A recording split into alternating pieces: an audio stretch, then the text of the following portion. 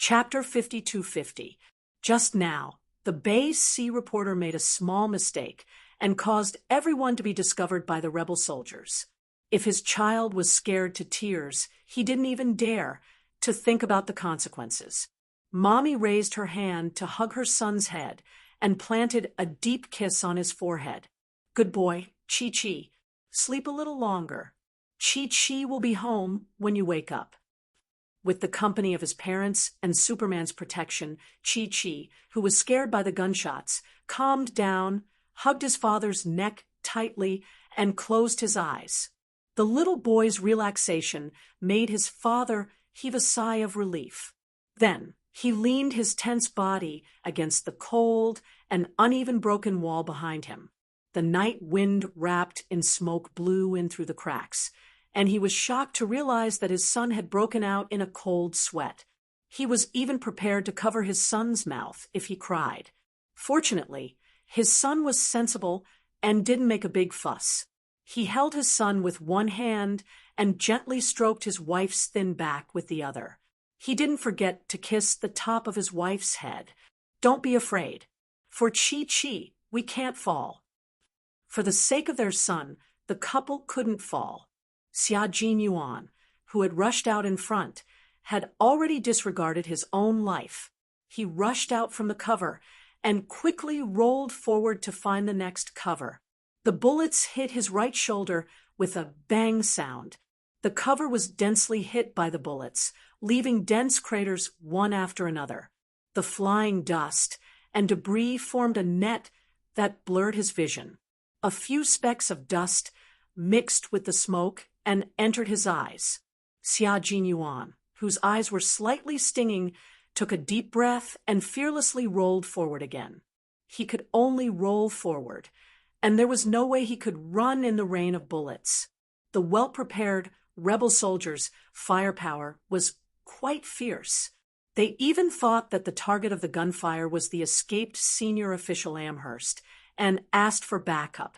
The rebel soldiers who were attacking the nightclub with all their might didn't think that Amherst had escaped.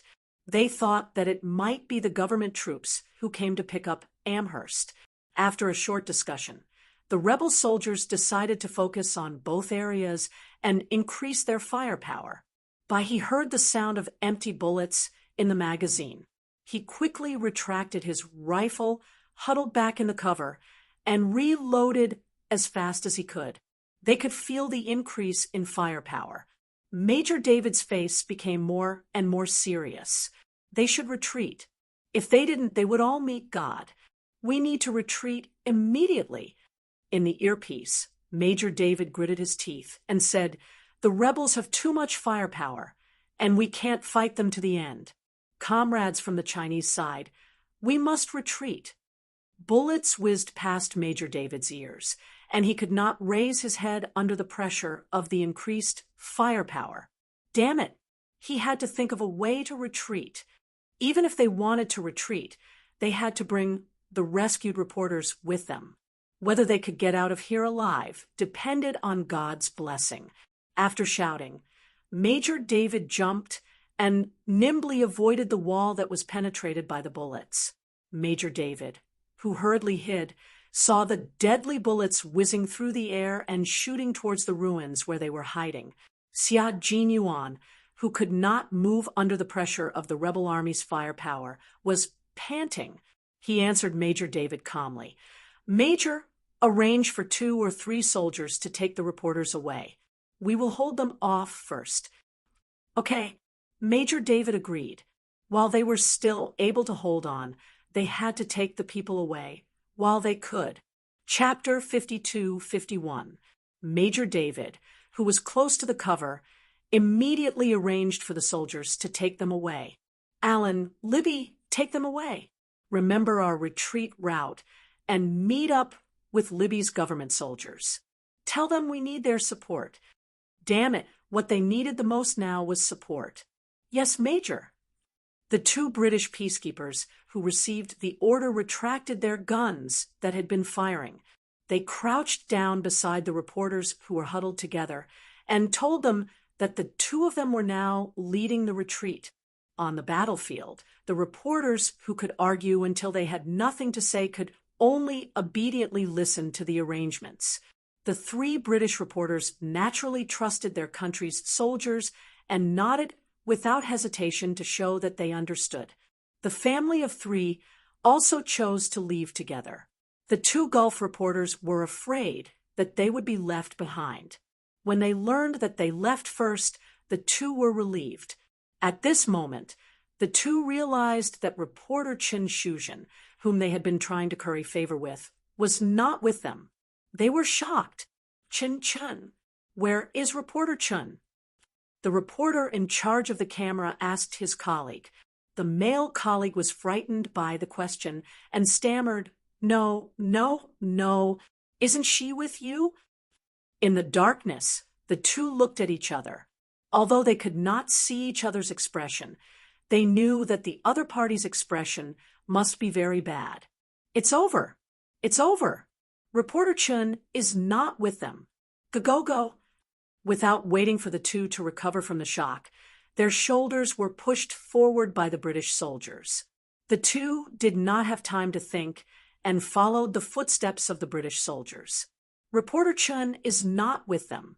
Chen. Where did reporter Chen go? They did not dare to think about it because they were thinking of the worst.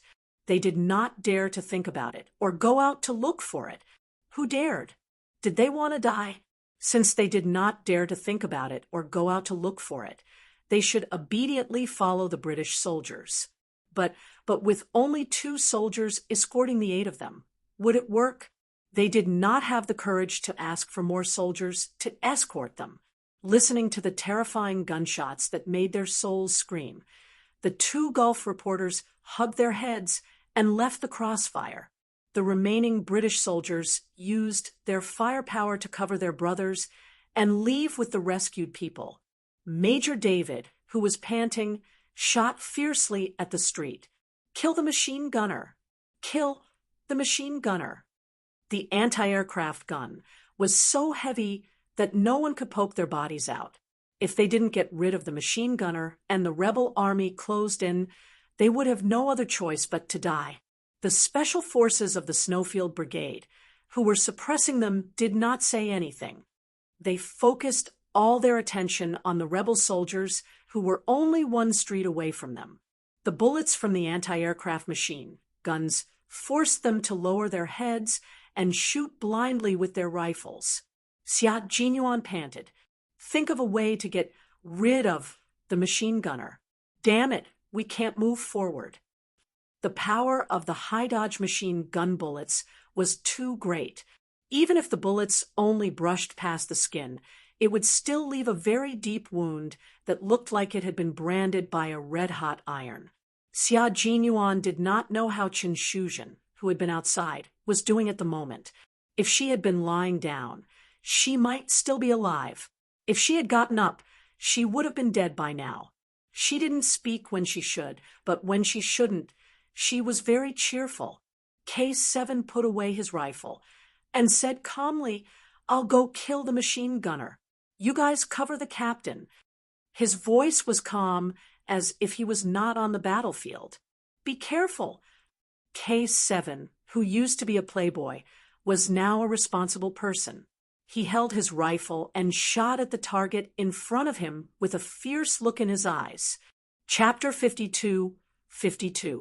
They couldn't shoot blindly. They didn't have enough bullets, so they had to be careful. V8 and T6 became the main suppressive force. G3, who was hidden, aimed at the front. Almost every shot was accurate. Bai He, with a cold look, asked Xia Jinyuan, who was silent, Have you found him? He was outside, so everyone was worried that something might have happened when he didn't make a sound. Xia Jinyuan, who couldn't move forward, wiped his smoke-stained lips. His eyes were dark and cold. She shouldn't be dead. I think she's still some distance away. Judging from the position of her scream, she should be under the electric pole that was blown down by the artillery. If she wasn't dead, then the electric pole must have acted as a cover. G3, who had blown up a few rebel soldiers' heads, put away the rifle that needed to be reloaded. He breathed heavily and said calmly, "Case 7, kill the machine gunner. We'll add more ammunition. After we rescue her, we'll retreat while fighting." If they continued fighting like this, they would run out of bullets. Once they ran out of bullets, they would die. They were speaking in Chinese. Major David didn't understand Chinese at all. He fought until his eyes were red and looked like they were about to bleed. He said helplessly, "I'm very sorry, my friend. I can't understand what you're talking about. Can you speak in a language that I can understand? Thank you." My brother suggested that we kill the machine gunner first, then give them a few grenades. After we rescue her, we'll retreat while fighting. Xia Jinyuan spoke quickly in English. A few bullets suddenly hit the wall that was covering him. The wall that was blown to the side of the street was instantly shaved off by the bullets. Xia Jinyuan, who reacted quickly, immediately went from half-squatting to crawling. He didn't want his head to be cut in half by the bullets. His cover was very small. It was just a corner of the wall that was blown to the side of the street by the artillery. One side was high, while the other side was low. It was just enough to hide him. If he was hit by the bullets, he would be exposed and become a live target. Major David thought that it was a good idea. Then, they should kill the machine gunner first. Xia Jinyuan, who didn't fire to prevent himself from being exposed, crouched on the ground and waited for K7 to kill the machine gunner first. 7 Chinese special forces and 8 British peacekeepers. 15 people faced hundreds of rebel soldiers together. After 10 minutes of fighting, they didn't suffer any losses. There were no casualties. On the other hand, the rebel army suffered heavy casualties. The dozen or so rebel soldiers who had broken through the encirclement had already met their maker. Coupled with the dozen or so wounded rebel soldiers, the remaining rebel soldiers were stunned and did not dare to move forward. They kept using their machine guns to suppress the enemy, afraid that the enemy would counterattack. With the darkness as cover, K7 passed through rows of ruins and came to the corner of the street. The place where they exchanged fire was a cross street, with the middle street as the crossfire area. The upper right corner was the rebel soldiers, and the corresponding lower left corner was the peacekeepers of the two countries. The K7 that had reached the intersection of the two armies was very, very close to the rebel soldiers. It was so close that he could see the enemy's heavy machine gun after setting up the rifle and adjusting the scope. Aimed at the heavy machine gunner. Aiming at the target, K7 pulled the trigger with a calm face. "Cover!" Just as he finished his sentence, the gunshot rang out. The bullet pierced through the air and hit the enemy's head directly. Bang! The fierce machine gunner had half of his head cut off by the bullet. His brain was crushed, and his brain juice mixed with blood splattered onto the face of the assistant machine gunner who was firing the bullet beside him, blurring his vision. He realized something and yelled. He raised the machine gun that he had lost control of and was about to take his place. His hands touched the machine gun. He didn't even have time to fire a single bullet. His body suddenly froze, and his eyes widened. His whole body fell backward. Chapter 52-53. In just a few seconds, the machine gunner and assistant machine gunner were all shot and killed. No one dared to touch the machine gun again. "There's a sniper. Damn it, they have a sniper." The two machine gunners fell one after the other. The rebel soldiers thought that they had encountered a sniper, but they did not expect a peacekeeper to quickly retreat under the cover of his comrades. Without the heavy machine gun's fire and with the enemy's panic, Xia Jinyuan was able to find out Chen Shuzhen's approximate location. According to the British soldiers who covered her retreat, Xia Jinyuan quickly found the target. She found the target and was lying under the electrical wires. Xia Jinyuan slowly crept forward until he was close enough that she could hear him. He asked in a low voice, "Are you okay? Can you still walk?" Chen Shuzhen did not answer. Xia Jingyuan's heart sank slightly. He crept to her side and pressed his fingers on her neck artery. Her pulse was normal. She was still alive. He shouted, "Reporter Chen," again. She still did not answer. Xia Jinyuan slowly pressed his lips together and reached out to press on Chen Shuzhen's philtrum. She had fainted from shock. He had to wake her up. The eyes of Chen Shuzhen, who was in pain, moved slightly as the pain became more and more intense. Her dizzy brain slowly woke up. The sound of gunshots rang in her ears. And finally, Reporter Chen, who had fainted at some point in time, woke up with a start. Ugh. She woke up and remembered where she was. Fear engulfed her like a monster. She could not control her voice at all. She screamed again. Xia Jinyuan did not give her a chance to scream. He put on combat gloves and quickly covered her mouth. He warned her sternly, "Shut up if you don't want to die. Lie down and don't move." Chen Shuzhen's eyes widened when she heard a familiar voice. Her breathing stagnated for a few seconds before she reacted. Tears streamed down her face as she nodded vigorously. Okay. I won't scream. I won't move." She only nodded once. Xia Jinyuan immediately retracted his hand and pressed it on his earpiece. "We found her. She's not dead.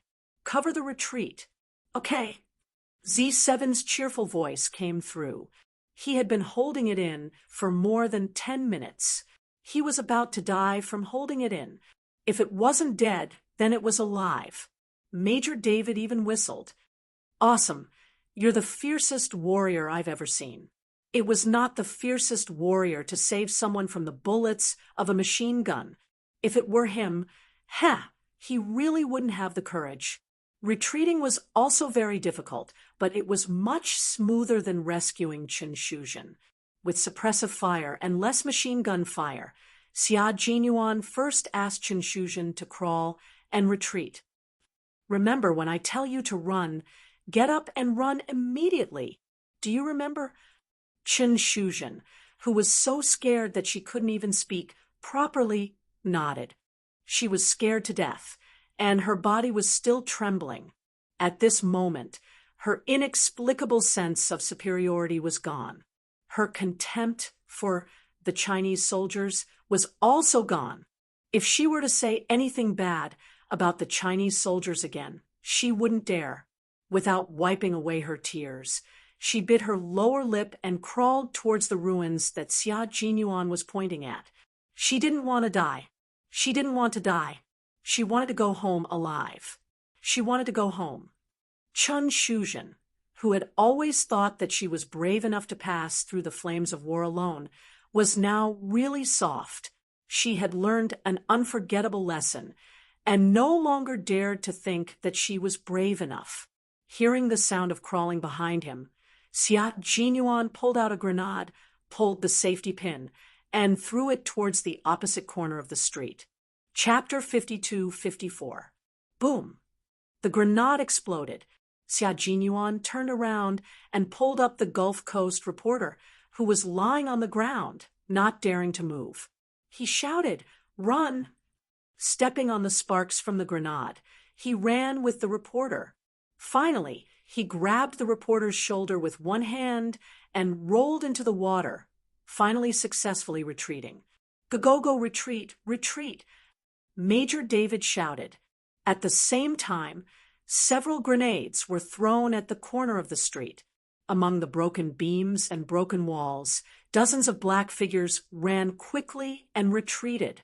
Behind them, the special forces of the Snowfield Brigade successfully suppressed the enemy's firepower and also retreated quickly. Bullets swept past their heels and countless debris flew around them. The Special Forces soldiers held their rifles tightly and ran across countless debris. Their figures were as fast as lightning running through the abandoned buildings that had long been abandoned and destroyed. They retreated at a speed that ordinary people could not match. Chun Shuzhen ran. She had never run like this before. She ran until her lungs were full of air. Her knees were weak and she had fallen countless times, but she still ran. She ran with the British soldiers. The Chinese soldiers who saved her did not protect her anymore and directly pushed her into the hands of the British soldiers.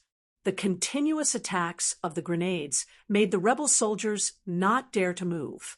They only dared to shoot fiercely with the rifles in their hands. In the end, they were chasing and shooting. The command center of the British peacekeeping forces received a letter from the Libyan government. They said that several British peacekeepers were exchanging fire with the rebel soldiers, and the government had sent reinforcements. The commander-in-chief of the Chinese peacekeeping forces also received the same letter.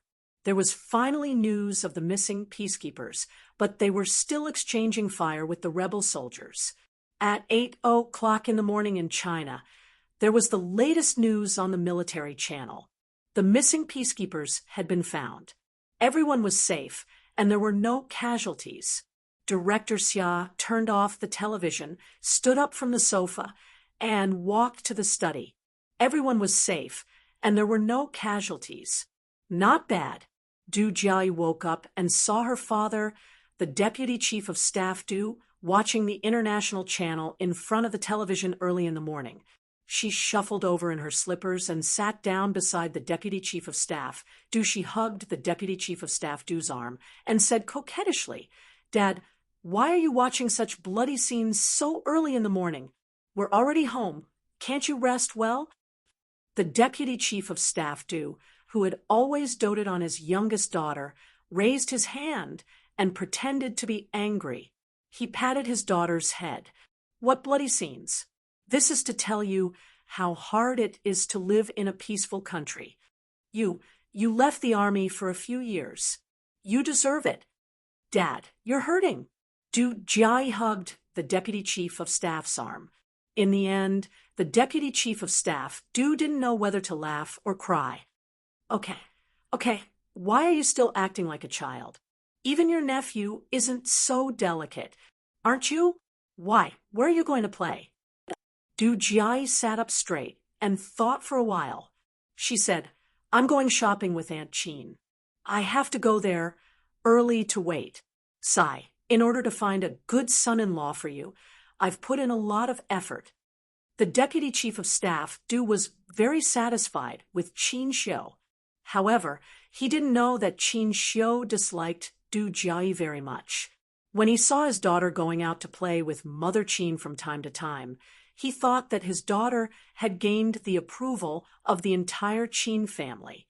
He smiled and said, "Since we've already met and you're not young anymore, when will you find time to meet our parents and settle your matter? The sooner you get married, the sooner I'll be a grandfather." Chapter 52-55. The Deputy Chief of Staff, Du, liked his younger daughter very much. He didn't teach his older daughter much. Although their relationship was good, he was not as close as his younger daughter. Although both the palms and the back of the hands were flesh, the length of the 5 fingers was different. He knew that he was biased towards his younger daughter. He didn't urge his younger daughter to find a boyfriend and get married early because he wanted to keep his daughter by his side for a few more years. After all, when a girl got married, she would not be as free as she was in her parents' home. The Qin family was also a wealthy and influential family. The previous few generations had all been influential and powerful. On the other hand, the previous few generations of the Du family were all poor farmers. It was only in his hands that they changed their family name. After all, without the support of his family, even if he was the Deputy Chief of Staff, he couldn't put on airs in front of the Qin family. Why are you still so childish? You're not young anymore. If we keep you, you'll really become an old lady." The Deputy Chief of Staff, Du, patted the back of his daughter's hand gently and sighed. "I've kept you for many years. Your sister is already so old. Her child is already 3 years old. Du Jiai, who wanted to coax her into going over, felt her heart skip a beat. Her father wasn't joking. You and Qin Xiu have been together for many years. Since that's the case, let's do it early. The man should take the initiative to bring up the matter of the parents' meeting. You can remind Qin Xiu indirectly and let the Qin family set the date. Our family just needs to cooperate. It's just a formality. There's no need for too much etiquette. The deputy chief of staff Du, who always thought that his daughter and Qin Xiu were in a relationship, arranged it very carefully. In his eyes, Du Jiai specially retired from the army and went to work in the Ministry of Foreign Affairs for Qin Xiu. The Qin family also sent his daughter over from time to time. It could be seen that the relationship between the two young people was very stable. The Qin family was also very satisfied with his daughter. Now that they were old enough, they still had to do what needed to be done. Then again, the two young people had been in a relationship for so long. Why had Qin Xiu never come to the Du family? No matter how busy he was at work, it was fine for him to take a day to visit his future parents-in-law. Why had he never been here before? The deputy chief of staff, Du, asked in a very serious tone. Du Jiai panicked, and her eyes flickered. She didn't dare to look at the deputy chief of staff, Du, as he panicked. The deputy chief of staff, Du, saw through the clues. Frowning, he asked, "What's wrong? Do you think our Du family is too small and unwilling to come over?" Seeing that Du Jiai didn't even dare to look at him, Deputy Chief of Staff Du's face darkened. He picked up the remote control and turned off the TV, preparing to question her. Du Jiai, who had a guilty conscience, did not dare to face him. Seeing this, she hurriedly got up and pretended to be calm. "Dad, you're thinking too much. Xiu really doesn't have the time. Otherwise, he would have come to visit you long ago." She pretended to look at her watch and exclaimed, "It's already so late. Dad, take your time watching TV. I have to go out." Deputy Chief of Staff Du was naturally capable to be able to reach this position today. He had seen Du Jiai's attempt to hide it. She couldn't hide it at all. His face darkened even more than before. He shouted in a deep voice, "Sit down. If you don't make things clear today, you're not allowed to go anywhere." Deputy Chief of Staff Du, who had always been kind to his youngest daughter and rarely got angry, had a face so cold that Du Jiai's legs trembled. She knew that her father was serious this time.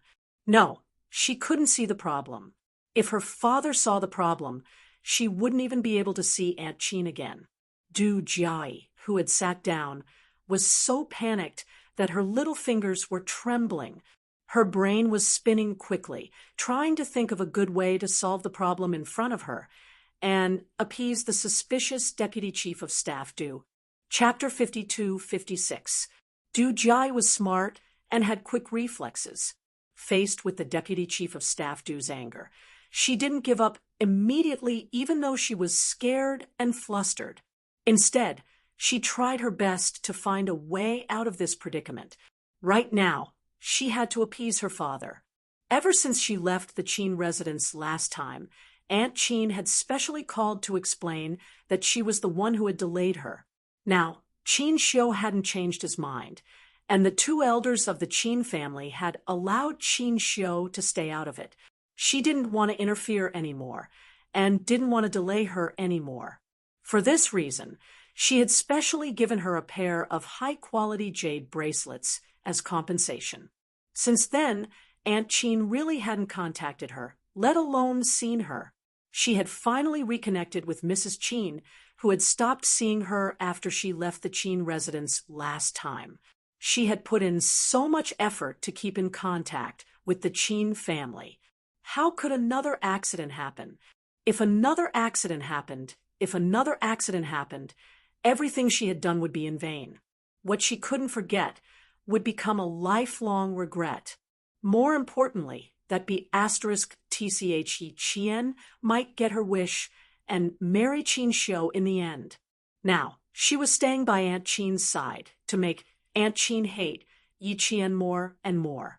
If her father found out that she wasn't with Qin Xiu, he definitely wouldn't allow her to see Aunt Chin again. Then she wouldn't be able to find out how far Qin Xiu and Yi Qian had progressed. She also wouldn't be able to make Aunt Chin continue to hate Yi Qian. She had worked so hard for so long. How could she allow her hard work to go to someone else?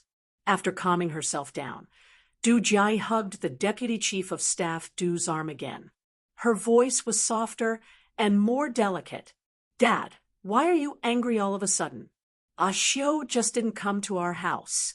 Why are you angry? Isn't that normal? If you let him come to our house, I won't be happy. She wrinkled her nose, looking like a spoiled girl. The suspicious deputy chief of staff Du was not so easily fooled, but his expression turned for the better. He snorted faintly. Is that so? Why are you unhappy? Xiu is such a good person. After he visits you, you will definitely urge me to get married quickly. Humph, I won't get married early. I still want to accompany you and Mother for a few more years. She had a sweet mouth and was very good at coaxing people. The deputy chief of staff Du also liked her, but this time the situation was different. This was a matter that concerned his daughter's life. The deputy chief of staff Du was very cautious and could not tolerate the slightest mistake. The deputy chief of staff Du, who hadn't been coaxed, grew even more suspicious. Jai, you're hiding something from me. I'll give you a chance to make things clear. If you continue to hide it, I will contact Qin Xiu directly. With Dad's ability, it's very easy to contact Qin Xiu. You can choose to hide it, but Dad will talk to Qin Xiu directly. You can do as you see fit. Du Jai, who had deliberately tried to coax and hide it, turned ashen when she heard this. How could she hide it? How could she hide it?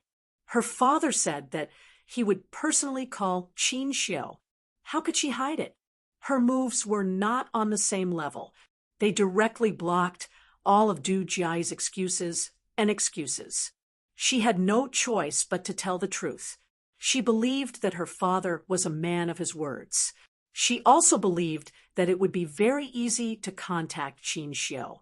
When the deputy chief of staff Du saw his daughter's expression, he felt as if a sharp weapon had been twisted into a hole in his heart. The coldness started from his heart, and even his hands and feet turned cold. You don't want to talk about it? Okay, I'll call Qin Xiu right now.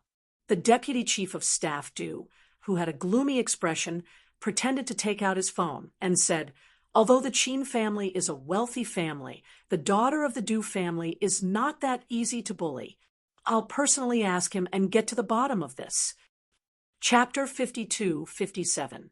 Although he said that the deputy chief of staff Du's heart was extremely cold. If his daughter had been wronged by Qin Xiu, she shouldn't be so scared. His daughter's fear was more like she was afraid that he would call Qin Xiu and confirm it himself. Why would she be scared? She shouldn't have reacted like this. The cold-hearted deputy chief of staff Du became more and more confused. His intuition told him that the matter between his daughter and Qin Xiu was not that simple. There were many things he didn't know about. Knowing that her father meant what he said, Du Jai no longer pretended. She showed a miserable smile, and tears came out of her eyes before she spoke.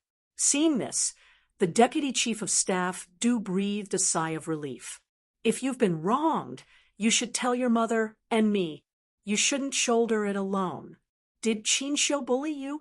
Did the two of you have a conflict? The deputy chief of staff Du, who didn't know anything, thought that the two young people had a conflict. He didn't think about it at all, and didn't think that he almost fainted from anger. Du Jai was still crying a second ago, and the next second she was smiling.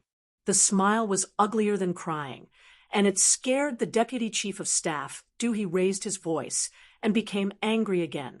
What the hell is going on? Tell me, did I let you down? If it was bullying or letting you down, at least the two of them used to be together. But no, never. Pulling the deputy chief of staff Du's sleeves tightly, Du Jiai told the truth one by one. Dad, I lied to you. I didn't get together with Qin Xiu at all. The more she spoke, the more the deputy chief of staff Du's face became darker and darker. In the end, his eyes burst with terrible anger.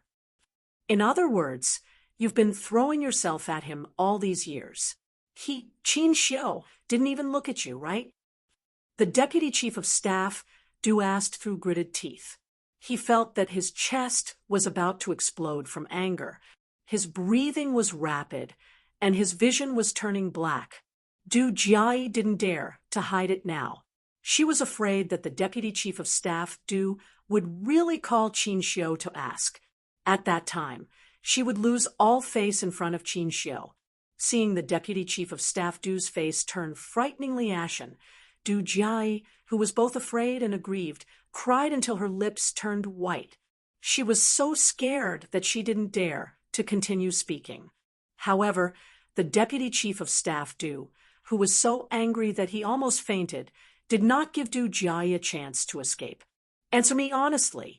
If you dare to hide anything from me again, today, his hand reached for his waist, as if he was reaching for a gun. Du Jiai's shoulders trembled as she said miserably, "Yes, I was the one who threw myself at him. I was the one who threw myself at him. But what could I do? Dad, slap." A heavy slap was thrown. The sound was so loud that even the servant who was busy preparing breakfast heard it. She was so scared that she ran out while wiping her hands. "What's wrong? What's wrong? Why are you so angry so early in the morning?" The servant hired by the Du family was none other than the deputy chief of staff Du's cousin. In the past, the deputy chief of staff Du's family was so poor that they didn't even have food to eat.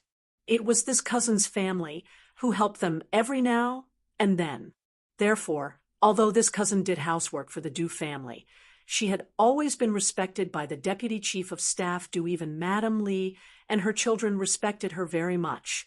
When she came out, she saw that Miss Jiao Jiao, who had always been pampered and coaxed by everyone, had a clear handprint on her fair face. The slap was so fierce that her fingers were red and frightening. How could she be slapped? It was the first time that she saw Miss Jiao Jiao, who could do whatever she wanted and no one dared to offend, being slapped. And it was by the person who loved her the most. Chapter 52-58. The atmosphere in the living room was so heavy that Du Jiai, who had just been slapped, didn't even dare to cry. "Sister Fang, you can go back to your work." The deputy chief of staff, Du, didn't want his cousin to know about his family's embarrassing matter. "I have something to discuss with Jiai in private." Sister Fang hesitated for a moment before advising, "You should talk to the children properly. Don't get angry. What can anger solve? You should talk to them properly." In the end, she didn't dare to stay any longer. She looked at Du Jiai with some heartache before returning to the kitchen to continue preparing breakfast. Even though the children all obediently called her Aunt Fang, "Sigh, let's not talk about it anymore. I don't want to annoy my cousin-in-law." In the living room, the deputy chief of staff, Du, couldn't afford to lose face. Seeing that Sister Fang had left, he stood up with an ashen face. "Go to the study, you disgraceful thing." Du Jiai, who had slapped so hard that half of her face was numb, stood up. She wanted to escape, but where could she escape to? Getting slapped was already a very good result. Just now, she almost thought that she was going to be shot dead by her own father. After entering the study and closing the door, the deputy chief of staff Du was so angry that his lungs were about to explode. He pointed at the floor and roared with trembling fingers, "Kneel down!" Du Jiai, who had never been hit before, did not dare to retaliate. With a putong sound, her knees went straight to the ground as she lowered her head and arched her body. Her beautiful black hair hung loosely over her pale face. "You still have the cheek to cry. You still have the cheek to cry. You've completely disgraced me." The deputy chief of staff slammed the desk so hard that he didn't even notice that his palms were hurting. "I'm the daughter of a deputy chief of staff. Yet I'm rushing to throw myself at him. He's not interested at all. I've already made it clear time and time again, but I don't have the face to continue sticking to him. I'm humiliating myself like this. I'm humiliating myself like this. Do Jai, do you still see me as your father? You still have your mother in your eyes." Suddenly, the deputy chief of staff Du's voice stopped abruptly. Then, as if he had thought of something, he clenched his fists and pressed them against the desk. Word by word, his voice was as cold as the cold wind blowing in the late winter night. It was so cold that it hurt the bones. "Did your mother indulge you? Did she know everything? Give me a clear explanation. She must have known. Otherwise, with her shrewdness, it was impossible for her not to have noticed that her daughter had been shamelessly sticking to Qin Xiu for the past few years without being together with him. He was absolutely clear about it and had been secretly helping his daughter to hide it. He even supported his daughter to throw herself at Qin Xiu." The deputy chief of staff Du, whose whole body was trembling with anger, no longer questioned Du Jiai. Suppressing his anger, he picked up the phone in the study with a pa sound, pressed the numeric keys one by one, and dialed a group of numbers. The phone was connected, without any sound from the other side. The deputy chief of staff Du, who was so angry that there was blood in his throat, squeezed out one word after another from between his teeth. "Li Chenglan, go home right now. Right now." Li Chenglan was Mrs. Li's maiden name.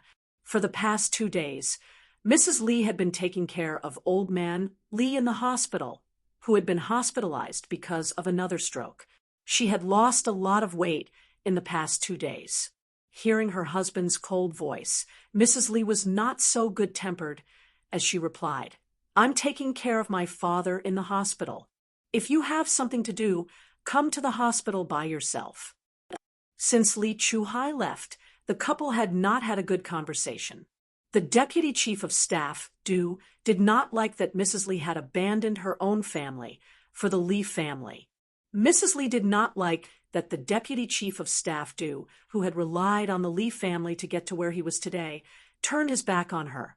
The two sides were in a deadlock, and it was difficult for them to maintain mutual respect. Chapter 52-59. Mrs. Li's temper had always been strong, and she always had the final say in the family. The deputy chief of staff, Du, used to think that there was no problem. He thought that with a strong wife in the family, she would manage the family well and not distract him. In fact, it was true. Since he married Mrs. Li, the Du family began to clean the mud on their legs little by little. Step by step, they walked from the fields to the road, then to the broad road, and finally to the status they had today. However, all of this happened when Li Chuhai came back from abroad and committed a series of crimes. In the end, the deputy chief of staff, Du, was almost fired. Mrs. Li still did things her own way and didn't realize that the Li family was on the decline. She even asked the deputy chief of staff, Du, to get involved in Li Chuhai's affairs and tried to save Li Chuhai through her husband. It was related to the future, and Li Chuhai's crimes were related to the country. Even if the deputy chief of staff, Du, respected his wife, he couldn't do it. If he did, he would be going against the country. Going against the country? Did he want to die? The deputy chief of staff, Du, didn't do it, and Mrs. Li made a fuss. As a result, the couple's phone call was full of tension. Mrs. Li didn't say anything more. She ended the call and turned the phone to silent mode. In recent years, no matter how thick the makeup was, it couldn't hide the gloomy expression on her aged face. Let her go home immediately? The head of the family was the army. Was she a soldier? If something happened, come to the hospital yourself. She wanted him to come to the hospital. Dream on. Changlan. Old Madam Lee's tired voice came from the ward. Mrs. Lee, who walked out of the ward to answer the phone, opened the door and entered. Mom, why are you awake? Sleep a little longer. It's still early. The ward was a high-class ward with one bedroom and one living room. Only people of Old Man Lee's status could get such treatment. 2 days ago, Old Man Lee had a stroke. Old Madam Lee insisted on staying in the hospital to take care of him. Mrs. Lee had no choice but to stay with him. Fortunately, she didn't need to do anything. There were nurses and nurses. She just needed to watch over him. Even so, Mrs. Lee, who had stayed in the hospital for 2 days, didn't eat well. She was already in her early 60s. How could she compare to young people? But there was no other way. Old Man Lee insisted on staying in the hospital. Old Man Lee was still lying in the intensive care unit. He had only woken up once. As his daughter, she had to accompany him. She came over to put the pillow down and helped old Madame Xiao Li to sit and lean against the pillow. The mother and daughter, who were only 10 years apart in age, had tired expressions on their faces. Old Madame Lee sat down and drank a glass of water. Her face was gloomy as she said to Madame Lee, "Give second brother a call and ask how June is doing now. And those hooligans, tell second brother that they can either be given the death penalty or stay in prison for the rest of their lives. Our family only has June, this one and only child. If something were to happen to him, how would I explain it to Master? Chunglan, you have to keep a close eye on her. You have to keep a close eye on her. As for second brother, when old Madam Xiao Li mentioned Li Ronghuan, a trace of haze appeared in her turbid eyes. Old Master believes it, but I don't. Second brother, that was Li Ronghuan. Old Madam Xiao Li, who had forced the first wife to death and replaced her, would never believe that the first wife had left behind a child. Li Ronghuan came back too coincidentally. He didn't seem to have any estrangement with her, his stepmother. The more it was like this, the more uncertain old Madam Xiao Li was. She didn't believe it, and neither did Madam Li. Hearing this, Madam Li nodded. I know, even if you don't say it. Now we only have June in our family. Nothing can happen to him. Chapter 5260. Li Jun is not the only grandson in the Li family. However, in the eyes of old Lady Li and Mrs. Li, except for Li Jun, the others are not members of the Li family. Old Madam Xiao Li had spent half of her life to hold the entire Li family in her hands, causing all the children of the first wife to be despised by old Master Li. How could she allow herself to lose to the child left behind by the first wife? Go and see old Master. The doctor said that he woke up last night and may wake up today. Go and see him. Don't be taken advantage of by outsiders. Old Lady Li is relieved to leave the matter to her daughter. Thinking of old man Li, who is still lying in the intensive care unit, old Lady Li still has a lingering fear in her heart when she thinks of what happened 2 days ago. You just have a rest. I know. I told you that as long as Dad wakes up, I will go there immediately. Mrs. Li, who knows what is going on, doesn't need old Lady Li's advice at all. She is also on guard against outsiders. Li Jinyan's biological father, second Uncle Li Ronghuan, and Li Jinyan himself are all outsiders mentioned by old Lady Li. The Li family has not been peaceful in the past half year. First, the subordinates who rely on old man Li to get promoted fall one after another. First, there are problems in the collateral branch, but old man Li doesn't take it seriously at first. The Li family is like a big tree. The tree is big, and the branches are lush. Even if some small branches have problems, it will not affect the main trunk. In addition, his body is not as good as before. Old man Li is also afraid that He will die if he is not careful. Therefore, he doesn't control the following things as before. He will deal with the small problems when there are some problems. He will leave the worrying and worrying things to Li Ronghuan or the direct descendants below. Unexpectedly, he has not taken care of it for half a year, but there are more and more things. Until 2 days ago, even the 2 subordinates he promoted have problems and were invited to tea by the commission for discipline inspection. There is no news so far. There are too many problems in the Li family. As old man Li gets farther and farther away from the center of power, the things that used to be tightly covered up are now dug out little by little. A journey of 1,000 miles would be ruined by an ant's nest. What should come will come. Old man Li's first call was to Li Ronghuan. Li Ronghuan was on her way to the airport and told old man Li another piece of bad news. Li Jun, the son of Li Chuhai and the darling of old lady Li Xiaoli, had a fight with a local ruffian. His head was cut open, and he was now in the hospital. Li Ronghuan went to High Province as soon as she received the news. High Province was old man Li's most powerful territory. He sent Li Jun to High Province because he thought that Li Jun would be the crown prince there, and no one would dare to provoke him. No matter how much he thought about it, he didn't expect that those ruffians and hooligans wouldn't buy it. They didn't know that Li Jun was from the capital, so they didn't find him pleasing to the eye. After a few words of disagreement, these ruffians and hooligans, who could do whatever they wanted in High Province, started fighting with Li Jun. Li Jun had 3 bodyguards around him, but they were outnumbered. One of the ruffians picked up a beer bottle and smashed it on Li Jun's head. The back of Li Jun's head was bleeding and he fainted immediately. Now it was a big deal. The people in High Province who protected Li Jun didn't dare to contact old man Li. They only dared to contact Li Ronghuan, the second master who sent Li Jun to High Province. Li Ronghuan, who went to the airport empty-handed with only his documents, hurriedly told old man Li about Li Jun's injury. His tone was a little exaggerated, and he almost said that Li Jun died on the spot. Chapter 52:61. At that time, old man Li was furious because of the problem of the direct descendant.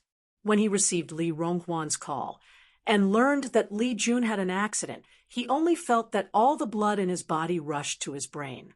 Before he could react, he didn't know what happened next. Fortunately, the family doctor of the Li family lived in the Li family for nearly half a year. Old man Li was immediately rescued when he fainted. Old man Li was lucky. He had a strong desire to survive, so he survived this time. The deputy chief of staff, Du, who locked Du Jiai at home and asked the guards to keep an eye on her, rushed to the hospital angrily. Before he arrived at the hospital, he received the news that old man Li had woken up. Mrs. Li asked people to keep an eye on old man Li in the ICU. The deputy chief of staff, Du, who didn't have time to go to the hospital, also gave orders secretly. The deputy chief of staff, Du, suppressed his anger and went to the ICU to see his father-in-law first. Although he didn't help the Li family, old man Li was his father-in-law after all. How could he avoid going to the hospital to avoid suspicion? It was not good to hear. Old man Li, who had a stroke for the second time, was not as lucky as the first time. Before, he was paralyzed on one side.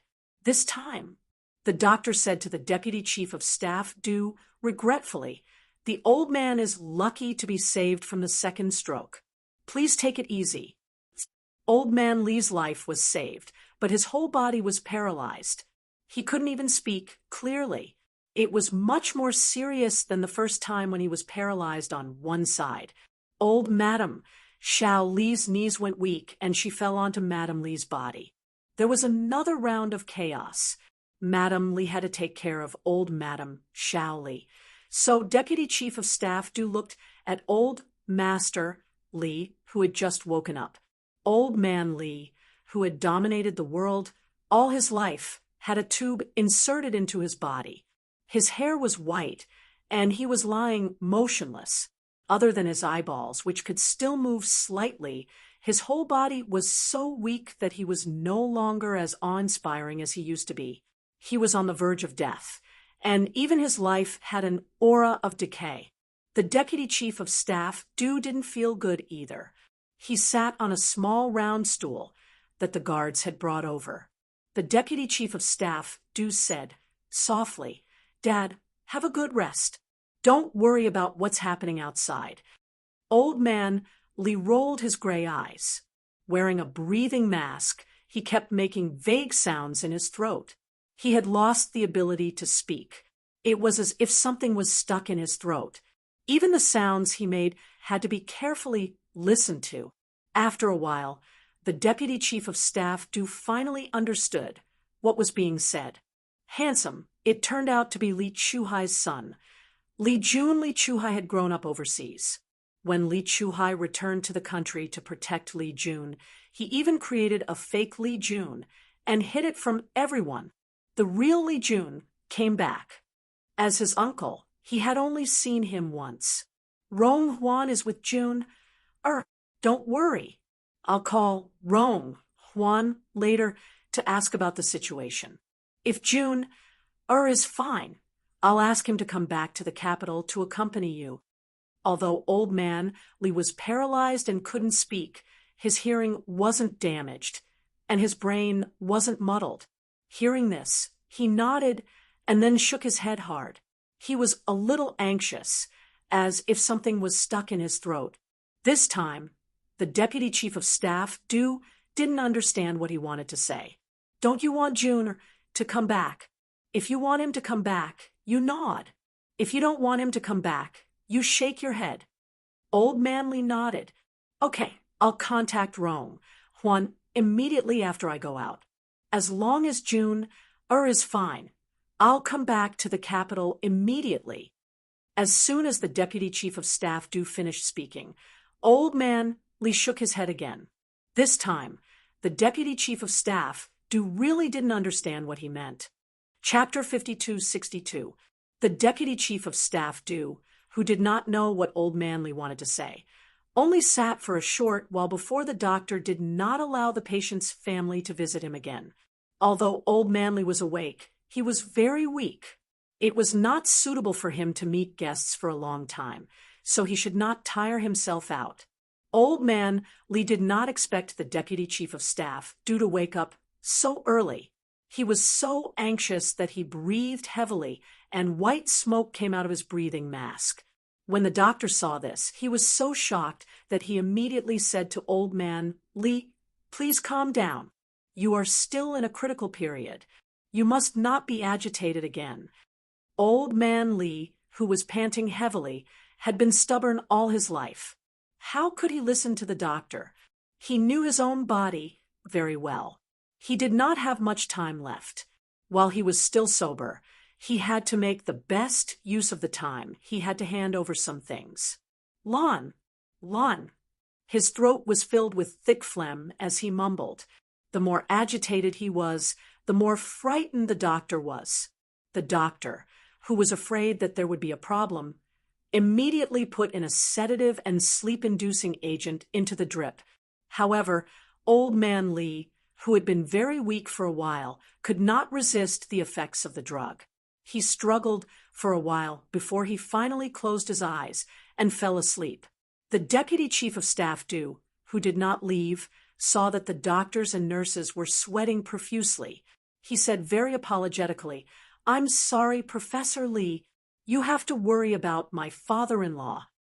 Last time, when old man Lee had a stroke and was hospitalized, it was also Professor Lee who saved him. It was the same this time. Hearing this, Professor Lee wiped the sweat on his forehead and sighed. Deputy Chief of Staff, the old man has a bad temper. He likes to do everything by himself. He survived 2 strokes in a row. Even if he has good fortune, he can't withstand the old man's torment. As doctors, we can only do our best. However, whether the patient can be well or not sometimes depends on the patient's cooperation. You have to take care of the things outside. The old man's body really can't be tormented anymore. If he continued to torment himself, he was afraid that he would not have much time left. The doctor did not say this out loud. The deputy chief of staff also knew his father-in-law's temper. He was stubborn, and a man of his word. Even when he was sick, he was still a troublesome patient. He smiled bitterly and said, "All right, we will definitely cooperate with your arrangements. We will definitely try to persuade the old master."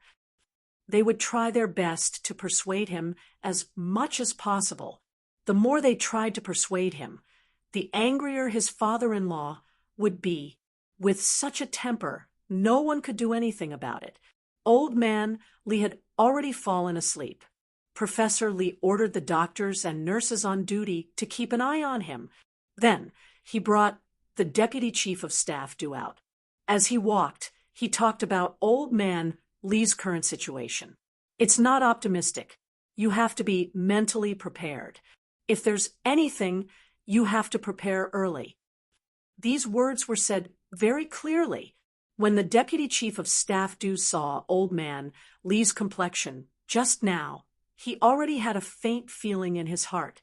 Now that the doctor had said it clearly, the deputy chief of staff was not very surprised.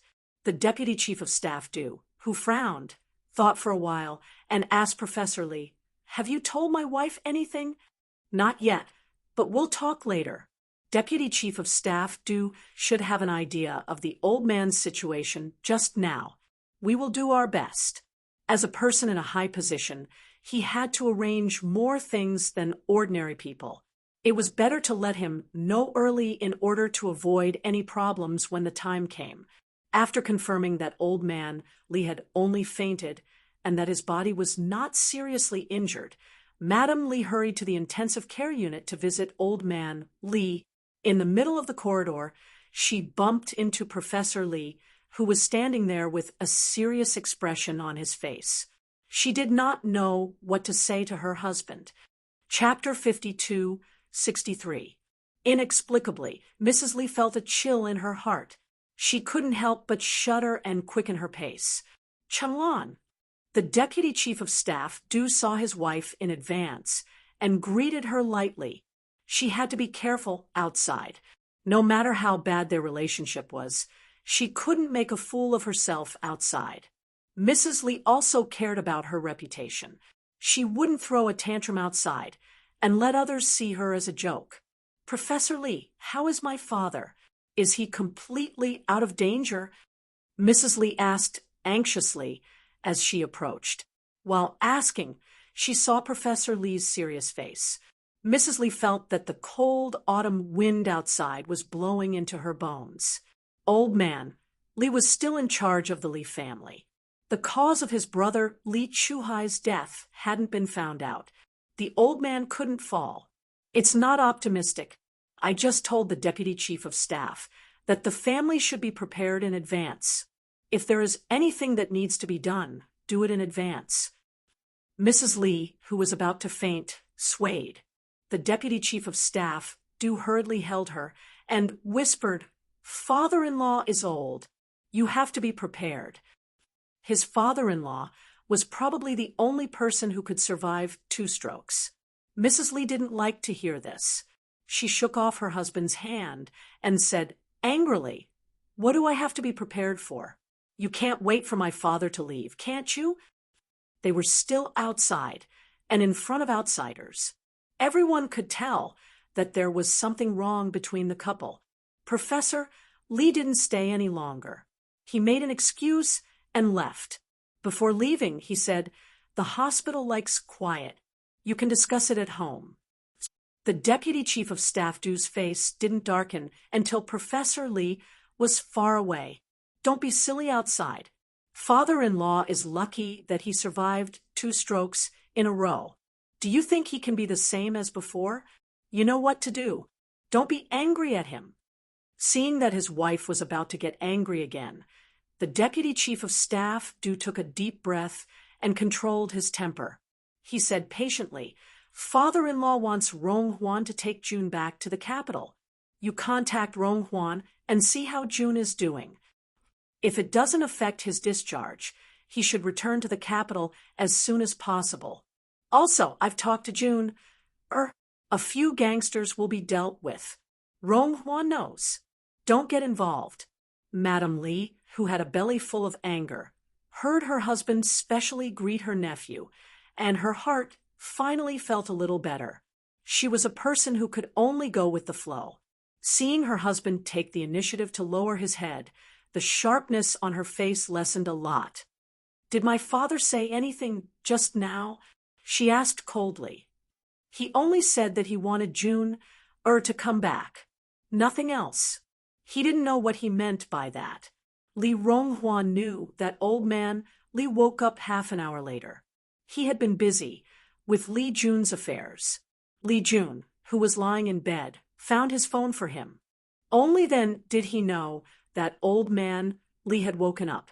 Receiving Mrs. Li's call, Li Rong-Hwan, who is also in the hospital, smiles coldly. She is so lucky. She has lived for so long and failed twice. She is indeed so lucky. After asking the doctor, she learned that Li Jun could be discharged from the hospital, but it was better not to take a plane.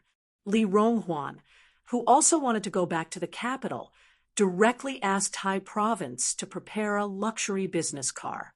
She arranged for 2 doctors to accompany her to drive back to the capital. The distance from High Province to the capital was not ordinary. The distance was nearly 3,000 kilometers. They planned to rush back to the capital in 2 days and 2 nights. The next day, Li Jun lay in the car and fell asleep. Li Rong-Hwan received a call from an unknown number. Li Rong-Hwan glanced at Li Jun, who had closed his eyes, and leaned a little to the side lazily. She didn't say anything and just listened to what was said on the other side. Chapter 52-64. The chauffeurs arranged by Li Rong-Hwan all had 10 years of driving experience.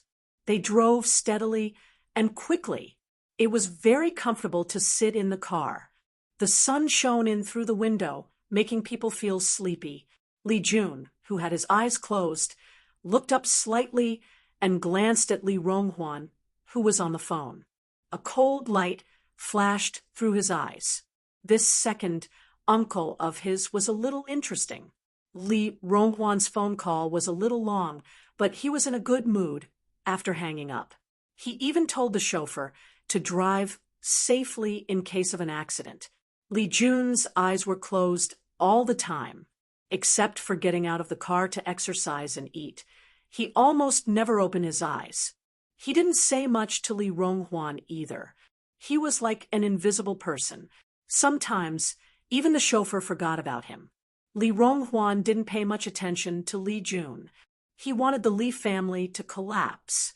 As for Li Jun, he didn't want to make things difficult for him. During the 2-day drive, he even asked if Li Jun was feeling uncomfortable. Li Rong-Hwan received a mysterious call and was in a good mood. However, in the capital, Madam Li was in a terrible mood. She held the phone tightly and said to the deputy chief of staff, Du, who was questioning her, "You never cared about your daughter's marriage. I took care of everything at home. Now that Jiai's marriage has been thwarted, you still have the face to question me?" That day, the deputy chief of staff, Du, came to the hospital to question about Du Jiai. In the end, he almost quarreled with Madam Li because he asked Li Rong-Hwan to send Li Jun back to the capital. Madam Li blamed her husband for letting Li Rong-Hwan escort Li Jun back to the capital alone. The deputy chief of staff, Du, thought that his wife was crazy and overthinking. No matter how much his second brother-in-law disagreed with the family, it was ridiculous for him to harm his nephew. In the end, he left in a huff. He was so angry that he forgot to ask about Du Jiai. When he got in the car and remembered why he came to the hospital, the deputy chief of staff, Du, called again. He had to rush back to the office and put the matter between Du Jai and the Qin family aside for the time being. However, before the matter was resolved, Du Jai was still locked up at home. Now that Du Jai was at home, apart from being able to walk around normally, she could not step out of the house. However, this did not affect her contact with the outside world. When Mrs. Li received her daughter's call, she wanted to know why her husband came to the hospital angrily. When she called him, she was told that his phone was turned off. In addition, she was worried that Li Ronghuan would harm Li Jun, so she comforted Du Jai and told her to rest at home for a few days. She then called Mrs. Qin to explain and put the matter aside for the time being. The next day, the deputy chief of staff, Du, immediately called Mrs. Li. As soon as he told her about it, Mrs. Li exploded as if she had stepped on a firecracker. "Old Du, touch your conscience, and tell me, what have I, Li Chenglan, done to you for this family? Jai likes Qin Xiu, and Qin Xiu is indeed a good son-in-law. Am I wrong to fight for my daughter's lifelong happiness? You said that Jai is sticking to him, but how is she sticking to him? Get your facts straight. Mrs. Qin is the one who likes Jai, and she has been contacting Jai all this time. That's why I agreed. Even if my daughter can't get married, I won't let her stick to him." The deputy chief of staff do believe that, but why don't you ask your good daughter and see if she's throwing herself at him? After saying that, the deputy chief of staff do ended the call. Thinking about what happened early in the morning yesterday, he was so angry that he wanted to smash his phone.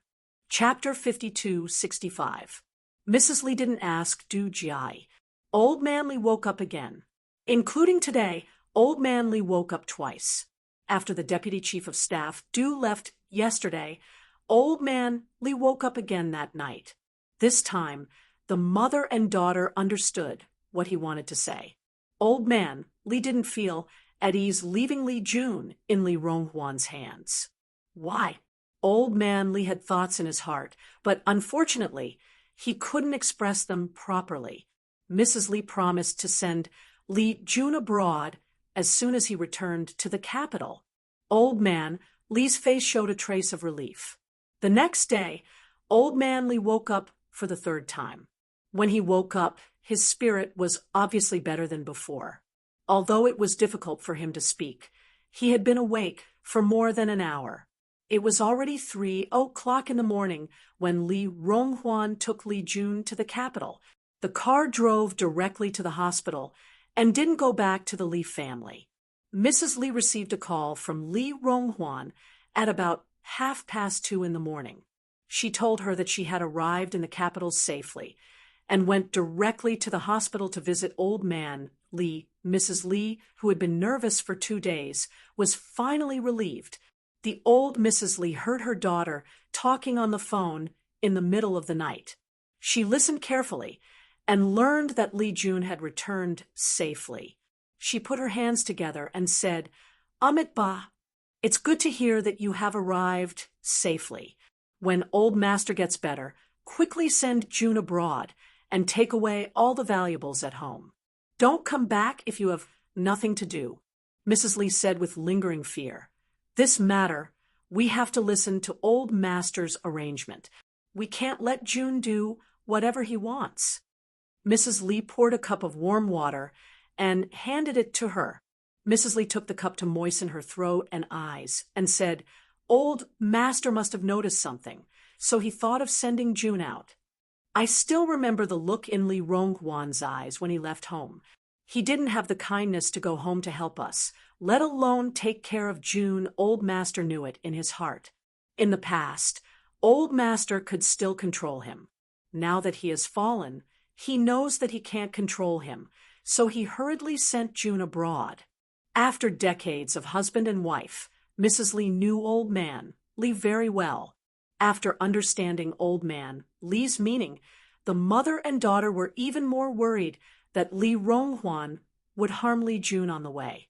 Now that she arrived in the capital safely and rushed to the hospital directly, old Madame Li felt that Li Ronghuan, her stepson, had finally done something that made her feel comfortable.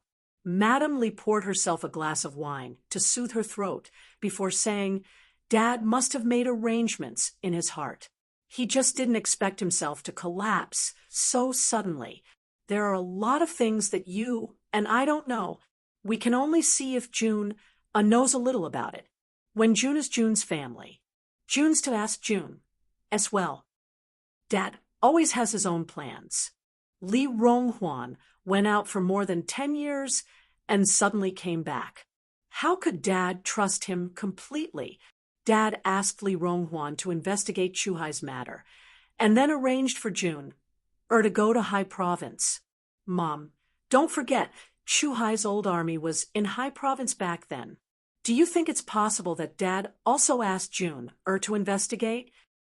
Old Madam Li's eyelids twitched fiercely. This is like Old Master's style of doing things. That's most likely the case. The mother and daughter were waiting for Li Ronghuan to come over. They talked in the ward and talked about the matter thoroughly. They agreed that Old Man Li must have a deep meaning for Li Jun to go to High Province. And it was true. Li Jun rushed to the hospital.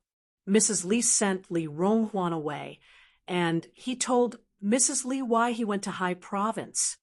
Second uncle is not my father's brother. Who would be at ease if he went to investigate? I suggested it first, and then Grandpa arranged it. Chapter 52-66. Li Jun, who was born and raised abroad, did not have much affection for the Li family. Before he returned to China, he had never met Old Man Li and Old Madam Li. Oh no, it should be said that Old Man Li and Old Madam Li had never met Li Jun. Li Jun had seen them through photos. Old Man Li had always said that his youngest son, Li Chuhai, was like him. In the final analysis, they were both cold-blooded. In their eyes, blood ties were dispensable. For their own interests, they could even raise a butcher's knife and kill their relatives. Back then, Old Master Li had gone through the same thing. Old Master Li's parents had also gone through the same thing. If Li Chuhai had not gone abroad, he might have also dealt with his two stepbrothers. Li Jun had inherited the cold temperament of the Li family. He had returned to the country not for his grandparents, whom he had no feelings for, but to investigate the death of his father, Li Chuhai. Otherwise, he would have stayed in Melbourne for the rest of his life, playing whatever he liked. In the face of Old Man Li's inquiry, Li Jun did not hide anything. He told Old Madam Li what Old Man Li said. Old Madam Li saw that her grandson's head was still tied with a white bandage. She was so distressed that her eyes turned red. She wanted to hug and love him. Li Jun pretended not to see it. He did not ask why a normal person was hospitalized. He sat down and asked why they were in a hurry to let him go back to Beijing. Old Man Li had a stroke. Li Jun did not take it to heart. He was just investigating something and was hit in the head. He was in a bad mood all the way back to Beijing. Old Madam Li was worried that Li Ronghuan would do something, so she talked about business first. She had always been a person who could distinguish between the important and the important. In the face of Old Madam Li's question, Li Jun said lightly, "Grandpa doesn't believe second uncle. As for me, I don't believe second uncle either. I believe that you and Aunt don't believe it. Second uncle is a bit interesting. He does things well and paints beautifully. You can help me ask second uncle for a few more paintings. I will keep them and take them out when I am short of money."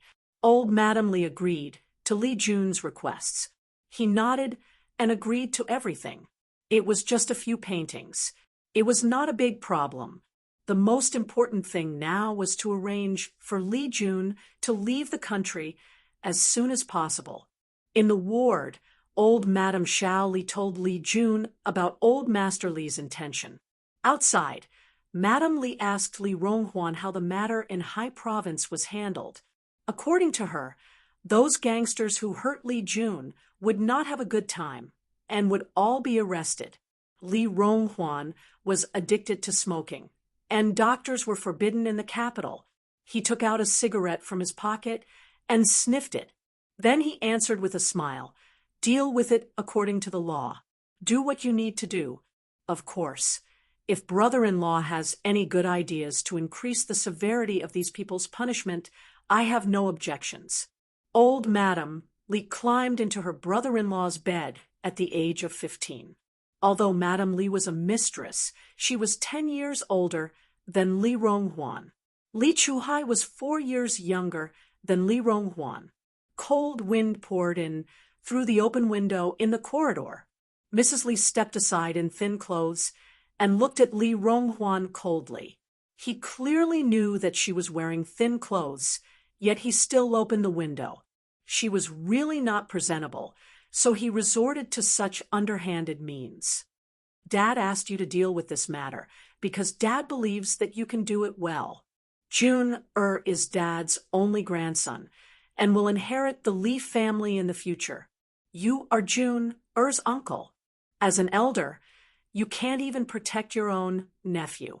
Aren't you afraid of being laughed at?" Chapter 52-67. Madame Li said coldly.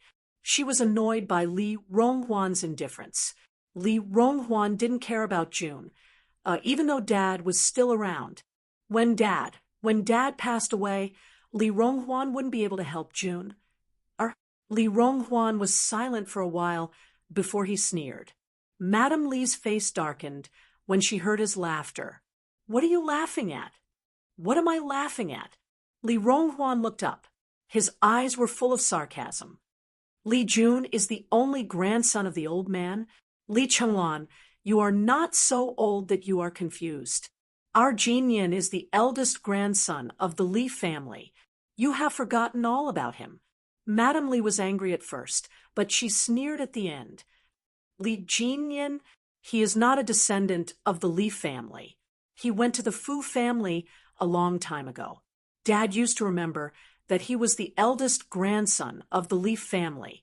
He even told Mom that he had to leave a large share of the Li family's things for the eldest grandson and not move everything to his grandson's family.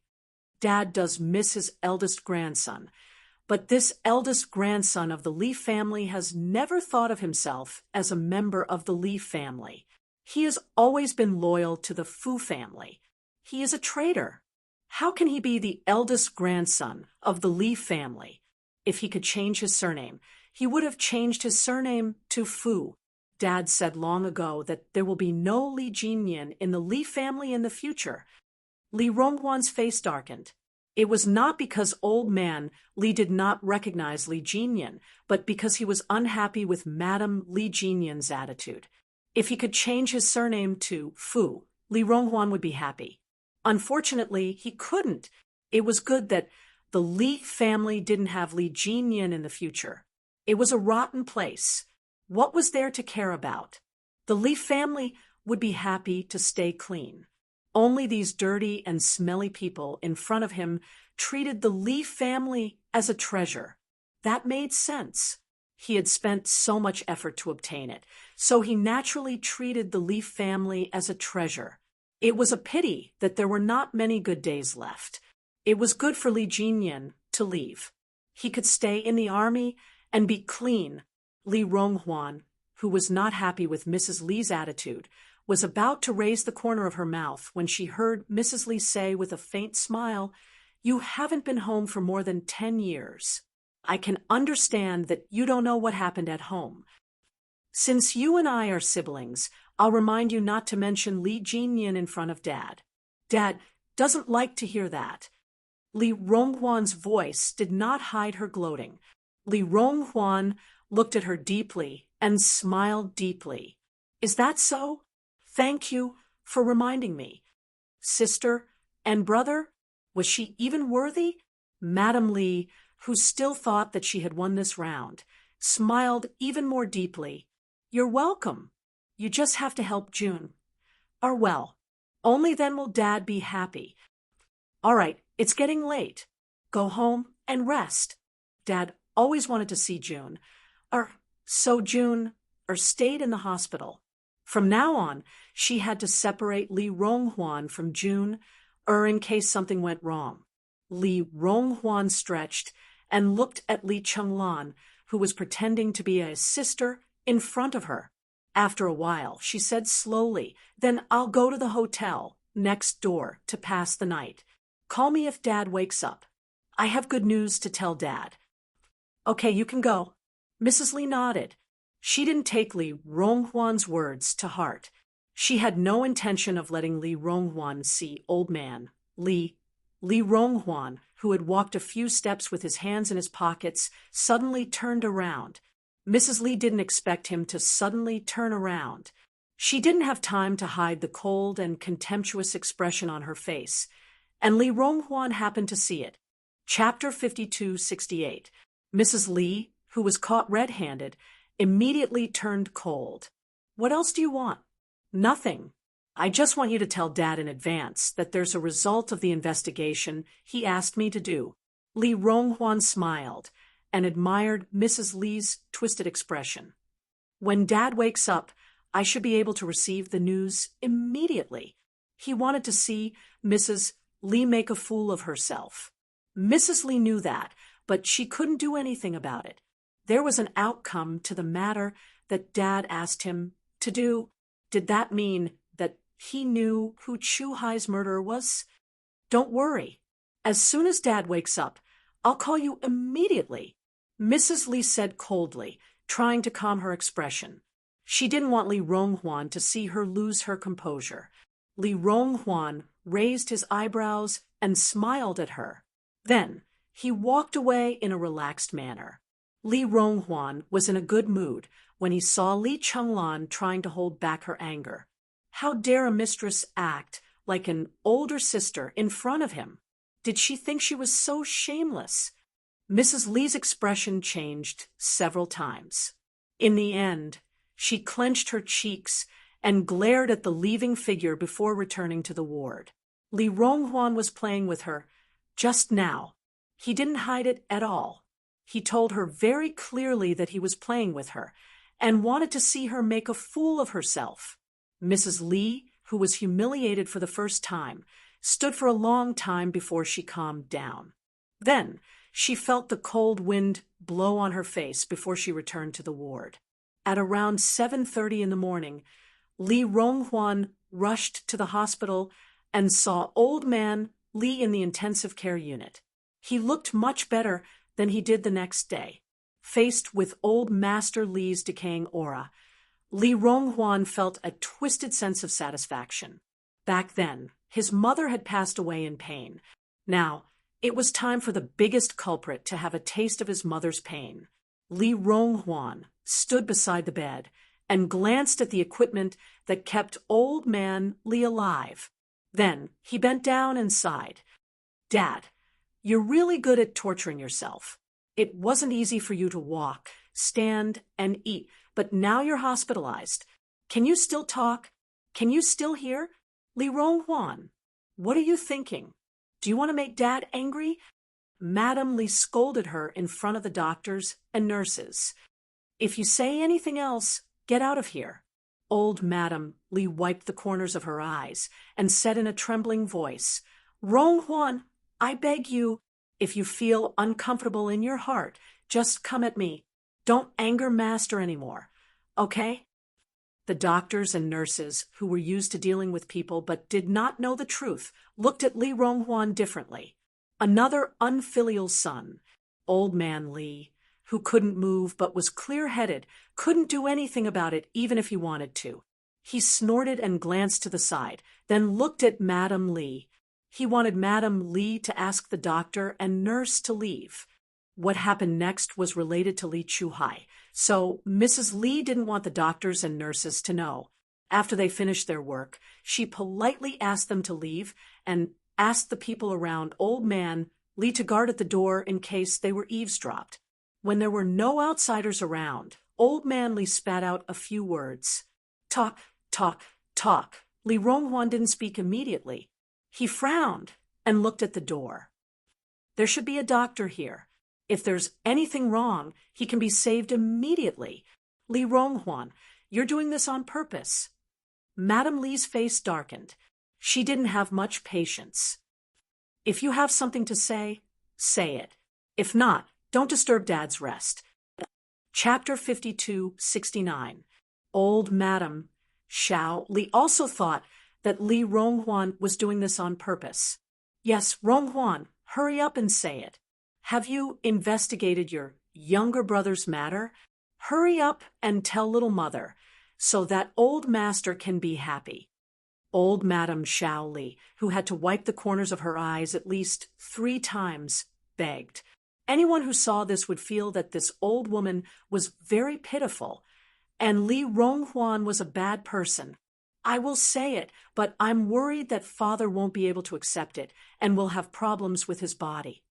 Li Ronghuan whetted everyone's appetite, including old man Li, who was lying down and heard everything clearly. Say. Old man Li, who had a lot to say but couldn't say it, still wanted to use his old prestige to order Li Ronghuan. Unfortunately, he could only lie down now, a paralyzed patient who couldn't even speak clearly. Li Ronghuan looked at old man Li, and then looked at the mistress who killed his mother. His eyes flashed with hostility as he spoke reluctantly. Father, then you have to hold on. Don't let yourself be angry anymore. I will say it, just listen carefully. He looked at old Madame Xiao Li again, and pouted at Li Jun. You are young, support her well. Little mother? Bah! The older he was, the thicker his face. Hurry up and say it. Ronghuan, little mother is begging you. While old master was still awake, and Jun was also here. Hurry up and say it. Old Madame Xiao Li was a little anxious. I found some things. The female soldier who was killed that year gave birth to a daughter after returning. The daughter was quite capable and was even admitted to the military academy. The subordinates received orders to reinvestigate the death of the female soldier that year. It was the female soldier's daughter who contacted the higher-ups through her own efforts and attracted the attention of the higher-ups, so the order was given to reinvestigate the death of the female soldier. Old man Li's eyes widened when he spoke. The dead female soldier actually had a daughter. He had investigated for so long and still couldn't find out. How did Li Ronghuan find out? The matter has been investigated for so many years. I think that someone must want to reverse the case, and the person who wants to reverse the case is naturally the family around her. It took more than 10 years for the case to be overturned. I think maybe the female soldier actually has a son and a daughter. Now that her son and daughter are successful, she wants to overturn the case. Li Ronghuan didn't lie to old man Li. That was what he thought before the investigation. The justice was clear, and the retribution was not pleasant. Maybe the children of the victims wanted to take revenge. With this investigation, he really found out the truth. I found the female soldiers' former comrades. They were all tight-lipped, so I couldn't get anything out of them. The more I couldn't get anything out of them, the more suspicious I became. In the end, I found one of them. After spending some money and enticing him, it was confirmed that the female soldier did have a daughter who was admitted to the military academy. She even got in contact with the female soldier's former comrades. When old Madame Xiao Li heard this, sorrow welled up in her heart. So, it was this bitch's son who took my son's life, right? It was that bastard who killed my son, wasn't it? His voice was obviously so old, but it was gloomy and made people feel very uncomfortable. It was like water that flowed in the gutter all year round. Just a little bit of it would make people feel cold all over. Old man Li's breathing was so rapid that there was a thick white fog on his breathing mask. Continue speaking. Tell him everything that you found out. The more anxious they were, the slower Li Ronghuan was. Then he glanced at the gloomy Madame Li. Madame Li panicked for no reason. Why are you looking at me? What else? Did you find out who the female soldier's son is? Li Ronghuan's eyes darkened. The revenge hidden in his eyes could no longer be hidden. Of course I found out. This person is also related to you. Chapter 5270. Madame Li could see Li Ronghuan's evil intentions, but she didn't have time to expose his evil intentions. How dare he say that the bastard had something to do with her? How dare he? Madame Li's face darkened. What does it have to do with me? Don't keep me in suspense. Tell me. Old man, Li looked at her daughter. She didn't believe that her daughter had anything to do with the bastard of the female soldier. She was also afraid that Li Ronghuan was deliberately instigating her in front of old man Li. She covered her chest and cried sadly. Ronghuan, can you give me a quick death? I beg you, don't hide it anymore. Okay? Tell. Old man Li, who was lying on the bed, was unusually red. It wasn't because of his good health, but because he was angry. How could he not know that Li Ronghuan was deliberately dragging it out? Li Jun, who had been silent all this time, finally opened his mouth. Like a venomous snake waking up in winter, he spat out his tongue and revealed his venomous fangs. Second uncle, if you have something to say, just say it. There's no point in hiding it so slowly.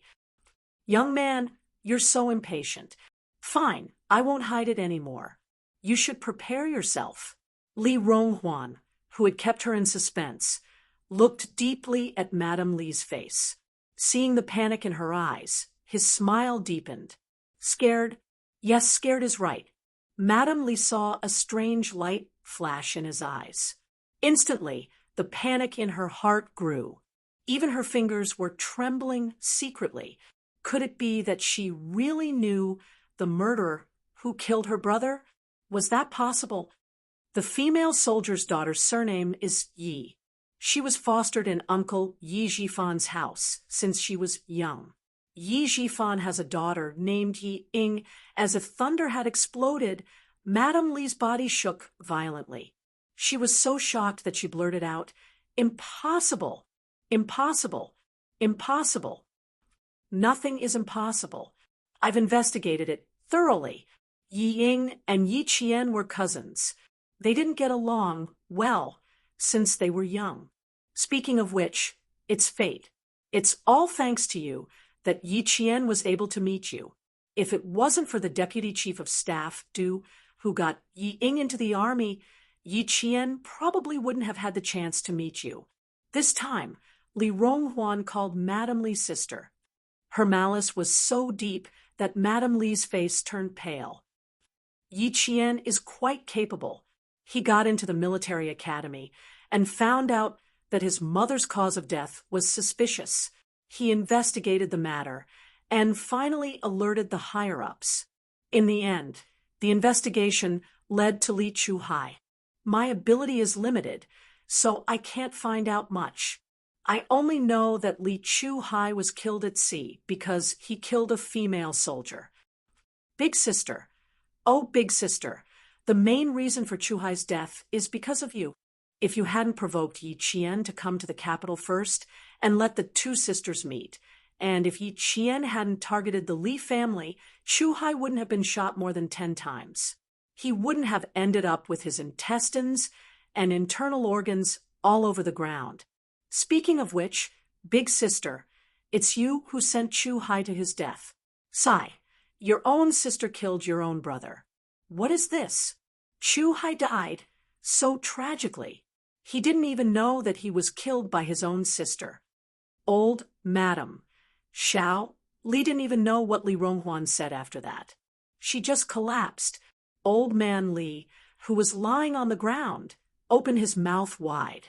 A bubbling sound came from his throat. His cloudy eyes bulged wider and wider. Finally, the device that had been monitoring his body emitted a shrill alarm. The doctor on duty heard the alarm and rushed over in a panic. The nurse was busy saving old man Li, who had fainted again. The doctor was busy saving old Madam Xiao Li. His heartbeat was getting slower and slower. It was obvious from his expression that he had fainted from anger. Li Ronghuan looked coldly at the chaotic ward. His suppressed heart was getting better and better. If it weren't for his self-control, he would have laughed out loud. When he saw the heartbeat on the device change from an undulating line to a straight line, Li Ronghuan lowered his head and his shoulders shook violently. Chapter 5271. Li Ronghuan was overjoyed. He was so happy that tears streamed down his face. He was so happy that he cried and laughed, completely forgetting that he was still in the hospital. Madame Li, on the other hand, was not. When she saw that the undulations had become a straight line, she did not even care about old Madame Li, who had fainted. She stood by the bed, so panicked that her lips trembled. His heart had stopped. His heart had stopped. Old Master's heart had stopped. Hurry up! Hurry up and save him. Hurry up! If anything happens to my father, none of you will have an easy time. She screamed at the top of her lungs. She was so panicked that she stumbled to the end of the bed and stared at old man Li, who was lying motionless on the bed. Dad, don't scare me. Don't scare me. Don't scare me. Old man Li had always been Madame Li's pillar of support. With old man Li in the Li family, it meant that the Li family had a backbone that could support the Li family and protect Madame Li. Madame Li, who had always been under the protection of the Li family, knew very well what would happen if old man Li fell. Li Jun had not been protected yet, but the person in power had fallen. Then the Li family would fall apart. Madame Li, whose legs had turned to jelly, could only stand properly by leaning against the end of the bed. She kept saying that she wanted the doctor to save him quickly, that she was calling for old man Li, and that she did not know about Yi Qian's background. She said a lot of things, but no one looked at her in detail. The doctor was still trying his best to save him. The nurses were also helping by the side. Old Madame Li was carried to the side to lie down. There was also a nurse and a doctor taking care of her. As for Li Ronghuan, he was very happy. Happy, he was really happy.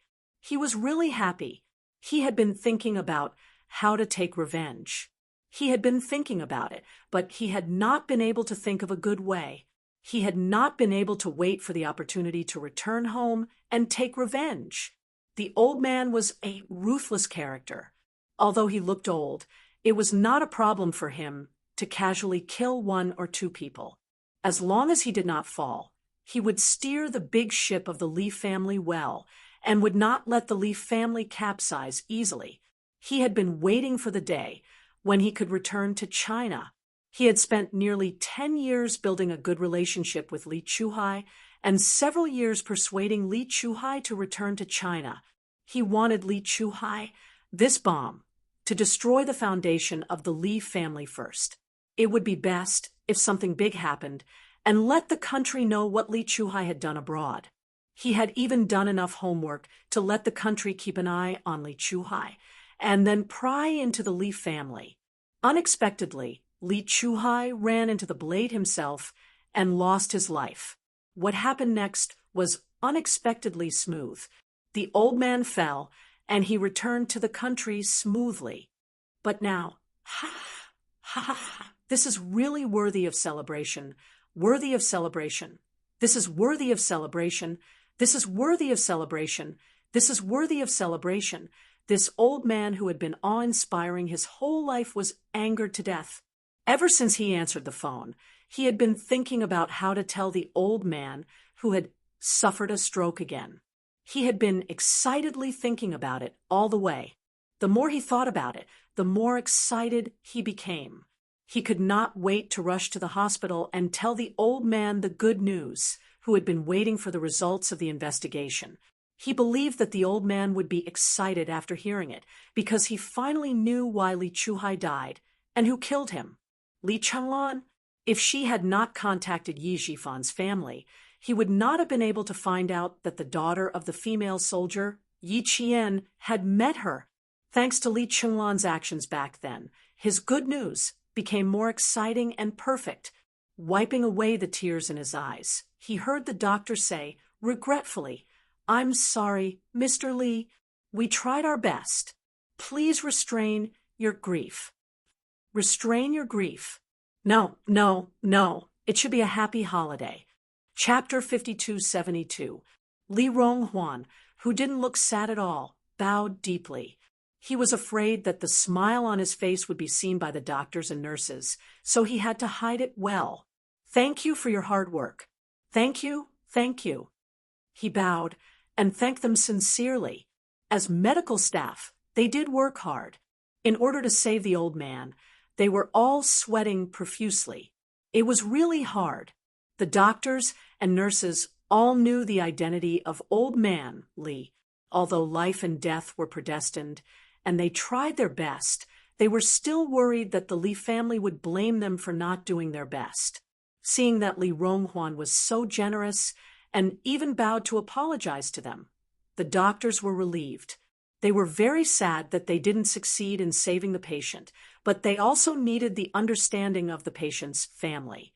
It was not that they didn't try their best, but that they really tried their best, but there was really no other way. But Mrs. Li didn't. She announced that Old Man Li's heart had stopped. Mrs. Li was stunned at first, and then she rushed to Old Man Li's side, crying sadly with red eyes. Old Man Li doted on his daughter and son more than the two sons born by his first wife. If there was a stepmother, there would be a stepfather. With Mrs. Li's means, Old Man Li, who had never cared about the family affairs, naturally favored all the children of his mistresses. He didn't like the two sons who killed his first wife. Mrs. Li's sadness was also real. The father and daughter had a good relationship, but suddenly they were separated. Although Professor Li had told her to be mentally prepared, she still couldn't accept it when it really happened. She lay on the bed and cried sadly, and Li Ronghuan bowed to thank the doctor. Before Li Ronghuan straightened up, Mrs. Li suddenly rushed to the doctor like crazy and slapped the sweating doctor in the face. She wanted to slap him again, but she was pushed aside by Li Ronghuan. "Li Chenglan, calm down. Calm down. Li Ronghuan, don't pretend here. Tell me, are you in cahoots with this quack doctor? Do you not want to save Dad? You can't wait for Dad to leave as soon as possible. You must have colluded with the quack to kill Dad." Mrs. Li's hair was disheveled, and she was screaming so loudly that the entire intensive care unit was filled with her voice. The doctor who had been slapped wanted to defend himself, but when he thought that the patient's family was out of control, he held himself back. A few nurses felt that it was unfair for their doctor. They wanted to stand up and say a few words, but the doctor on duty, who had a few clear finger marks on his left cheek, pulled them away and sighed, "Forget it. All of you can leave." Li Ronghuan didn't indulge. "Mrs. Li, you angered your father to death, and then wronged the doctor. Li Chenglan, you and your mother liked to use this kind of trick decades ago, and it's still the same after decades. It hasn't changed at all. It's still disgusting." He turned around and apologized to the doctor on duty. "Doctor, you've been wronged. I apologize to you. It's our fault. It has nothing to do with you. After she calms down, I'll ask her to come over and apologize to you properly." Madame Li, who had been thrown aside, exploded again when she heard that she had to apologize. "I apologize. It's these quacks who killed Father. I want to sue them. I must sue them." Li Ronghuan's attitude was very good, and it had nothing to do with him. The doctor on duty looked at Madame Li and sighed. "You don't have to apologize. I can understand how you feel. This is a hospital. It's better to control it. You all need to calm down." Chapter 5273. The doctor doesn't dare to ask Mrs. Li to apologize. To be slapped. Forget it. Old Man Li has passed away. As his son, Mrs. Li is naturally upset. It's understandable that she loses control of her emotions. With Li Ronghuan's help, the doctors and nurses remove all kinds of instruments and tubes from old man Li first, in case Mrs. Li loses control of her emotions and destroys them. Mrs. Li, who is stopped, wants to rush to the doctor several times, but she is stopped by Li Ronghuan. Mrs. Li scratches Li Ronghuan's face and makes him bleed. Mrs. Li had been raised outside until she was in her teens before she entered the Li family. No matter how carefully she was raised later, no matter how noble and elegant she was later, her vulgarity had long been planted in her bones and could not be changed. At this moment, she was so noisy that the doctors and nurses were stunned. They can understand the pain of losing a loved one, but her behavior is so extreme that it is unacceptable. It's all because you quacks didn't save my father. You killed me. Our Li family will not let you go. Li Ronghuan, get out of my way. Don't pretend to be a good person here. Professor Li, find Professor Li for me. Quacks, you quacks. Mrs. Li keeps shouting. The doctors bury their heads to clean up the instruments, and the nurses bury their heads to do the things at hand. They all move quickly and finish cleaning up in a short time. The doctors and nurses bow deeply to old man Li again before leaving the intensive care unit. As for Professor Li, who has been in charge of old man Li, he is performing a major operation at this moment and does not participate in the rescue. Old man Li, who woke up yesterday, is in good spirits. No matter how excellent Professor Li's medical skills are, he can't predict that old man Li has an accident early in the morning. After the medical staff leaves, Li Ronghuan doesn't care about Mrs. Li anymore. She calmly takes out her phone to inform the relevant personnel. When old Madame Xiao Li woke up, she heard her daughter crying. Her head was throbbing with pain. She opened her eyes with some difficulty and murmured, "Chenglan." She was in a daze and didn't know where she was. Old people become particularly slow in all aspects. When she hears Li Ronghuan say, "Your father-in-law is dead. Take some time to come to the hospital," Mrs. Li suddenly wakes up. Master, what happened to you? Don't scare me. Master, please wake up, wake up, wake up." Compared with Madame Li, old man Li, who had regarded old man Li as the sky all her life, was the one who felt that the sky was really falling down. When the sky fell down, she also became out of her wits. Apart from constantly shouting for old man Li, she did nothing else. "Mom, Dad is gone. Dad just left. Mom, Dad is gone. He was killed by a group of quacks." Mrs. Li, who was crying miserably, added fuel to the fire and blamed old man Li's death on the doctors. It seemed that this was the only way for her to feel better and accept the death of old man Li. Li Ronghuan wouldn't let her have her way. After informing the deputy chief of staff Du, he snorts coldly, "You killed the old man's favorite son. The old man couldn't accept it and was angered to death by you. I said before that the matter is a little serious. Let the old man take it slow. You two thought I did it on purpose. You even pretended to be pitiful in front of the old man and coaxed him to force me. Li Chenglan, you are already 60 years old. You are so old that half of your body is already in Huangshe. Why do you still like to shirk responsibility? Why did Li Chu Hai die? Why did Yi Qian target Li Chu Hai? It's all because you brought Yi Qian to your side. If it weren't for you, with the ability of an orphan, what could Yi Qian find out? She would never find out in her lifetime." Chapter 5274. Mrs. Li wanted to make him feel better, but Li Ronghuan would never agree. He wanted to turn the Li family upside down and uproot the rotten tree that had been rotten for a long time so that there would be no chance for it to rise again. Back then, how the mistress forced the legal wife and how she entered the Li family step by step. Although he was young, he still remembered it clearly.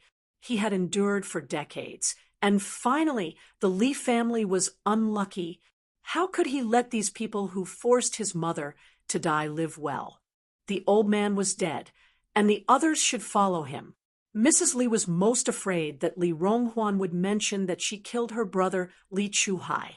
Thinking about it carefully, it seemed that it was indeed from the time she met Yi Zhifan that her brother Li Chuhai got into trouble one after another. The more she thought about it, the more flustered she was. The more flustered she was, the more afraid she was to face it, and there was no way for her to calm down. She thought about it carefully and wondered if there was something wrong. Did Li Ronghuan deliberately say this to set her up? Old Madam Xiao Li was a successful person who had fought all the way to the end. She treated Old Master Li as the sky and coaxed Old Master Li to hand over all the family matters to her. Even the 2 sons left behind by his first wife were handed over to her to raise. She had the means and strategy to coax Old Master Li to death. Old Man Li might believe that his youngest son was killed by his beloved daughter, but Mrs. Li did not believe it. How could her daughter hurt her son? The 2 of them had been relying on each other since they were young. They helped each other all the way and defeated the 2 sons of the first wife. How could such a good sister and brother hurt each other? Even if Li Ronghuan had 10,000 reasons, she would not believe it. Hearing this, Mrs. Li, who had cried until her eyes turned black and had a splitting headache, calmed down. She turned her head and stared at Li Ronghuan with murderous eyes. Ronghuan, Old Master just left. Are you so eager to kill your sister? Old Master is gone, but there is still me. As long as I am here, you can't be presumptuous. The Li family can't allow you to be presumptuous. Old Man Li was a little scared now. She even regretted letting Li Ronghuan into the family and asking Old Man Li to hand over some connections of the Li family to Li Ronghuan. She was afraid that Li Ronghuan would use the connections in her hands to squeeze her out of the Li family and take away everything that originally belonged to her and Li Jun. Therefore, she had to let Li Ronghuan know that even if Old Man Li was gone, she was still here and would not allow anyone to act presumptuously. No one could take the Li family away from her. Li Ronghuan seemed to have seen through Old Madam Xiao Li's thoughts. The corners of her mouth curled up slightly, revealing a strange smile that Old Madam Xiao Li couldn't guess at all. Li family? I haven't returned to the Li family for more than 10 years. What do you think I will do to the Li family? All right, you can do whatever you want with the Li family. After the old man's funeral is settled, I will leave the Li family immediately. Now, I am only responsible for what I should be responsible for as a son. Inform all the members of the Li family and the old man's subordinates. Then, release the obituary. After the old man is buried, the Li family's old mansion will be your world. Old Madam Xiao Li didn't believe that Li Ronghuan would think of giving up the Li family's business. If he really wanted to give up, he wouldn't have returned to the Li family when Old Master collapsed. His wild ambition was to return for the Li family. Li Ronghuan, do you dare to swear to Old Master that you don't want the Li family at all? You dare? Do you dare to swear on your knees? Repeat what you said just now about kneeling in front of Old Master. Old Madam Xiao Li pressed on, forcing Li Ronghuan to swear. She just wanted to know if Li Ronghuan wanted to fight for the Li family. Chapter 5275. It was not difficult to kneel down and swear to the old man. The old man was his biological father. No matter how he did not fulfill his duty as a father, everyone knew that Li Ronghuan was the old man's son. Now that the old man was dead, of course he had to kneel down. It was not difficult to kneel down and swear. He did not want the Li family at all. Li Shuang knelt down and kowtowed 3 times. Li Shuang was so obedient that Mrs. Li could not believe it. Mrs. Li did not expect that Li Ronghuan would really kneel down and swear. She wanted to see some clues from Li Ronghuan's face, but she could not see what Li Ronghuan was thinking. She would not believe it even if he knelt down and swore. Mrs. Li, who had wanted to get the Li family all her life, would not believe it. Li Ronghuan did not care whether she believed it or not. After swearing, he kowtowed 3 more times, got up, and turned around. He had no intention of staying. When he walked to the door of the intensive care unit, he thought of something and turned around again. The mother and daughter, who were guarding Old Man, Li suddenly tensed up and stared at Li Ronghuan as if they were guarding against a wolf. You can inform Li Jun yourself. I don't need to worry about that, in case someone thinks that I want to hurt Li Jun again. After saying the last sentence, Li Ronghuan left completely. Walking out of the hospital, Li Ronghuan went straight back to the hotel and opened a bottle of red wine to celebrate. After drinking a glass of red wine, he remembered that he had forgotten to inform the most important person. How could he forget his nephew, Li Jinyan? He took out his phone and immediately sent a text message to Li Jinyan, telling him that the Li family had been damaged. The old man had passed away, and he wanted to see if he could ask for leave to come back for the funeral. They could also have a drink or something. The text message was very happy, without any sadness. On the other side, the deputy chief of staff Du, who had received the news of his father-in-law's death, hurried to the hospital from the general staff department. Du Jiai, who had been locked up for 2 days, also received the news. She staggered out of the house and cried all the way to the hospital. Madame Li's 2 sons and 2 daughters had all received the news. Her eldest son and eldest daughter were not in the capital, so it would take some time for them to come back. The entire Du family rushed to the hospital. Old Man Li's faction received the news. They were so shocked that they gasped. Their biggest backer had fallen. Didn't they say that he was saved? Why did he leave just like that? They hurried to the hospital to make arrangements for Old Man Li's funeral. Commander-in-Chief Xia was surprised to learn that Old Man Li had passed away at around 10 o'clock in the morning. Didn't you say that he was getting better? How could he leave just like that? Did you find out anything? They said that Li Ronghuan said something that made Old Man Li so angry. The doctor was tight-lipped and the nurse was wronged. She only revealed a little bit, saying that Mrs. Li killed Li Chuhai. The Li family had been under surveillance for a long time. After Old Man Li's stroke, they relaxed a little. Commander-in-Chief Xia also knew about Li Ronghuan's return to the country. Li Ronghuan told Li Jinyan the purpose of his return. Li Jinyan immediately told Xia Jinyuan, and Xia Jinyuan immediately told Commander-in-Chief Xia. He knew Li Ronghuan's purpose of returning to the country was to destroy the Li family. After several attempts, Commander-in-Chief Xia finally believed that Li Ronghuan had returned to the country to destroy the Li family. Therefore, he stopped keeping a close eye on Li Ronghuan. Li Ronghuan had investigated Yi Qian, but Commander-in-Chief Xia was not sure either. Commander-in-Chief Xia's face turned cold when he heard the name Li Chuhai. Find out what exactly happened at that time. The sooner the better. Madame Li killed Li Chuhai? Why did Li Ronghuan suddenly mention this? Chapter 5276. Commander-in-Chief Xia wasn't worried about Li Ronghuan suddenly mentioning that Mrs. Li was the one who killed Li Chuhai. He was worried that Yi Qian would be implicated. If it weren't for Yi Qian, they wouldn't have bothered to investigate the matter that happened more than 20 years ago. Yi Qian played a key role in bringing Li Chuhai to justice. The Li family had been secretly investigating who killed Li Chuhai and even sent people to Yi Qian's hometown to investigate.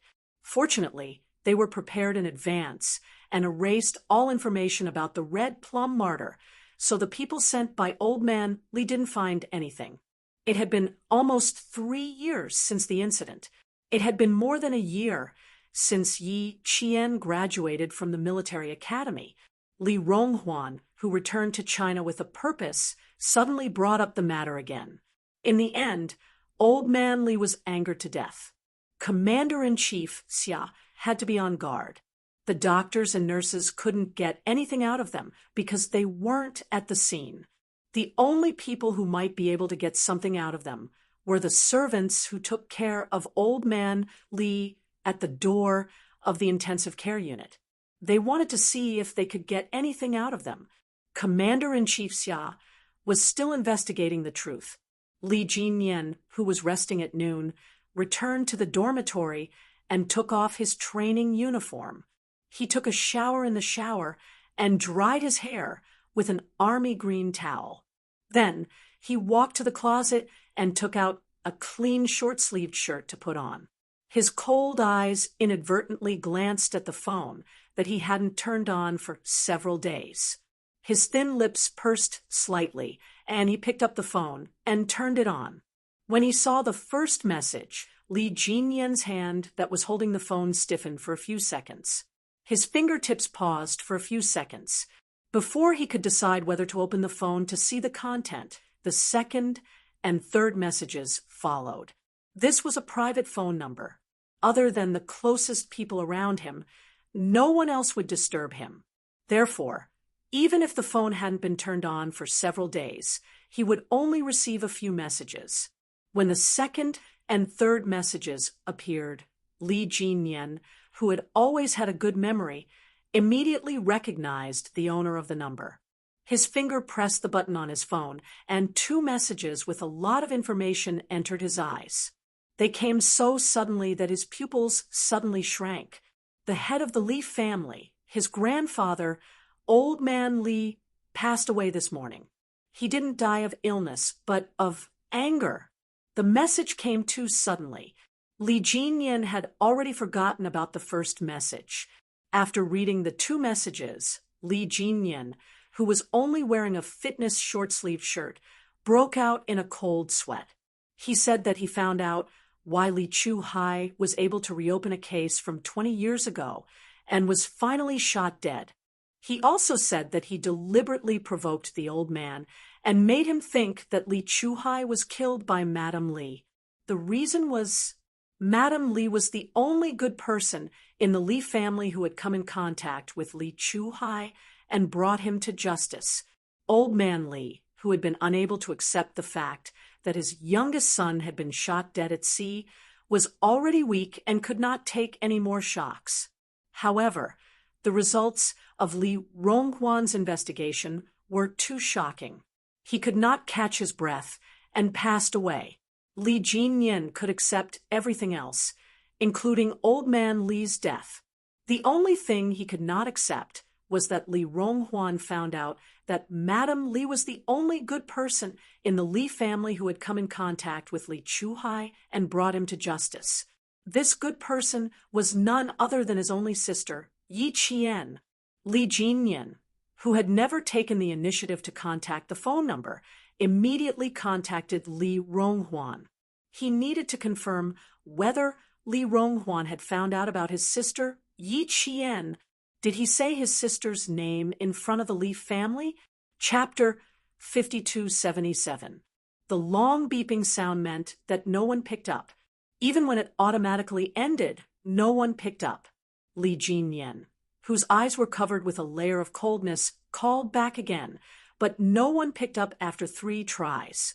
Li Jinyan made a prompt decision and dialed Commander-in-Chief Xia's personal cell phone.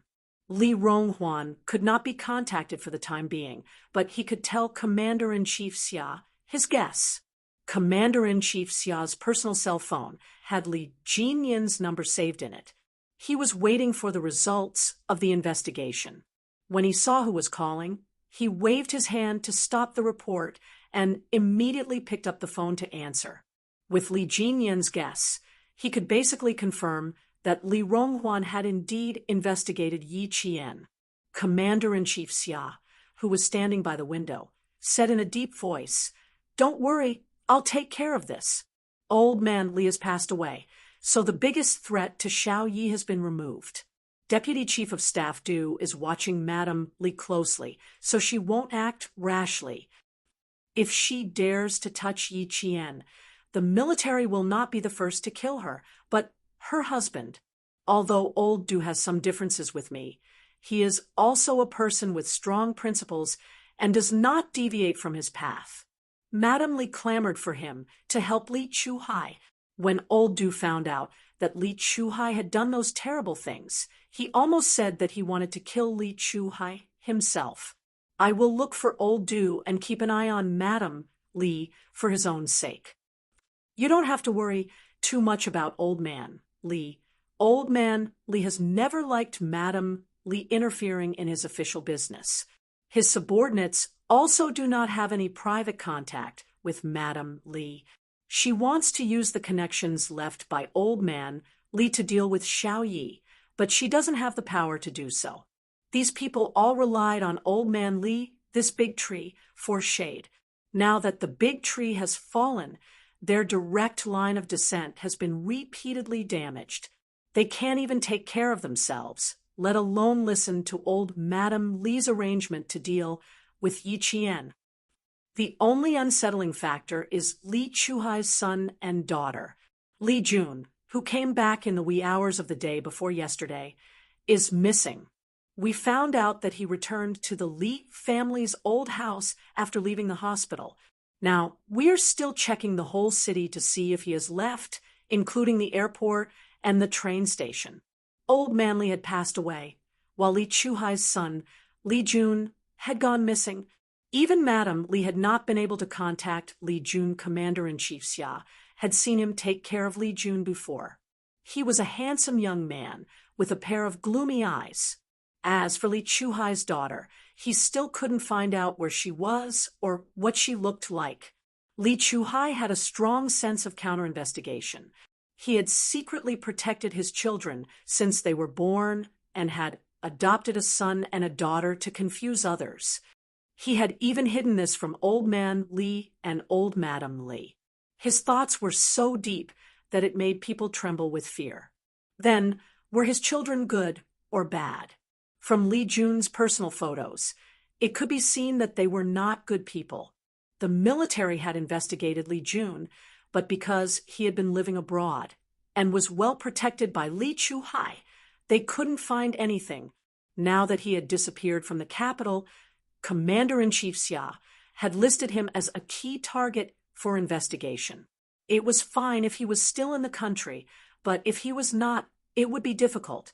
Li Jinyan, whose eyes were slightly lowered, was silent for a while. Then he said coldly, "There is no difference whether he is in the country or abroad. The difference is where he is." Commander-in-Chief Xia immediately understood what he meant. At the moment, we still can't confirm whether he will cause any real harm to Xiao Yi, so we can't take any coercive measures against him. You don't have to panic. Remember, I am in the capital, and you have family Xia. Chapter 5278. Without mentioning the Fu family, old Master Fu and Fu Yuxing were both researchers. Although they were well-connected and knew many important scientists, they were only average in other aspects. This was also why old Master Fu had specially looked for Master Xia and personally told old Master Fu, who was family Xia, to ask for family Xia's protection for his only granddaughter. Old Master Fu knew that if anything happened to Yi Qian, family Xia would definitely be the first to step in. Li Jinyan was indeed a little panicked.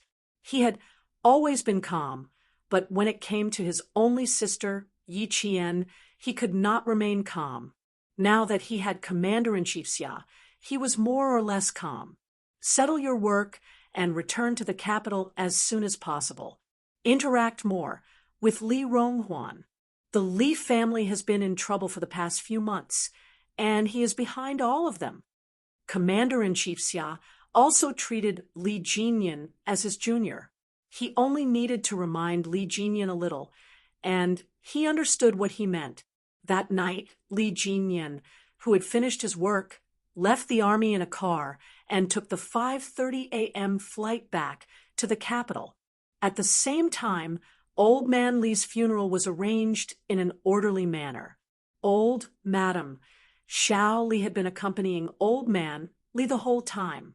She seemed to have aged 10 years in an instant. Everyone who came to visit would comfort Old Madam Xiao Li to take care of herself and her health. Old Madam Xiao Li, who had thanked the guests, seemed to be choking. Anyone who saw her would sigh and could not help but say, "Old Madam, if you have any difficulties in the future or if you need our help, please don't hesitate to ask." People often sympathized with the weak. Respecting the old and loving the young was a Chinese virtue. Old Madam Xiao Li was now an old person who needed to be respected. No one would feel sorry for an old person. Old Man Li was no longer around, so the subordinates naturally respected Old Madam Xiao Li. As for whether Old Madam Xiao Li needed their help with their current status, as long as it was not a big matter, they could solve it. What big deal could an old lady who had been at home all year round and serving the old master have? It was nothing more than how to divide the Li family's assets. That was what they all thought, so they naturally said things like, "Ask them for help." This was what Old Madam Xiao Li wanted. She instructed Mrs. Li to remember these people so that it would be convenient for her to contact them in the future. She wanted them to stand on her side and capture the entire Li family in her hands. She could not let outsiders take advantage of the Li family at all. She could secretly scheme and scheme in her own way. Li Jinyan's father was indifferent to his stepmother's actions. The higher the position of the Li family was, the clearer Father Li's mind became. In addition, he had already carved out his own path and had long broken away from Old Man Li's control. It made no difference to Father Li whether the Li family existed or not. If her stepmother wanted the Li family, she could give it to her. Whether or not she could hold on to the Li family was really not optimistic. Now that the old master was gone, the people's hearts were scattered. They were all smart people. Who would work for an old woman? Only her stepmother thought that she could succeed and took other people's polite words seriously. She thought that everyone would give her some face on account of the old master. The tea cools after people leave. Don't take it too seriously. Father Li, who was coldly watching his stepmother's small actions, looked away and ignored her. Li Ronghuan was about the same. The two brothers did not covet the Li family and actually welcomed an unprecedented harmony in the Li family. Chapter 5279. It was the same even when Li Jinyan came back. No one mentioned how the Li family's assets would be distributed. They seemed to have forgotten about Old Man Li's inheritance. The more they were like this, the more guarded Old Madam Xiao Li became, especially when she saw the cold and solemn Li Jinyan return. Seeing how much Li Jinyan resembled the late Old Madam Li, the moment Old Madam Xiao Li's gaze landed on Li Jinyan, a ruthless glint flashed across her eyes. She only took a glance and then looked away. She sobbed and wiped her tears with a handkerchief. The whole process only took a few seconds. Li Jinyan, who sensed her malice, looked at her indifferently. He knelt down and kowtowed 3 times, then offered incense before standing to the side. He came back travel-worn, but his posture was still like a pine tree. His temperament was cold. The guests who came to the Li family couldn't help but take a few more glances at him. They felt that Old Man Li had a successor. "This is Jinyan, right? I saw you about 10 years ago. I didn't expect that in the blink of an eye you would become a good man. Old Man Li mentioned you to me a few times before, and his words were quite proud. Today, I finally understand why Old Man Li is so proud. With you in the Li family in the future, we can rest assured. The person who said this was one of Old Man Li's subordinates. He naturally knew some things about the Li family. He knew very well why Old Man Li didn't like his eldest grandson, but now he needed a Li family member who could reunite the scattered hearts of the people. Then Li Jinyan became a pawn in their hands. They wanted to use him well. They wanted to let some people see that the Li family still had a master, and that they were still not to be trifled with. They wanted to make those who had been secretly disintegrating the Li family's power fear, and give them time to breathe. Unfortunately, Li Jinyan wasn't interested in this idea at all. Before he could speak, Madame Li wiped her tears and said, "Jinyan, you just came back. Don't be too tired.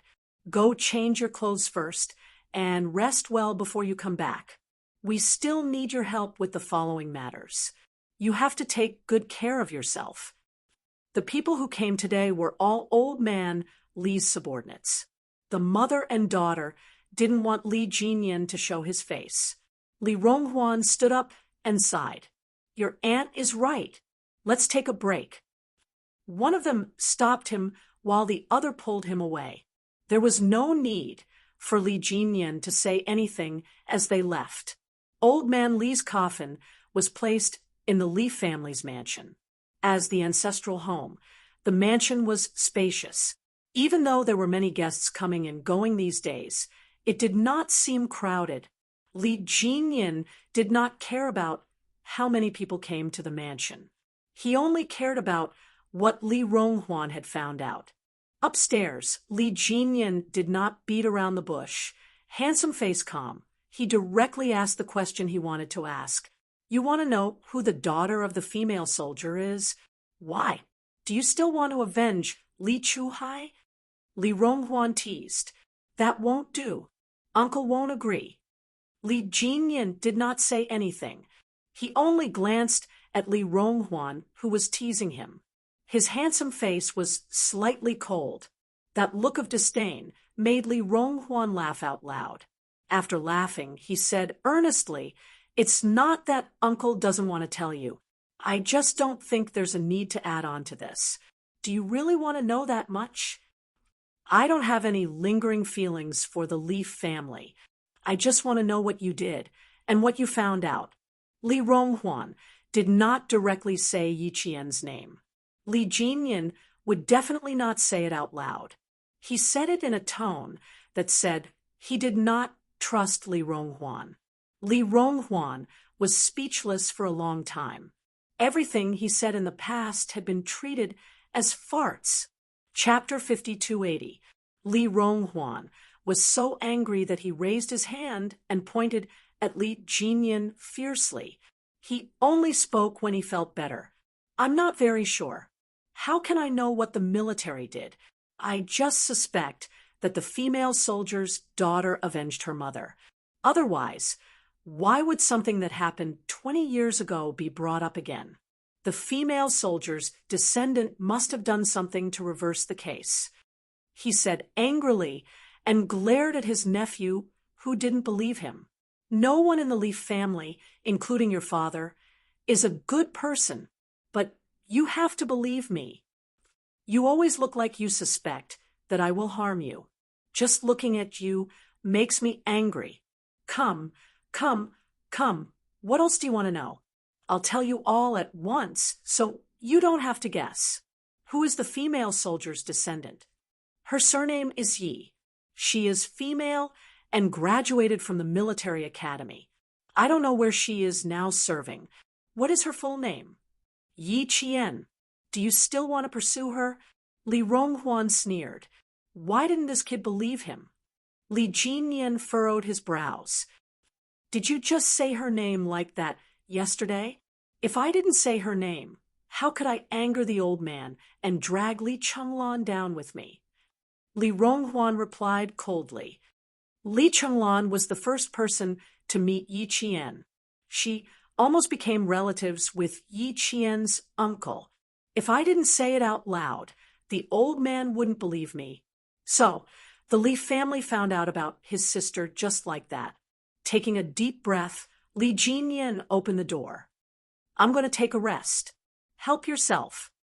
Li Ronghuan, whose liver was in pain, rushed to the door, unwilling to stop. She abruptly turned around and glared at Li Jinyan before leaving in a huff. This kid really had the ability to make people explode with anger. Li Jinyan closed the door and called Commander-in-Chief Xia to tell him everything he knew. Commander-in-Chief Xia also told him that Li Jun had left the country by plane. It was very likely that old man Li knew that he didn't have much time left and sent Li Jun away in advance. Li Jun, who had left the country, was now sitting in a Lincoln limousine. The person who picked him up was a young girl with facial features that were highly similar to his. She was dressed sweetly and looked like a girl next door. She looked at her brother, who was born 2 minutes before her, took out the lollipop in her mouth, and asked in fluent English with a smile, "Now that you know who killed Dad, why are you still so unhappy? All right, you can smile and express your happiness." Yi Qian, a very simple Chinese name. How interesting. Her name is 2 characters, and so are our names. In Chinese terms, we are fated to meet her. It's really fate. Dad killed her mother, and she killed her dad. Next, we killed her. Hee, we won in the end. The one who spoke was Li Chuhai's daughter, Li Qin. She and Li Jun were twins. Her birth mother was unknown. Li Chuhai secretly raised her. At the age of 3, she was a ruthless character who could stab people with a knife. Li Jun, who was expressionless, peeled a lollipop for himself and put it in his mouth. Tasting the sweetness, he suppressed the violence in his heart. She is a Chinese soldier. Killing her is very difficult. You are so stupid. You didn't even think of a way to kill her. But you are right. Killing her is a bit difficult, but we can kill other people. Li Qin said with a smile, as if killing people was as easy as cutting chives. Chapter 5281. After leaving China, Li Jun did not contact the Li family. He was not close to the Li family. Whether old man Li was dead or alive had nothing to do with him. The only thing that surprised him was that the half-dead old man on the bed opened his eyes and saw him. He only said one word, "Go." So he left. He did not plan to go far. After all, he came to China to find out who killed his father. He did not plan to return to China until he knew who the real murderer was. Li Jun was not of Chinese origin. He was born and raised in Melbourne. He had never thought of himself as a Chinese. As for his hometown and accent, he only recognized Melbourne. Unlike the dead Li Chuhai, who would occasionally talk about China and talk about his childhood, if Li Chuhai did not return to China and did not die in China, Li Jun would never have been able to set foot in China. It was not that he did not want to, but Li Chuhai did not want to. Li Jun and Li Qin both knew that their father actually hated their grandfather, who had passed away. Li Qin, who came to pick them up happily, saw that Li Jun was not interested in talking about his favorite. After thinking for a while, she smiled and said, "Be happy when you're back. Dad said that he has no feelings for China. Since that terrible old man is dead, there is no need for you to go to China anymore. Now that we know who killed Dad, we don't need to go to China anymore. Why are you still unhappy?" "I'm happy. You should be happy too." The limousine drove across the flat asphalt road. The scenery on both sides receded. Li Jun was most familiar with the scenery. He tilted his head and looked outside without blinking. His face was expressionless, but the chilling aura he emitted made the driver tighten his grip on the steering wheel. Li Qin, who had a lollipop in her mouth, looked left and right. She could not see anything. She pursed her lips and bit the lollipop until it cracked. Then Li Jun also bit the lollipop in his mouth until it made a crunching sound. The two siblings emitted the same chilly aura. I'm thinking, how can we lure the Chinese soldier who killed Dad out? We definitely won't have a chance to take revenge if she stays in the Chinese army. Only when she comes out will we have a chance. Li Jun opened his mouth, his voice like a venomous snake slithering across the sand. Is there any way to make her leave the Chinese territory? If she leaves the Chinese territory, we will have a chance. As soon as he finished speaking, Li Qin giggled as if she had heard the funniest joke in the world. If I remember correctly, Chinese soldiers are not allowed to leave China's territory at will. You're very naive. If Dad knew about this, he would definitely be so angry that he wouldn't feed you for 3 days. After saying that, she rested her chin on her hands. Her clear and bright eyes were like black grapes that had fallen into spring water, shining with a watery luster. Don't be too anxious. We need to take it slow. There will definitely be a chance to kill that woman. Li Qin licked her sharp canine tooth with the tip of her pink tongue. Her eyes flashed with a cold light. I've never killed a Chinese soldier before. I think it must feel wonderful. She giggled again. Her appearance was clearly beautiful and sweet. Even her laughter seemed to be soaked in sugar. It was so sweet that people couldn't help but laugh with her. However, the light in her eyes was cold and sinister. There was a morbid madness in them. Li Jun tilted his head and glanced at her. After a long time, he revealed a faint smile. It was also cold and sinister. Chapter 5282. Yi Qian, who was remembered by the brother and sister, was still training hard at this moment. She had trained with the male soldiers, so she didn't look like an army soldier at all. She had completely become an Air Force soldier. The Li family held a solemn and grand funeral for old man Li. The guests who came to pay their condolences were all famous people in the capital, not including the guests from other provinces. After 3 days in a row, he finally turned into a handful of ashes and was buried when old Lady Li fainted and woke up again and again. The autumn leaves in the capital were bleak. The wind that blew on the ground swirled up a few withered leaves and blew them away, leaving only a few withered leaves floating up and down. Fame and fortune were all gone after death.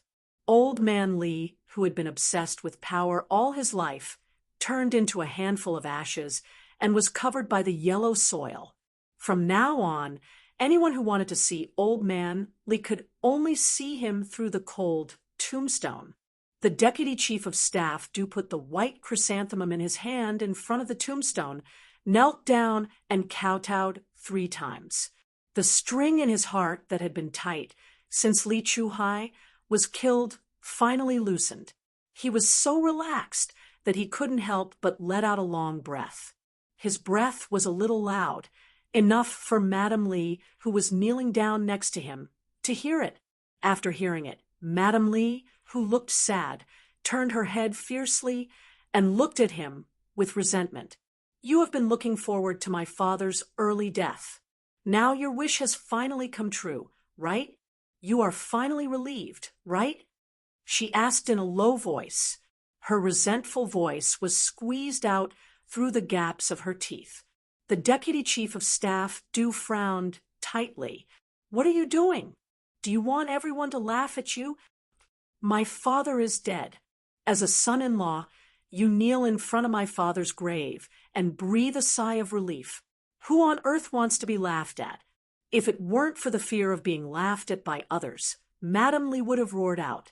Du Kaiwei, who was kneeling behind her, heard the veins on his forehead twitching. Mom, can you speak a little louder? Behind us are the guests who are waiting to see Grandpa off. If you speak a little louder, they can also hear you. Now that old man Li was gone, not to mention the deputy chief of staff even Du Kaiwei was relieved. In the future, his mother, who had been doing foolish things ever since his uncle left, should also wake up. Madame Li shut her mouth after her eldest son spoke. When she got up, she saw Li Jinyan standing in front of her. Her eyes were red and swollen from crying, and a trace of malice flashed across her eyes. These days, Li Jinyan was known to everyone as the eldest grandson of the Li family. He carried old man Li's portrait all the way to the cemetery. No matter how much Li Jinyan tried to stop Li Jinyan from coming out to meet the guests, she couldn't stop Li Jinyan from not showing up today. This time, Li Jinyan was known to everyone that he was the eldest grandson of old man Li. However, other than the guests who came to him to introduce him on the first day, no one else came to make friends with him. He used the simplest and most effective way to tell everyone that he had been driven out of the Li family by old man Li a few years ago and refused to admit that he was a descendant of the Li family. He clearly told these people that he would not get involved in any of the Li family's affairs in the future. His words worried the Li faction and pleased old Madame Li. After the funeral, before Li Ronghuan could have a good chat with Li Jinyan, Du Kaiwei saw with his own eyes that his very unique cousin, who had never relied on the Li family, left the Li family in a car overnight with the luggage issued by the Navy. Du Kaiwei stood there in a daze for a long time before returning to the Li family's old mansion. His mother had asked the 4 siblings to guard against Li Jinyan from coveting the Li family's property. He had thought that Li Jinyan really wanted to monopolize the Li family. In the end, he didn't take it to heart at all and just left. Chapter 52:83. When he entered the living room, he heard Du Jiayi lying on old Madame Li's lap and saying how bad Li Jinyan was. He must have come back to covet the Li family's assets. Du Kaiwei's face darkened as he rushed in and pointed at Du Jiayi. Li Jinyan packed up and left the Li family, but you, Du, stayed in the Li family and refused to leave. I think you're the scum with ulterior motives. Du Jiayi's face turned pale, and she didn't dare to speak for a long time. Li Jinyan, who didn't even look back, used his actions to tell everyone that he wasn't interested in anything in the Li family. Everything in the Li family had nothing to do with him. Li Ronghuan flicked the cigarette but between her fingers, and the reddish cigarette but fell to the ground. She ran over it with the tip of her foot and turned to look at the man standing beside her with a sneer. Father and son are at odds. You deserve it. That mistress only played a little trick. You really think Jinyan is my son? I really want Jinyan to be my son. If he were my son, I wouldn't take the moon if he wanted the stars. The man standing beside Li Ronghuan was Li Jinyan's biological father, Li Rongtian. Li Rongtian coldly retracted his gaze and glanced at Li Ronghuan. Go ask him if he wants to be your son. As long as he agrees, I have no objections. With that, Li Rongtian walked away. There was an adult and a child waiting for him in front. One was his second wife, and the other was his son with his second wife. He was 17 years old this year and had excellent grades. He had no need to worry about his son, who had been separated from him and hated him since he was young. The wind rustled as it blew on the leafless branches. The shadows of the branches on the wall were like monsters crawling out of the cracks, ready to pounce at any time. Another day passed, and the chaos in the Li family had just begun. When the first snow of winter arrived in the capital, Yi Qian, who was training in the southwest, had trained herself into a real paratrooper. She didn't look like a soldier at all. Now, she was a member of the female paratroopers, and the only female soldier who could crush the male soldiers in many aspects. She, who had transferred to the paratroopers halfway, was now a famous person in the brigade. Everyone in the brigade knew that there was a powerful female soldier in the female troop. She had been transferred from the army for less than a year, and her strength had crushed the real paratroopers. That feeling, the paratroopers did not feel good. The consequences were also not good. They were trained by their Captain Lay until their muscles were much tighter. At this moment, the male and female soldiers were completing their airborne search in the snow. The middle-aged division commander at the foot of the mountain raised his binoculars to look for the figure that appeared in the pure white world. He put down his binoculars and looked at the person beside him. His heart ached. "Major General Yang, do you have to take Comrade Xiao Yi away? What's the situation? Why is it so urgent? If there wasn't something urgent, he wouldn't let's." Major General Yang, who came to pick her up, looked at Division Commander Kong of a certain Air Force division. Seeing his expression that said, "If you dare to snatch her from me, I'll fight you to the death," Major General Yang smiled and said, "Division Commander Kong, Comrade Xiao Yi is a female soldier of my army. Isn't it normal for me to bring her away? Why can't I take Xiao Yi away if there isn't something urgent?" Good Lord, it was obviously a temporary transfer, but now he looked like he was saying, "Don't take her away from me." It really made people angry. Chapter 5284. Major General Yang didn't really come all the way from Beijing. He just happened to be on a business trip with a military aviation regiment in the southwest. He wasn't far from the airborne unit where Yi Qian was. He planned to visit Yi Qian after he was done with his business. Before he was done with his business, Yi Qian, who had received orders from the military to temporarily enter the airborne unit, immediately went abroad to carry out a high-risk mission. His return date was uncertain. Major General Yang immediately called Yi Qian's unit and found out that Yi Qian wasn't in the unit at the moment. He was in a low-altitude, mountainous area for winter training. It wasn't convenient to tell him his exact location. Yi Qian was originally his soldier, but in the end, he was told that it wasn't convenient to tell him. Major General Yang's heart was in turmoil, and he felt extremely aggrieved. After contacting Division Commander Kong, Major General Yang, who learned the exact location, asked the commander of the Military Aviation Regiment. The commander of the Military Aviation Regiment pointed to the military map. Coincidentally, it was just 2 hills away. As soon as Major General Yang heard this, he immediately rushed over. When Division Commander Kong saw Major General Yang, he was shocked at first. The first thing he said when he saw Major General Yang was, "Major General Yang, were you blown here by the wind?" He was scared out of his wits. Major General Yang, who was blown here by the wind, felt even more aggrieved. What a good division commander Kong. From his tone, it seemed like he had other plans. Division Commander Kong, who had long had other plans, coughed and replied seriously, "That's right. If there isn't an emergency, I really can't let Xiao Yi leave. After all, Xiao Yi is still a member of our airborne unit. She has a training mission. How can she leave so casually?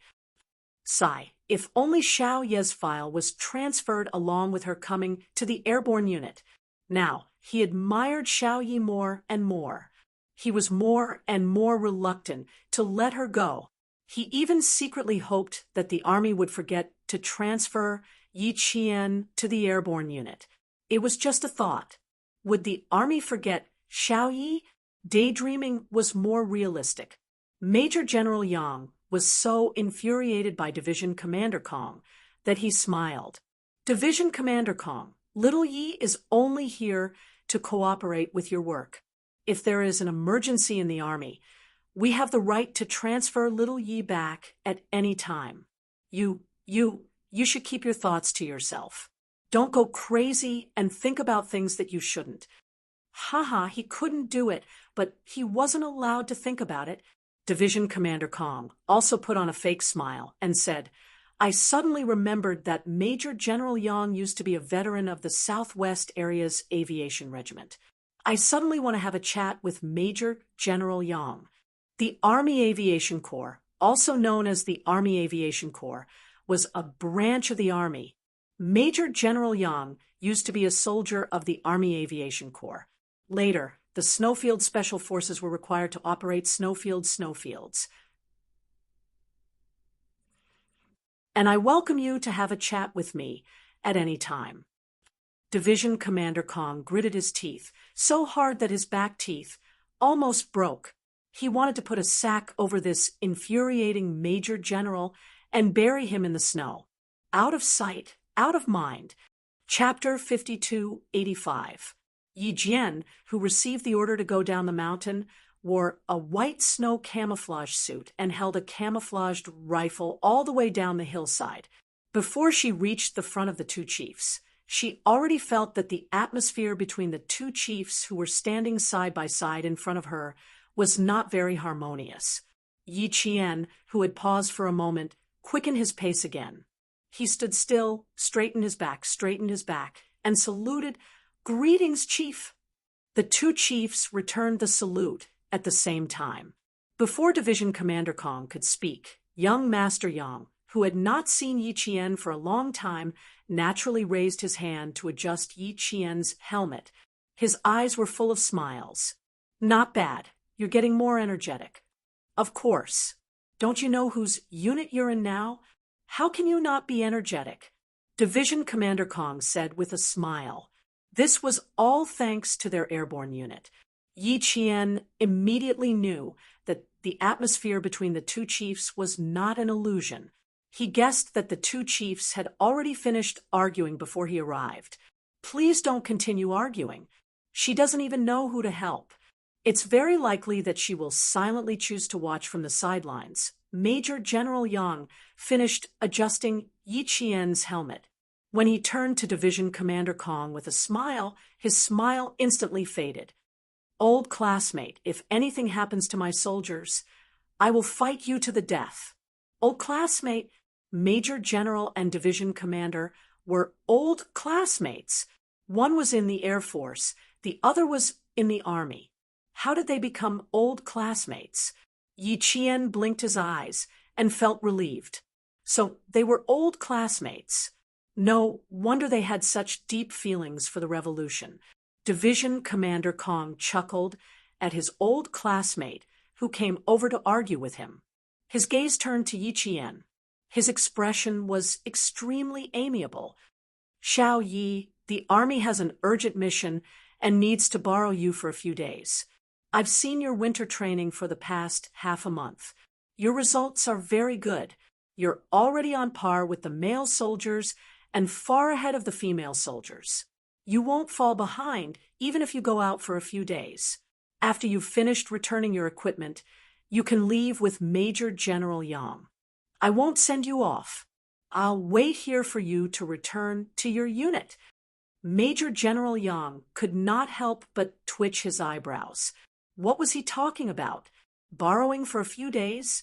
Waiting for her to return to her unit? Did he really think that Xiao Yi was a paratrooper? Major General Yang was too lazy to say anything else. He said directly to Yi Qian, "Xiao Yi, let's go. I'll take you to see your old comrades." Comrades from the old army? Captain Xia? The comrades of the Snowfield Brigade. Yi Qian's eyes lit up as he nodded vigorously. "Yes, I'll return the equipment immediately. Please wait for me for 3 minutes. All right, go quickly." Yi Qian's expression made Major General Yang laugh out loud. Did you see that? She was a female soldier in the army. She had nothing to do with the airborne troops.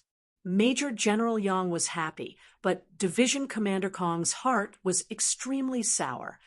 "Little Yi, this is also your old unit, and your comrades are also here. Don't forget that they are also waiting for your return. No matter what, you're still a teacher. Why are you behaving like a child? Xiao Yi, quickly return the equipment. I'll have a good chat with Division Commander Kong." Student Xiao Yi held back her laughter. She held her gun and shouted, "Yes, sir." She immediately turned around and ran across the pure white snow. Her figure was as white as the snow, like a white crane dancing in the snow. Her entire body was surrounded by spirit energy. When Yi Qian got into the car, Division Commander Kong, who was standing outside the car, did not forget to say, "Xiao Yi, return to your unit as soon as possible." Major General Yang, who was expressionless, ordered the motorists to quickly roll up the car windows. He did not want to listen to Division Commander Kong's nonsense anymore. Chapter 5286. The car left with a roar. Division Commander Kong stood in the snow with the towering mountains as the background and watched Yi Qian leave. Although the airborne unit was not Yi Qian's old unit, as long as she came back, there would always be a place for her here. The bed she slept in would always be reserved for her. In the car, Yi Qian's eyes were so bright that they looked like they were filled with water. She whispered, "Major General, you weren't kidding me just now, right? Am I really meeting my comrades?" Yi Qian couldn't mention the words Snowfield Brigade with the car soldiers around. Major General Yang couldn't help but laugh when he saw the look of anticipation and fear on her face. "I'm not kidding. I'm sure you'll be meeting your old comrades.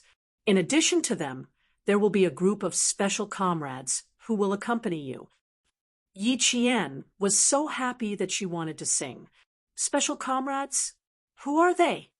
To be able to see Captain Xia, to be able to see her comrades in the Snowfield Brigade. She was so happy that her heart felt like it was filled with bees. "You'll know who they are when you get to the airport.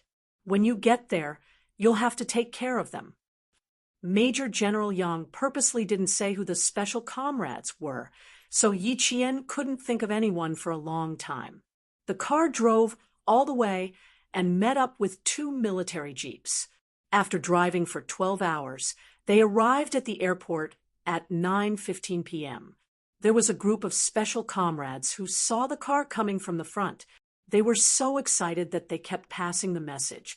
"They're here, they're here, they're here. Quick, stand still. Line up to the right. Attention at ease." The crisp and dignified voice penetrated the cold wind and clearly entered the ears of the first female soldier in line.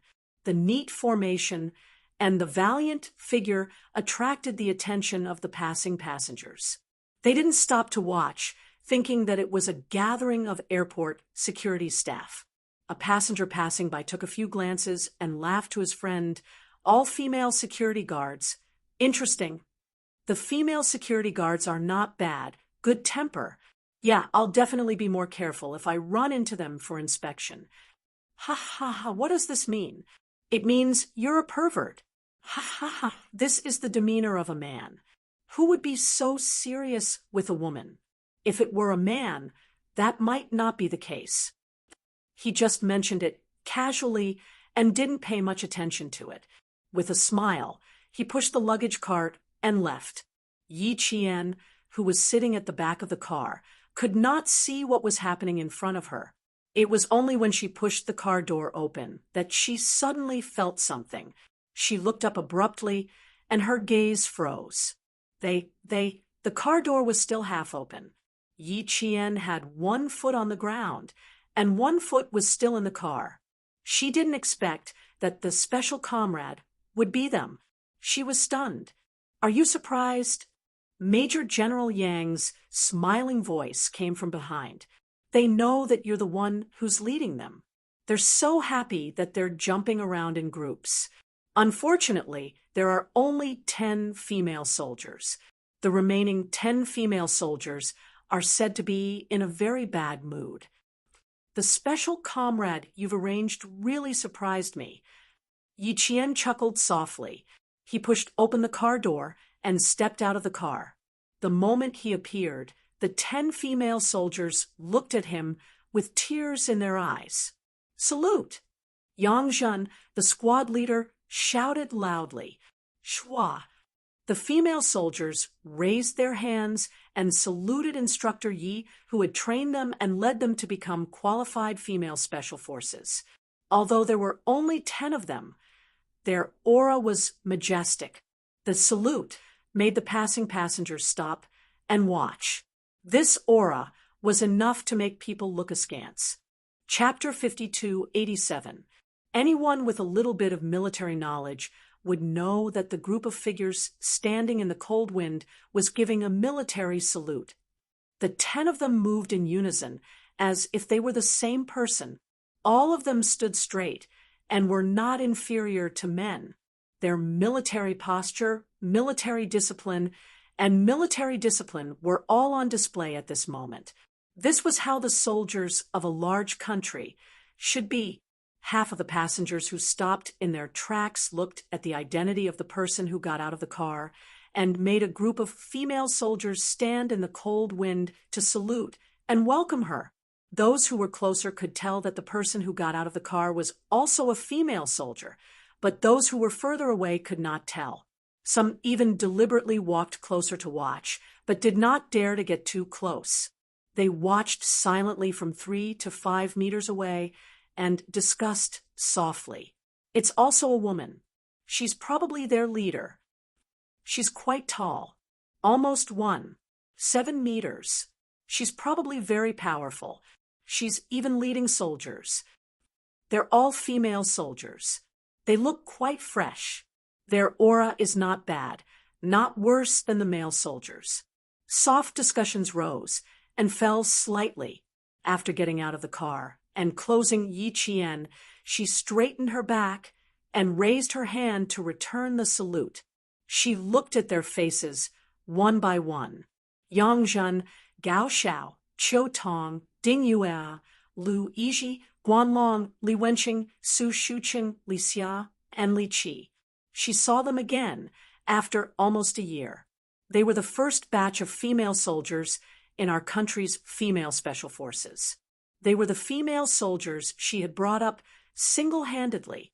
When the female soldiers saw Yi Qian return the military salute to them, their tense expressions instantly collapsed. They bit their lower lips and tears flowed out. Yang Zhen walked to Yi Qian's side. She suppressed her excitement and took a deep breath to calm her emotions. Reporting to instructor, the female soldiers have gathered. Please give your orders. Just like before, time seemed to have never passed. Everything was still the same as before, waiting for their instructor's instructions. Yi Qian nodded slightly and silently adjusted his breathing. It was as steady as a mountain and as calm as the surface of a lake. He looked at them with a gaze that could calm the hearts of the female soldiers. All of you, very good. I don't have any more instructions. All of you now are very, very good. No matter how calm she was, her voice was trembling at this moment. Special comrades, an absolute surprise. She really did not expect that it would be them, that she would see them again, and that she would lead them again. Yi Qian was happy, and so were the female soldiers. They hugged him one by one until Yi Qian's shoulder was wet. Those were the female soldiers' tears. All right. Why are all of you crying? Don't cry anymore. My head hurts when you all cry. Yang Zhen, as the class monitor, you should take the lead and cry. This won't do. Don't cry anymore. Wipe your tears away. All of you, pay attention. You have to be cautious even when you're outside. You're a soldier. You bleed, but don't cry. That's how it is in the team, and even more so when you're outside. Yi Qian, who had always been afraid of people crying, felt her eyes turn red. She couldn't cry. If she cried, who knew how badly these female soldiers would cry? Major General Yang didn't get out of the car immediately. If he did, the group of female soldiers would have to salute him again. It was better to let them relax a little. They didn't stay for too long and didn't leave a bad impression on the surrounding passengers. All of them revealed their true feelings to the point that it made them feel a little sad. After wiping away their tears, they were led by the airport staff through a special passageway to a separate waiting room. All of them wanted to hold Instructor Ye's hand and talk to her. Xia Jinyuan, who was far away in Liabi, paced back and forth in the temporary peacekeeping tent a few times. He still wasn't sure and asked the colonel in charge of the peacekeeping force, "Are you sure that a female soldier named Yi Qian is leading the team? Are you sure?" Chapter 5288. Xia Jinyuan, who was still in Liabi, had just returned from patrolling outside 10 minutes ago. As soon as he entered the barracks, he was called to the tent by the colonel in charge of China's peacekeeping work. Before the colonel could speak, a messenger from China came in to report on work. It was no secret that China had sent peacekeepers to Liabi. Xia Jinyuan listened in and found out that there would be 50 peacekeepers coming to Liabi this time. 40 of them were male and 10 were female. This was also the first time China had sent female peacekeepers. Previously, all the female peacekeepers were male. Even if there were female peacekeepers, they were mostly doctors and nurses. The leader of the female peacekeepers was Yi Qian. When Xia Jinyuan heard the name Yi Qian, he was stunned for a while. He waited for the messenger to leave before asking the colonel. When the colonel heard his question, he smiled and said, "Yes, it has been confirmed. The female peacekeepers will be brought into the barracks the day after tomorrow." "Why, do you know her? Girlfriend?" The last sentence was an unintentional joke. This lieutenant colonel was quite interesting.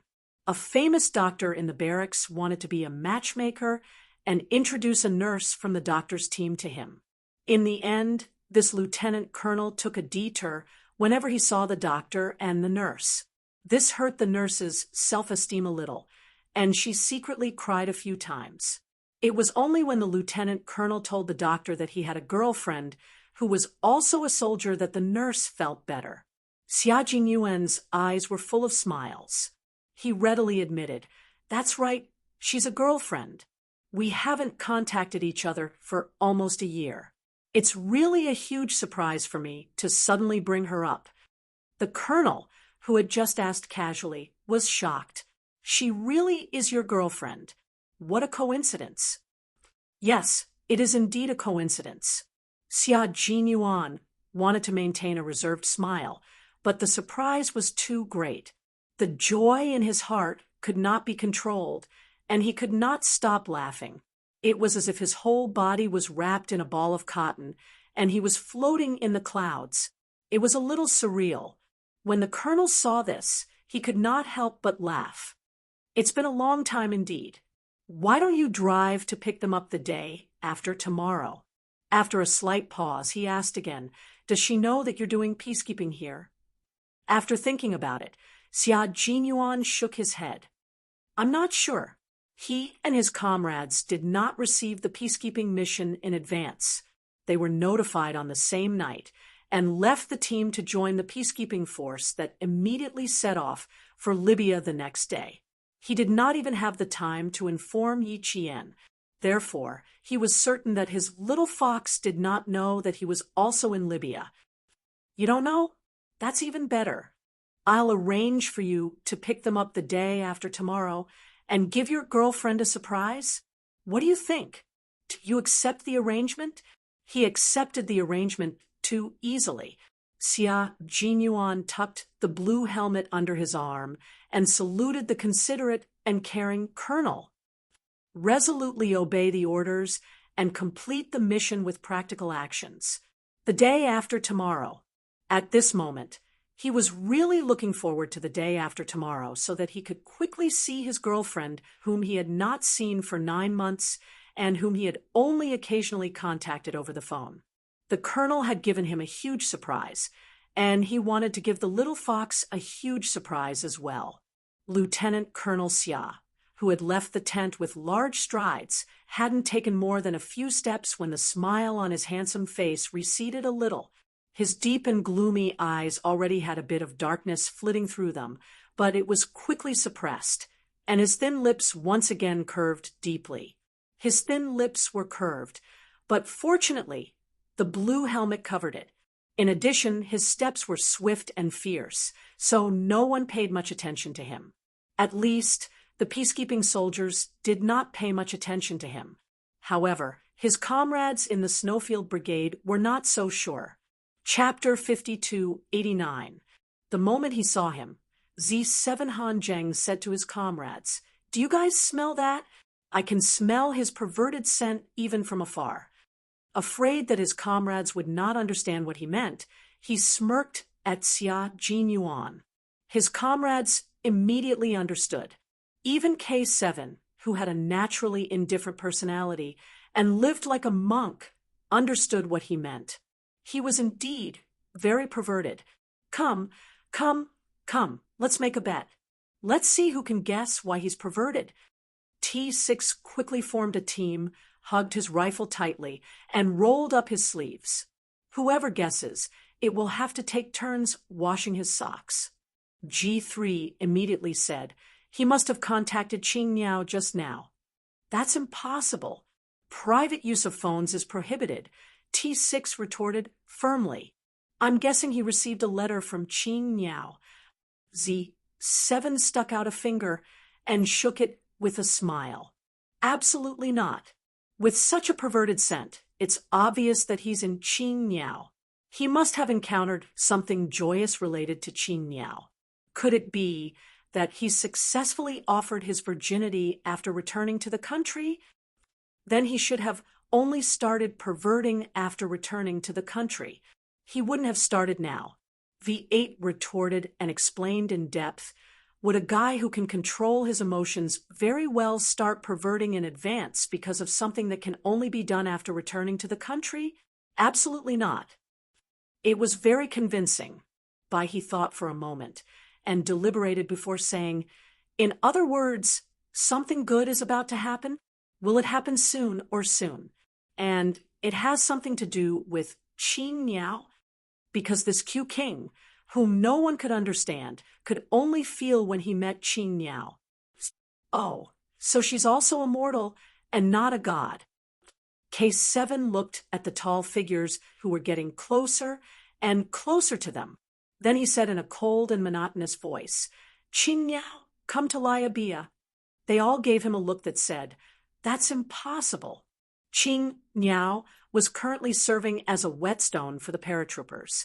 How could a whetstone leave just like that? It was absolutely impossible. But nothing was absolute, and there was always a possibility. When Xia Jinyuan saw his comrades huddled together to watch the movie, he composed himself and walked over to announce the good news that Yi Qian would be coming the day after tomorrow. "Damn, he's really coming over? You're not lying to us, right? K7 got it right? It can't be. Are you really coming over?" T6 and Z7 had the biggest reactions. T6 had initiated the bet because he didn't want to wash his socks. Z7, on the other hand, had always felt that his childhood friend knew Xia Jinyuan well enough. In the end, neither of them guessed correctly. Instead, K7, who was usually quiet and almost invisible, guessed correctly. Thinking about the fact that they still had to wash K7's socks, the two of them felt hopeless. Not only did Xia Jinyuan tell his comrades that Yi Qian would be coming the day after tomorrow, he also threw the question of, why is Yi Qian coming, to his comrades? After that, he asked, "Do you have any thoughts?" and waited quietly for his comrades to answer. His comrades, who had thought that Q King was extremely flirtatious, immediately composed themselves. Their resolute expressions were replaced with solemnity. Qing Niao was temporarily transferred to the paratroopers and suddenly brought the female soldiers from the army to Liabia for peacekeeping. There's some connection between the two. The female soldiers could have been led by their own squad leader or captain. There's no need for Qing Niao, who was temporarily transferred to the paratroopers, to step in. G3 analyzed calmly. Is there any inside story? So far, I haven't received any inside information. The colonel only knows that the female soldiers are accompanying the male soldiers to Liabia for peacekeeping. Xia Jinyuan sat down and pondered. Have you guys ever wondered why we suddenly joined the peacekeeping force? Chapter 5290. Was there even a need to think about this question? Don't we need to participate in peacekeeping? Why? T6 was dumbfounded. We came out at the end of July, and it's already November. Isn't what we're doing supposed to be peacekeeping? V8 glanced at T6, who had lost his cool, and whispered, "It's not that simple. Think about it carefully. Peacekeeping soldiers won't be dispatched at the last minute. All the soldiers who come out for peacekeeping will have 3 to 6 months of special training. We're only joining at the last minute, so there's already a problem here." G3 spoke slowly, and his gaze fell on Xia Jinyuan. "Q King, are you trying to say that our peacekeeping mission is not really peacekeeping but something else? That coming out with the peacekeeping forces is just a cover?" G3's analysis made his comrades look at Xia Jinyuan again. Since Q King had suddenly asked, did it mean that he had figured out something? "Don't look at me. If I knew, would I still ask you guys?" Facing the gazes of his comrades, Xia Jinyuan raised his eyebrows and said with a relaxed smile, "Qing Miao came a little too suddenly, so I suddenly thought about it. Now, you guys also think that there's a problem with our last-minute deployment, right? Before you asked us, I didn't think there was a problem." He rubbed his temples and was a little worried. "Now that you've asked, I think there's really a problem. Their captain never played by the rules. He would often mess with his comrades while he watched the show with folded arms. Sometimes he even liked to complicate simple problems and throw traps at them while he watched with a smile. He would only appear when they had a headache. A captain who liked to play pranks was really worrisome sometimes. Just like now," he sighed. "Q King, if you think there's a problem, just say it. We'll listen and stop guessing." This time, Xia Jinyuan really did not have a problem. He did ask his comrades because he could not figure it out himself, who knew that his comrades were also confused. Well, since no one could guess, he would just let nature take its course. If there was really something wrong, he would definitely inform them in advance. A black shadow fell from the sky and kicked straight at K7. His comrades sitting on either side of him reacted quickly and rolled away. K7 opened his arms and hugged the black shadow falling from the sky. A football. That scared me to death. I thought it was a mortar. The T6 combatant, who had dodged, quickly patted his chest with a smile on his face. There was no sign of fear on his face. They were now in the peacekeeping camp. Even if there were mortars, there would have to be the sound of gunfire first. The other one who dodged quickly was G3. He looked at the football in K7's arms and then at the group of small figures running towards them. There was a smile in his eyes. These little guys are getting more and more energetic. They're smiling more and more, Z7 added. He turned to K7 and asked, "Should we go over and have a match with them?" K7 weighed the football and really got up. K7, who had a cold personality, liked to play with the children. He played soccer with them, taught them how to speak Mandarin, and taught them how to run and hide when they encountered danger. His patience surprised his comrades in the Snowfield Brigade, including Xia Jinyuan. This was because they never knew that K7 liked children so much. "Let's go and play soccer with them." Xia Jinyuan also got up. "This is my first time playing soccer with a gun on my back." With the captain's words, the rest of his comrades were all in high spirits. Chapter 52, 91. These children were the ones they had encountered playing soccer during their routine patrol that day. The T6 combatant had kicked their soccer ball until it exploded. Before he could find a brand new soccer ball to compensate them, the Libyan rebels launched a full-scale war, and the children were sent to the Chinese peacekeeping camp. With the adults joining them, the dark-skinned children had a lot of fun. When K7 suddenly kicked the soccer ball into the net, one of the children shouted excitedly, "Oh, my God, he knows Weimai's skills too. Oh my God, he knows how to do it too." If Weimai could see this, he'd definitely be overjoyed. After clapping his hands, The child suddenly fell silent. The other children also fell silent. That was because their little friend, Wei Mai, would never be able to see him again. He had been killed by a bomb that day, and they could not find his body. The T6 combatants' eyes reddened. Wei Mai, the boy who ran over to take away the soccer ball he had kicked, even told him that he did not have to compensate him. He could kick something into it and sew it up with a needle before he could play again. After rescuing all the Gulf Coast reporters, they saw these children in the barracks. Only then did they know that Wei Mai would never have the chance to play football again. Only then did they know that Wei Mai's greatest wish was to see a new football one day. Wei Mai, who had died in the artillery fire, would never be seen again. Libya was a good place with a blue sky, vast land, and abundant resources. It was rich in rare minerals. Before the war broke out, although the people here did not live a rich life, it was comfortable and happy enough. After the war broke out, this place became a living hell.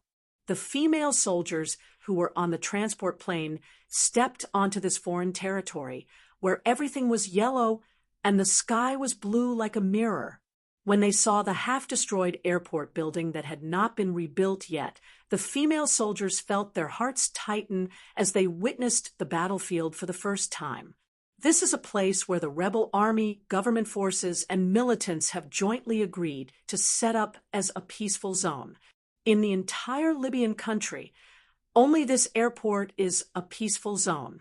No firepower is allowed to spread here. The person who led the escort team to the airport said in a deep voice. The person in charge of welcoming the peacekeepers at the airport said in a deep voice. His expression was so serious that it made all the peacekeepers' hearts feel heavy and their chests feel stuffy. Yi Qian looked into the distance and sighed softly in his heart. Our truck is parked outside the airport. After leaving the airport, everyone must remember that the rifle in your hand must never leave your body. You must hold it tightly at all times because you may need it at any time. You don't have to be nervous after entering the war zone. If anything happens, we'll take care of it immediately. You may also join the battle immediately. The rifles in our hands are our life-saving weapons. The peacekeepers who had just entered the war-torn countries clenched their rifles even tighter, and their expressions grew colder. From this moment on, they were real peacekeepers, peacekeepers who could be sacrificed at any time. The class monitor, Yang Zhen, secretly glanced at Instructor Yi, who was standing beside her. Seeing her calm expression and relaxed action of holding the gun, she couldn't help but sigh in her heart, as expected of Instructor Yi. Her psychological quality is not ordinary. As the class monitor, she couldn't help but feel a little nervous when she heard that she would be joining the battle at any time. However, their instructor, Yi, was still as calm and composed as before. She still had a lot to learn from Instructor Yi. Yang Zhen, who secretly took a breath, tried to relax herself as much as possible. Until the line left, she heard her comrades around her breathing very softly. Xia Jinyuan, who was outside, raised his wrist and looked at his watch. His slender fingers, holding the steering wheel, flicked from time to time. It could be seen that his heart was not very calm at the moment. Chapter 5292. When Yang Zhen heard her comrades gasping for breath, she felt a chill in her heart. She was the squad leader. If she showed signs of fear, how could she calm her comrades down? No, she couldn't be afraid. No matter how scared she was, she couldn't let her comrades see it. She had to hold on and be like Instructor Yi. No matter what, she had to be calm. Here, life and death were not multiple choice questions. It was either live or die. It was that simple. Yang Zhen took a deep breath again and felt the faint smell of gunpowder in the air. She said to the female soldier beside her, "Adjust your breathing and calm down. Don't be too anxious." "Yes, squad leader." The female soldier Ding Yue secretly adjusted her breathing and held the rifle in her hand tightly. She used the gun in her hand to adjust her emotions until there was no more fear in her eyes. Her gaze was firm as she stared ahead. Every step she took was exceptionally steady. They had left their peaceful homeland and came to a country at war. They were peacekeepers who watched the dawn in the darkness and spread peace in the turmoil. The planes at the airport were all United Nations planes. Not far from the airport was a United Nations super camp. Peacekeepers from other countries were stationed in the camp, including Chinese peacekeepers. The Camp Yiqian and the others were going to was not the United Nations super camp. It was the patrol area that Xia Jinyuan was in charge of. It was an area that sheltered refugees and was also the most dangerous area. This was because sometimes rebels or anti-government militants would sneak into the area as refugees and cause chaos. To ensure the safety of the residents, the peacekeepers needed to patrol every corner daily, including the ruins that had been destroyed by the war. When the female soldiers arrived here, they didn't need to go out for routine patrols. Many other things that required women's presence were handed over to the female soldiers. There were many female refugees in the refugee camp. They would have all kinds of problems. Sometimes the male soldiers couldn't handle them at all. The female nurses needed to take care of the patients and couldn't solve them in time. At this time, the female soldiers had to take care of them. As the leader of the female squad, Yi Qian, the lieutenant who came to greet them, and the leader of the male squad walked together. The lieutenant who came to greet them smiled and sighed to Yi Qian. Ever since the higher-ups arranged for the female soldiers to come here for peacekeeping, we have been looking forward to it. We didn't feel at ease until the day you got on the plane. We even privately wondered if they would change their minds at the last minute. It wasn't until the 10 female soldiers walked out of the transport aircraft that I finally felt at ease. The first lieutenant, no, it should be said that the entire peacekeeping force was looking forward to the arrival of the female soldiers. They really needed the female soldiers to be stationed here.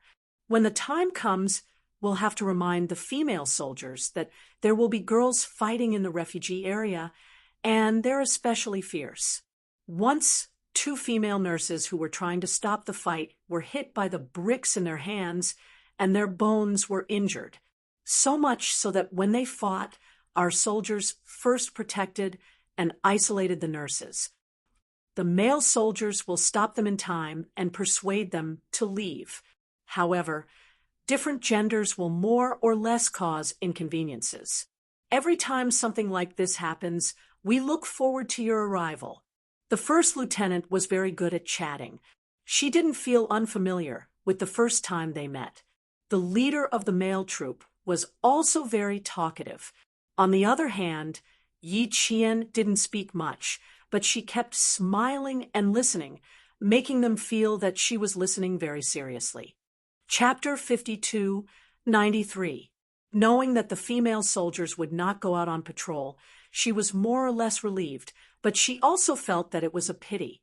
There was no war in the country, and the female soldiers lacked real combat experience. If they stayed in the camp, it would be difficult for them to encounter a firefight, and they would not be able to improve and train themselves in real combat. She still hoped that the female soldiers would have real combat experience. The special forces had to be a little special, and the tempering of war would make them tougher. Going to the battlefield was not a trivial matter. Even if she had an idea, she could not make a decision immediately. She needed to consider it comprehensively. Yi Qian, who thought as she walked and occasionally spoke a few words, led the female soldiers out of the airport maintained by the United Nations. The open truck that welcomed the 50 peacekeepers was right in front of them. There was no bus, and the windows and pillars of the bus would be affected by vision. It was possible that they would not be able to detect any abnormalities in the surroundings in time. The open truck had an unobstructed vision, and they could immediately defend themselves. It was actually safer. Standing beside a military jeep, Xia Jinyuan immediately saw the person he missed. He did not need to look for her, just a glance was enough. His eyes were burning with undisguised passion. He stared at the person who was getting closer and closer to him, without blinking. She was wearing the blue helmet of the peacekeeping soldiers and the camouflage combat uniform of the same color. He could always find her immediately among dozens of people. Yi Qian did not immediately notice Xia Jinyuan. She did not even know that her boyfriend was also in Libya. She did not expect to meet him here. Her gaze swept across the 5 trucks, and suddenly she felt a gaze that made her heart skip a beat. She stared at a certain figure in front of her, and her clear eyes instantly froze. Xia, Captain Xia? Why did she see Captain Xia? Was she seeing things? She could not believe it. She blinked hard and looked again with her eyes wide open. There was no mistake. There was no illusion. The tall figure standing beside the door of the second truck was her Captain Xia. Her mood instantly became excited. Her eyes, face, and body were filled with great joy. If she was not with the lieutenant and the captain of the male troop, she would have run all the way and directly jumped into the arms of her boyfriend, whom she had not seen for a long time. Yi Qian, who was very excited, restrained her urge to run over. The roaring surprise did not make her lose her composure. She quickly stabilized her expression, and on the surface she looked the same as before. Only her hands that held the rifle tightly revealed how excited and happy she was at this moment. Their gazes met across the air. If there was a substance, there would probably be electric current and sparks flying. Unfortunately, the two of them were able to control their emotions very well. No matter how happy they were, they would not let others see it. With just a glance and a smile of reunion, they already knew each other's feelings and intentions. Long time no see, my little fox. Long time, my Captain Xia. He didn't know if it was his imagination, but he felt that the aura of the green bird was very similar to Q's. Could it be that after being lovers for so long, even their temperaments were similar? Yi Qian also saw Bai He at this moment. She nodded slightly with a smile, and Bai He smiled back at her. Chapter 52:94. Although Xia Jinyuan and Bai He were arranged to pick them up, everything was arranged by the lieutenant leading the team. The lieutenant leading the team did not know that the leader of the female troop was the girlfriend of Lieutenant Colonel Xia, who had accompanied him to pick them up. The pair of lovers met again after a long separation, but they could not hold hands and express their longing for each other immediately. They had to settle everything first before they could have time for each other. The jeep stopped at the front of the 5 trucks, and the 50 peacekeepers lined up in the empty space in front of the jeep. Xia Jinyuan's gaze was like a woven net enveloping Yi Qian, whose back was facing him. As he listened to her commands and watched her movements, the darkness in his eyes grew deeper and deeper. She was clearly within his reach, but his longing for her was deeper and stronger than before. Yi Jian, who was in the whole team, deeply felt Xia Jinyuan's strong and intense longing. Her heart was trembling. Attention at ease, get ready. Yi Qian, whose heart was trembling, faced the female troops calmly. Even though the gazes behind her were so hot that they seemed to want to leave a mark in her heart, she did not turn back to look. She just quickened her pace and arranged for the female troops to board the jeep. Squad leader, here, arrange for boarding. Yes, the female troops' clear and crisp voices came with strength. 10 female troops were seen boarding the jeep at a speed not inferior to the male troops in the slightest. Their movements were identical, and they quickly boarded the jeep. They ran past the jeep and brushed past Xia Jinyuan's eyes. None of them recognized Instructor Xia, who had once taught the male troops in the same camp. Yi Qian, who was the last to hold the line, ran past, and heard her squad leader Xia whisper, "So handsome that I want to press you down and kiss you." Yi Qian's heart did not tremble, but her entire heart trembled. This guy is at it again. She ran past quickly, and Xia Jinyuan was sure that she must have heard what he said. His thin lips curved slightly like a cheetah sauntering across the grassland, elegant yet filled with extreme danger. Xia Jinyuan narrowed his dark eyes and said to Bai He, "I'm going to check on her. I have to bring her to my car." Bai He nodded and said to Bai He, "I'm going to see her. I have to bring her to my car." Otherwise, she would definitely have boarded the same truck as the female troops. This was not how he ran over to pick someone up. He had to bring her to his side and let her sit beside him. Bai He gestured for him to do as he pleased. If this flirtatious guy did not bring her to his side, he would be in a bad mood. Once he was in a bad mood. In the end, the unlucky ones were not others, but their poor comrades. Yi Qian was indeed planning to board the same truck as the female troops. Yang Zhen boarded the jeep, and Yi Qian was about to board the jeep as well. A man with a faint smile on his face said, "Long time no see, Instructor Yi." Yang Zhen, who had yet to sit properly in the jeep, heard the voice. Why did it sound so familiar? She immediately turned her head and looked to the side, her face full of surprise. "Instructor Xia." The female soldiers sitting in the open truck were all stunned. They felt that the voice was familiar just now, but they never expected to meet Instructor Xia again here. "It really is Instructor Xia. We actually ran into Instructor Xia here." The female troops were both surprised and happy. Even the uneasiness they felt towards this unfamiliar environment dissipated. Meeting an old friend in a foreign land did indeed improve one's mood. Xia Jinyuan did not greet the female troops warmly. He had a cold personality, so he could not be enthusiastic when he met someone he knew. A slight nod was already considered a warm response. Chapter 52:95. Seeing that all the female soldiers had stood up, he glanced at them coldly and frowned slightly. He said in a deep voice, "Take your guns and sit down. Now that you're here, you must be prepared to fight at any time." Before the female soldiers could stop smiling, they were shocked by Xia Jinyuan's cold gaze. All of them held their breaths and sat up straight, not daring to say another word. Instructor Xia had always been serious and could make the male soldiers tremble in fear. They must have eaten a bear's heart and leopard's guts to actually smile and greet Instructor Xia. Only Instructor Yi was not afraid of him.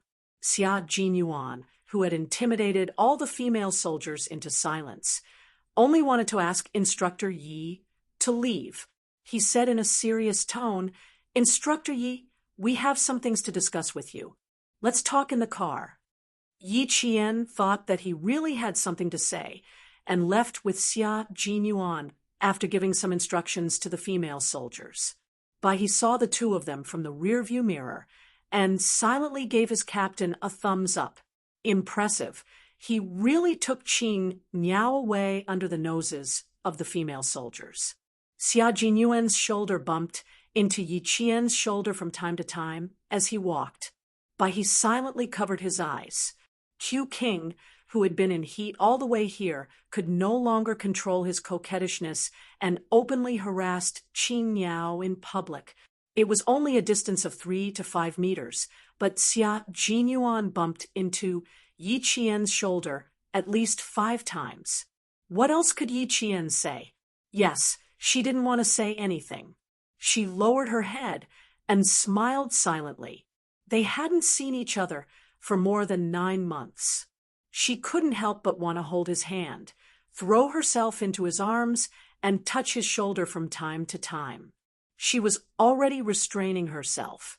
Bai He, who had silently eaten a jar of candy, in the car wanted to cover his cheeks. Love was indeed sweet. He could feel the sweetness even from inside the car. Bai He opened the car door and greeted Long time no see, Qing Yao. Yi Qian smiled until his eyes turned into crescents. By how long time no see? You didn't smile like that when you saw me just now. Xia Jinyuan, who hadn't gotten into the car yet, felt jealous. You even glared at me. He was jealous, but Yi Qian blushed. Don't you have something to discuss? Get in the car. If she let him continue, he would definitely say a lot of things that would make her blush. Since there was nothing to discuss, Xia Jinyuan was not shy. He bent down to get on the car and said to the white crane, "Hey, please lower your head." Yi Qian did not understand what was going on. He suppressed his laughter and quickly lowered his head. Soon, he heard the sound of a kiss that made him sweat. He was wrong. He was really wrong. Why did he recommend himself as a driver? His brain must have been flooded with water. The sound of the kiss was so loud. Couldn't they take care of his young heart? Yi Qian, who was kissed, was dumbfounded. She was so dumbfounded that Xia Jinyuan went straight for her. He bit her soft tongue and sucked on it. It was not a gentle kiss, but it was aggressive. However, Yi Qian could feel his deep love for her. His overwhelming longing made Yi Qian unable to push him away. The passionate kiss did not last long. It lasted less than a minute. It probably lasted for 30 seconds. The white crane only dared to raise its head when the sounds of kissing that made the bachelors sweat profusely were gone. It slowly turned its head and looked at the two of them with a hurt expression. "Gentlemen, I'm still young, and my body is still growing. I'm still developing morally, intellectually, and physically. My heart is still rather young." Fortunately, the kiss was short. If it was longer, he would protest and go on strike to change cars. Chapter 5296. Yi Qian felt as if her entire body was about to explode. She didn't even dare to raise her head. She didn't even listen to what he said. Perhaps she was so embarrassed that she blocked all 6 of her senses and rejected all external information.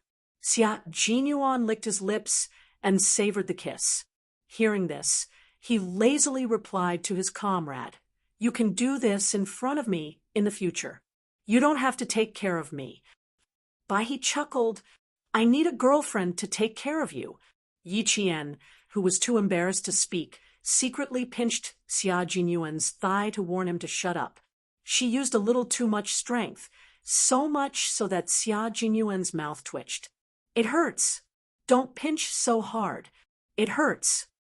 Xia Jinyuan naturally held the hand that was pinching his thigh. They held each other's hands tightly and slowly clasped their fingers together. The two of them went from holding hands to having their fingers intertwined. After kissing and holding each other's hands, Xia Jinyuan, who had been a virgin for many years, felt extremely satisfied physically and mentally. His life was better than that of a god. Their interlocked fingers were so tight that they seemed to have become one. The temperature of their palms was close to each other.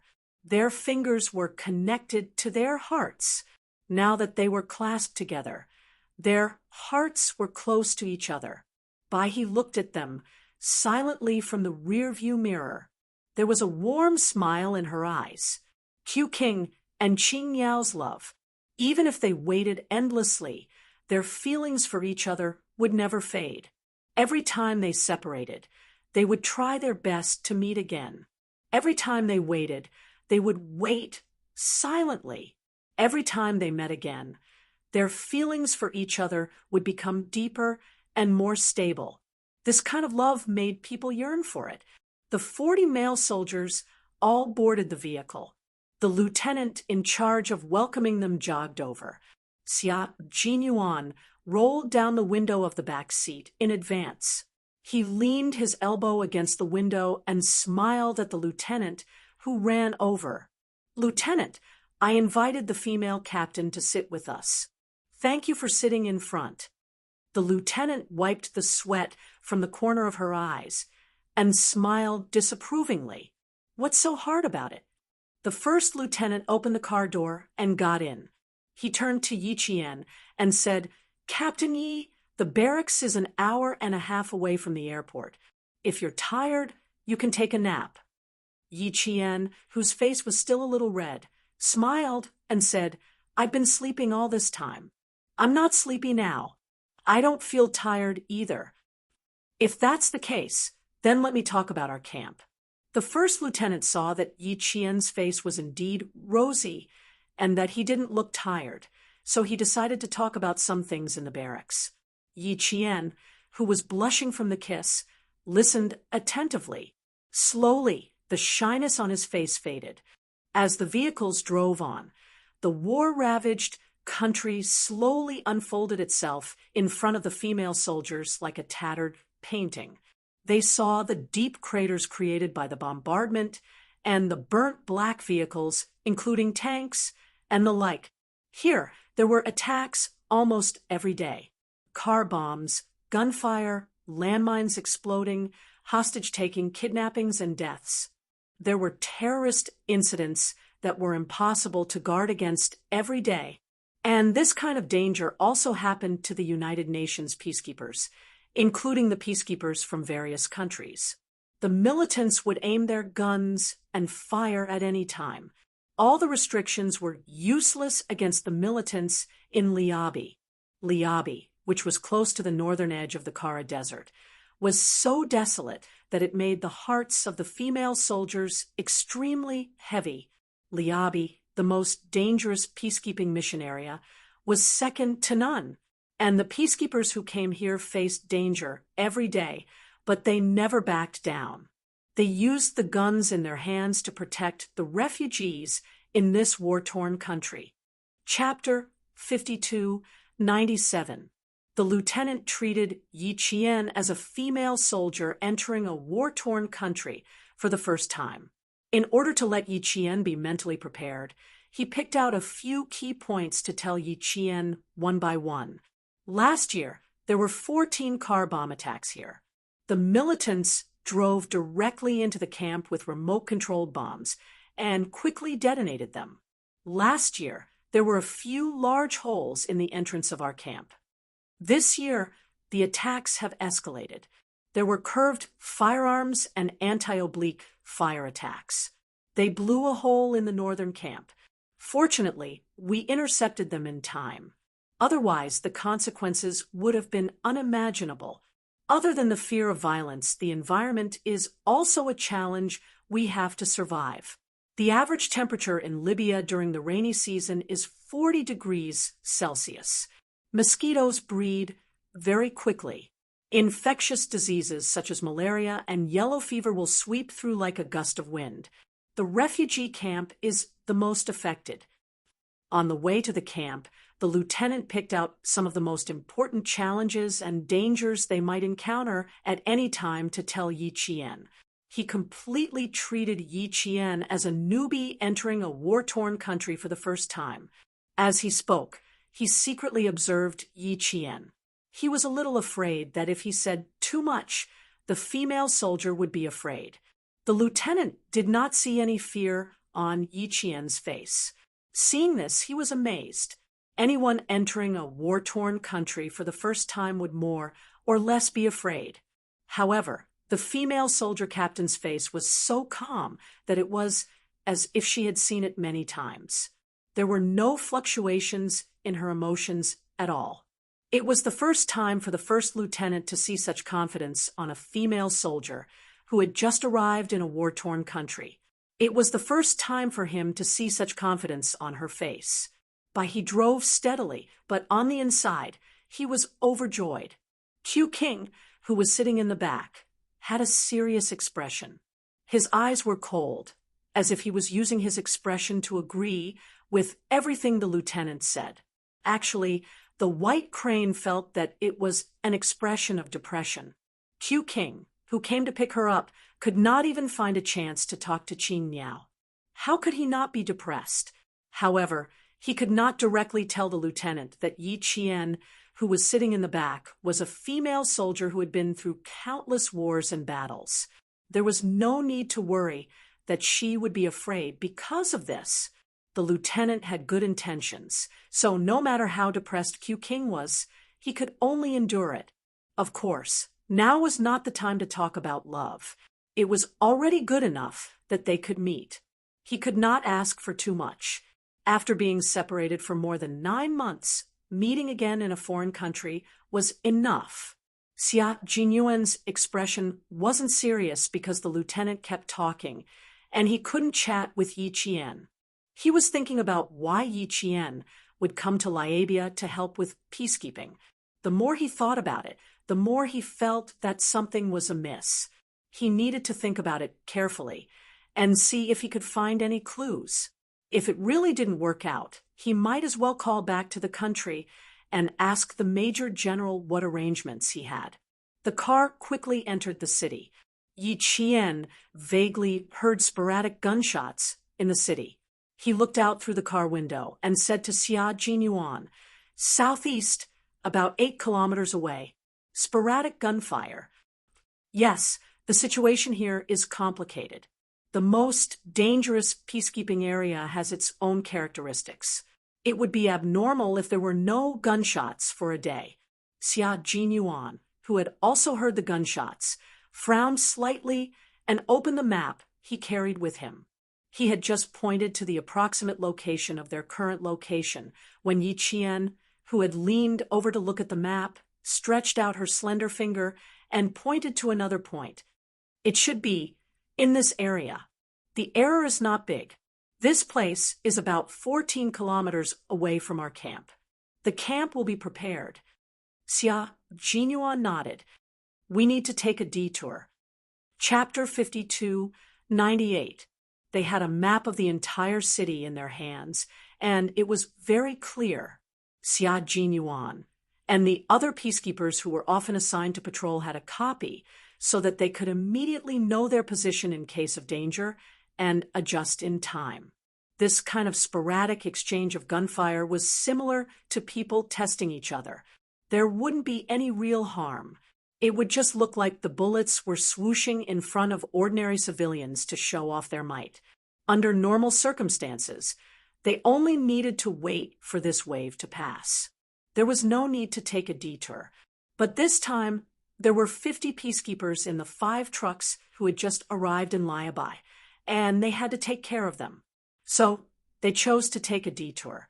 The first lieutenant also agreed to take a detour, but when he turned around and saw the 2 young soldiers talking back and forth, he was so tacit that he couldn't get a word in. Afterwards, he asked in surprise, "You know each other?" "Comrades in arms," He replied simply. "The 3 of us are comrades in arms and have known each other for many years."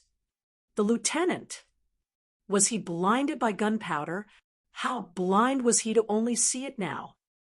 All vehicles, all vehicles, all vehicles, there are sporadic crossfire points ahead. To ensure safety, take a detour. There are sporadic crossfire points ahead. To ensure safety, take a detour. All vehicles, please reply if you receive this. All vehicles, please reply if you receive this. Car number 1 received. Car number 1 received. Car number 2 received. Car number 2 received. Soon, the 5 trucks received their replies, and the jeep led the 5 trucks to take a detour to avoid the crossfire points. Under normal circumstances, the peacekeepers would not get involved in a crossfire like this. Now, the situation in Liabai was particularly complicated because of the addition of the rebel army. In addition, several large ethnic groups were secretly making small movements, causing the government forces to be unable to do anything else. The militants also came out to cause trouble, and they targeted both the government and several large ethnic groups. They might even secretly form an alliance.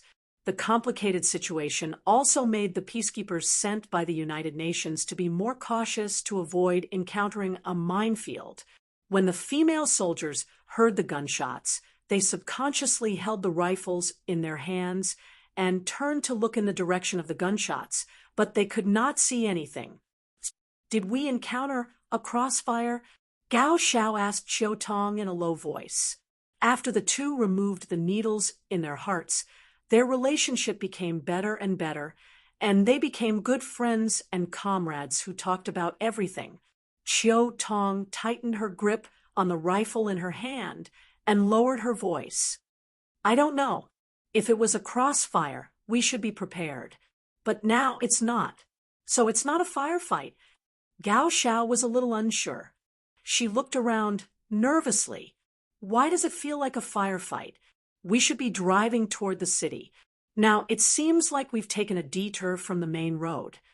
Originally, it was a straight yellow dirt road leading to the city. Now, the car turned down and turned into another road. It doesn't matter if it's a firefight or not. We need to be vigilant and react immediately if something happens. Qiu Tong was very calm. If they really got into a crossfire, they still had guns in their hands. Hold the guns properly. If we really get into a crossfire, you'll be so nervous that you won't even pull the safety bolt. Gao Xiao rolled her eyes. Would I make such a mistake? Who knows? Qiu Tong answered with a smile, which made Gao Xiao curl his lips. Yang Zhen looked at the two who were whispering to each other and reminded them, You two, be careful. Don't talk endlessly. Pay attention to your surroundings.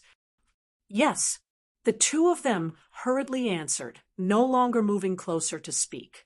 Only Gao Xiao had a big heart and could speak when the time came. Yang Zhen chuckled and did not criticize him. Chapter 5299.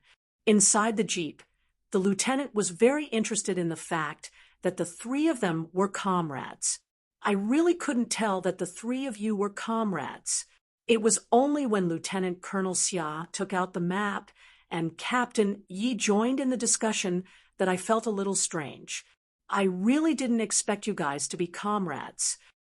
Including Captain Yi, you have 8 comrades in Laya by this time.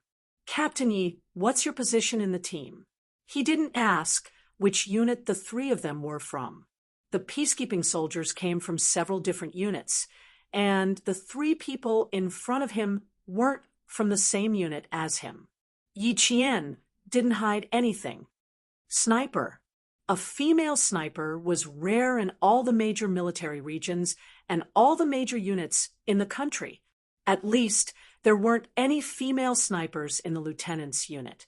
Therefore, the lieutenant was so shocked that his eyes widened. Sniper position. That good. Even a sniper is here. Not bad. We have a strong team now.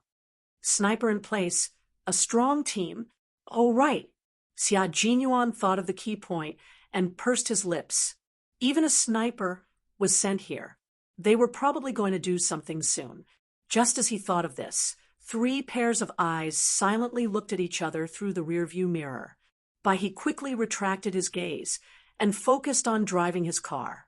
Yi Qian retracted his gaze and smiled at Xia Jinyuan. The 3 of them didn't need to speak to know what each other was thinking. They had been comrades for many years and had gone through many life and death situations together. Their tacit understanding was very deep.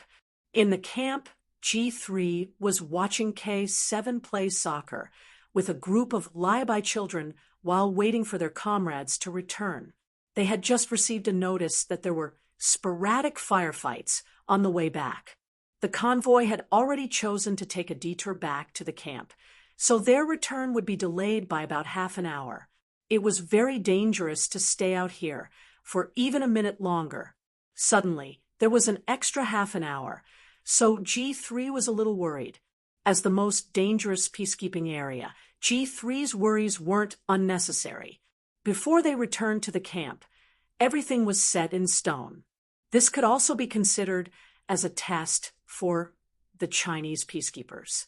The 50 peacekeepers who passed through the village did indeed encounter some trouble. In front of the road leading to the city was an iron fence with sandbags piled behind the iron fence. The lieutenant put down his binoculars, his face a little cold. There are guns on top of the sandbags. The village where the Walla people live has always been close to the government army. Their village is a village with its own armed forces. They have been secretly supporting the government army, so they are unlikely to block the road leading to the city. In terms of actual combat experience, the first lieutenant who had just spoken had to step aside in front of the 3 people in the car. While he was still analyzing, Yi Qian pulled down the safety on his rifle and entered combat mode in the next second. Bai He, who was driving, passed a message to Xia Jinyuan through the intercom in the car. Xia Jinyuan, who took the intercom, informed the relevant personnel in each car coldly, "Get ready for battle. There are unidentified people ambushing in front.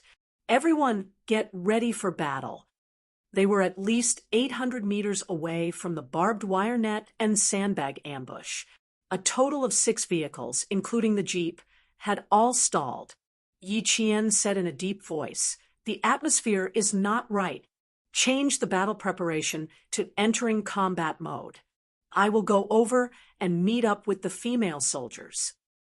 She had to bring the female soldiers with her. The male soldiers definitely couldn't send anyone to command the female soldiers. She also didn't feel at ease leaving the female soldiers in the hands of the male soldiers. They didn't have a break in period and lacked tacit understanding. Chapter 5300. When the car stopped, the female soldiers subconsciously put the rifles in their hands in front of them. The 10 female soldiers were divided into 4 directions. Before the peacekeeping soldiers in the car, who had received the notice, jumped down, they were already ready for battle. The female soldiers from China's 1st Female Special Forces Unit were more sensitive to their surroundings than the male soldiers could imagine. Xia Jinyuan, who got out of the car with them, saw the female soldiers ready for battle and nodded slightly. He was very satisfied with their actions. The peacekeepers who came to inform the female soldiers were surprised to see this. They heaved a sigh of relief and looked up to inform Yang Zhen. "Yang Zhen, there's a situation in front. Lead the team and get out of the car." "Yes." Yang Zhen put away her gun, and the female soldiers in charge of guarding the 2 sides of the car got out first. After they got out, the 2 female soldiers in charge of guarding the rear of the car jumped out, followed by the 2 female soldiers in charge of guarding the front of the car. Yi Qian, who came over, happened to see the 2 female soldiers in charge of guarding the front of the car get out. She had been paying attention to the female soldiers' reactions since she got out of the car. When she saw them get out of the car in an orderly manner, she walked over and praised them. "Not bad. You're very calm in the face of trouble. You gave me a big surprise." Yi Qian didn't see any panic. She only saw the calmness that a soldier should have on the battlefield. Just one retreat made Yi Qian more confident in the female soldiers. "There's a situation in front. The road leading to the city is blocked by unidentified people. We're still confirming it. If there's a problem, we can choose to retreat or fight. The possibility of us choosing to retreat is high. We won't easily exchange fire with anyone in Liabi, including the militants. As long as they don't fight us head-on, we won't take the initiative to fight." After Yi Qian finished speaking, Gao Xiao immediately raised her own question. "Since the possibility of us retreating is high, why didn't we just reverse and leave? Why did we get out of the car?" Gao Xiao had always been the resourceful person in the team. She was a little impatient, but with Qiu Tong looking forward to it, the 2 of them cooperated quite well. When she asked this question, the female soldiers all looked at Yi Qian. "Right, why did they get out of the car?" Yi Qian pointed to the small village in front. "Because the residents of Liabi live there. Before the situation is clear, we need to stay and confirm that there's no problem before we retreat. If there are any problems, we need to negotiate. Qiu Tong, keep an eye on the high point." "Yes." Qiu Tong answered in a deep voice. Gao Xiao dared to charge and risk his life on the training ground. If something really happened later, she was also worried that Gao Xiao would risk his life. 10 female soldiers waited under the cover of the truck. After more than a year of training, this group of female soldiers was no longer the same as before. Even their eyes were several times sharper than before. The sun shone on their young faces. Their faces were much rougher than their peers, but they had tenacity that their peers didn't have. They were like cactus that grew in the desert. No matter how bad the environment was, they could still face the wind and cold. 15 minutes later, the first lieutenant finally contacted the government troops stationed not far away from the village. He received a piece of news that made the first lieutenant's expression instantly turn grave. Lieutenant Colonel Xia, the village ahead was suddenly sealed off 3 days ago. Because there were no gunshots, the government troops didn't pay attention to it. Currently, the situation in the village was unclear, and the government forces were unable to provide any useful information. They said that, if the situation permits, they hope that we can send troops in to take a look. Chapter 53:01. Xia Jinyuan frowned slightly and raised his binoculars to look again. His vision was blocked, and he couldn't see anything. The situation in the village was unclear. The government army didn't send troops to check the problem, but they hoped that the peacekeeping force would send troops into the village. Xia Jinyuan put down the binoculars and said, "Go back the way you came." That village. Before the lieutenant finished speaking, Xia Jinyuan interrupted with a cold expression. "The government army doesn't even care about it. Do we have the right to care?" "That's true." The lieutenant immediately understood Xia Jinyuan's meaning. Sometimes they needed to be vigilant when negotiating with the government army. If the government army didn't come forward, the peacekeeping force couldn't easily come forward. Once the peacekeeping force came forward, it would directly cause a fight, and it wouldn't be as simple as a fight between militants and government army. It was impossible that the government army didn't know the consequences of the peacekeeping force taking the initiative to send troops. They clearly knew, but they still hoped that the peacekeeping force would enter the village to take a look. There were no twists and turns. Xia Jinyuan didn't believe it. "Get in the car. Get in the car. Go back the way you came. Quick, quick, quick." The lieutenant's voice came from the walkie-talkie. After receiving it, Yi Qian immediately arranged for all the female soldiers to get in the car. This time, she didn't sit in the jeep, but got in the truck with the female soldiers. In the village, a black man wearing a military uniform of a different brand looked into the distance and quickly came down from a high tree. Those idiots, they didn't lure the peacekeeping force into the village. The man ran into a dilapidated wooden house and said to several black men who were eating with their hands, "We should intercept them. We can't let them find out that this place has been occupied by us." Sitting in the wooden house were all men in military uniforms of a different brand. They were all rebels, and they could be seen all over the village at any time. The bastards of the peacekeeping force won't be easily fooled. They are very cunning. You expect those idiots to enter our territory just by saying a few words. Is it possible? No, it's impossible. One of the rebels, who was chewing meat in his mouth, wiped the grease off his fingers on his clothes. When he stood up, he didn't forget to pick up the rifle next to him. "We need vehicles, and they have vehicles. Let's go, guys. Kill them and take the vehicles we need. In the future, no peacekeeping bastard from any country will be able to pass through here." After saying that, the other 3 black men who were eating began to grin. "Great idea. They have 5 trucks and 1 jeep. We do need to take them all. Then what are we waiting for? Come on, guys. Let's move, guys. I'm already in a hurry." The 5 of them walked out together. The rebel soldier who had reported the news raised his gun and fired a few shots into the sky. Bang, bang, bang. Countless rebel soldiers rushed out from every corner of the village. At the same time, They made strange sounds of excitement. These people were all rebels. A few days ago, they entered the village with the help of the government forces, who also rebelled and occupied the entire village. As for the Walla residents, although they had their own armed forces because they didn't guard against the government forces who had been cooperating with them, all the armed forces were killed by the rebels. Now, only the elderly, children, and women were left in the village who didn't have any resistance. The sound of gunfire made the women and children in the village very scared. They hugged their children and shrank into the corner, not daring to move. Their eyes were full of fear and uneasiness. Chapter 53:02. They wanted to escape, but none of them succeeded.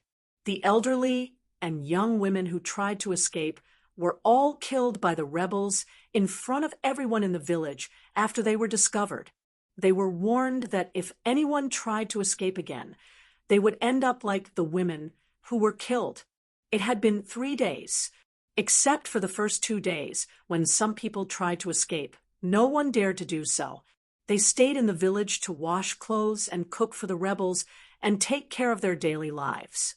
They hated them, but they couldn't do anything about it.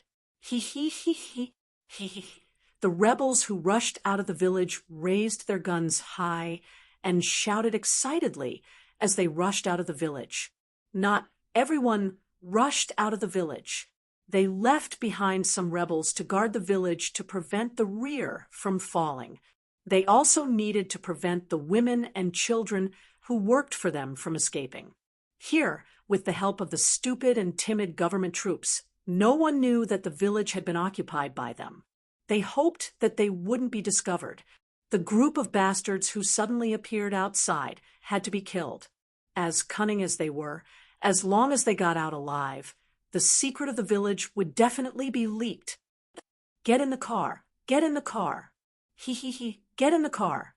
3 dilapidated trucks drove out, and the running rebels climbed onto the tailboards of the trucks with both hands. They were very good at jumping, and they pulled one another onto the truck. In the distance, Xia Jingyuan's cold voice came from the walkie-talkie when he heard the gunshots. There are gunshots in the village. The situation is bad. Speed up. Yes. The peacekeepers driving the 5 vehicles stepped on the accelerator. The vehicles roared as they retreated. Xia Jinyuan didn't sit in the jeep. He rode with the peacekeepers in the 5th vehicle.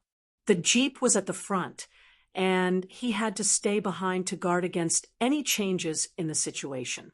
On the battlefield, they had to be prepared to fight back at any time. Even if they had already evacuated, they couldn't let their guard down. Yi Qian, who was riding with the female soldier, patted the back of the female soldier Guanlong's hand. Don't be afraid. I'm here. I won't let anything happen to you. Trust me. If they come, we'll just shoot. Didn't you train hard for years to kill enemies so that you can one day go to the battlefield? Now, this is the battlefield. It's time to put what you've learned into practice. It's time to test whether you can pass the test. Yi Qian emboldened the female soldiers, and the male soldiers were also emboldened. Xia Jinyuan was very direct. He told the male soldiers that he had been in the army for so many years and had seen too many situations like this. The most recent battle with the rebels was just half a month ago. Half a month ago, it was reported that 7 Chinese peacekeepers went missing. I was one of them. I lost contact with them from that night until the next morning. On the battlefield, your greatest enemy is often not the enemy you're facing, but yourself. When facing an enemy, you must first restrain your fear and maintain a calm mind. Only then can you fight better, protect yourself, and protect your comrades better. Although Xia Jinyuan said it so straightforwardly, in fact, he looked down on what he said. To describe it later, he was just feeding him chicken soup for the soul. The biggest enemy to resist the enemy on the battlefield is not the enemy, but yourself. T. Do you think soldiers don't know who they will be facing in the future? They train hard day and night, but they lose to themselves on the battlefield. What a coward! Chapter 53:03. Based on Xia Jinyuan's temper, if it was a soldier under him, he would have kicked him long ago. He would kick him until he got angry. The peacekeepers who had just arrived from China and had not even entered the barracks yet were already likely to encounter gunfire. No matter how calm this group of soldiers was, they were more or less a little nervous. They had not yet gotten used to the environment of sleeping under gunfire and had not completely put themselves in this complicated and dangerous war-torn country. Although they were well prepared, there was still a process. For example, now was a good time. When they heard the gunshots and heard the lieutenant colonel's calm combat deployment, the panic in their hearts lessened and almost disappeared. From the moment they were selected as peacekeepers, they were prepared to sacrifice themselves at any time. Now that they were facing danger, what was there to be afraid of? 3 trucks are chasing.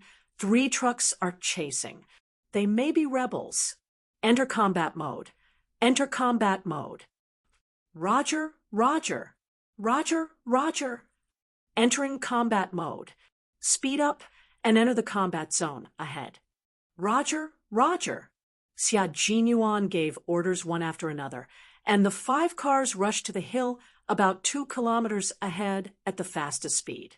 The lieutenant was on the phone with the peacekeeping camp and quickly reported the situation on their side. It was highly suspected that the village belonging to the Walla people had been occupied by the rebels. At present, the rebels' firepower was unknown, and they could fight with them at any time. The peacekeeping camp received the communication from the front.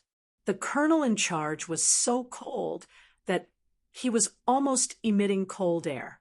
There were internal problems in the Liabi government. The negotiations were still ongoing, but there was no result for a long time. The United Nations wanted to join several times, but was rejected by the Liabi government. Now, they didn't even know that a village was occupied by the rebels. Soon, the government forces learned that a village of the Walla people was occupied by the rebels. During the confirmation process, the government forces stationed not far from the village insisted that the village was safe. As for why there were rebels wearing military uniforms, it was because of the Walla people's own armed forces. Why did they drive to block the Chinese peacekeepers? There must be some misunderstanding. They insisted that everything was normal and that the government would not immediately send troops to check the situation. Even if they did send troops, the rebels would stop them. The government forces would not easily start a gunfight. Everything was still under negotiation. As soon as they moved, the whole of Liabi would enter a new round of war. The Libyan government did not want another war. The rebel army was too familiar with the leadership of the Liabi government. They were part of the rebel army, so how could they not know? The rebel army knew very well what the government army was thinking and what their goals were. They knew that the government army was afraid of them and did not dare to go against them. If Xia Jinyuan had not informed them in advance that there was something wrong with the government troops stationed near the Walla village, they might have been deceived by the rebels. How could a village with its own armed forces be suddenly taken over by the rebels without any exchange of fire? No one would believe him if he said it out loud.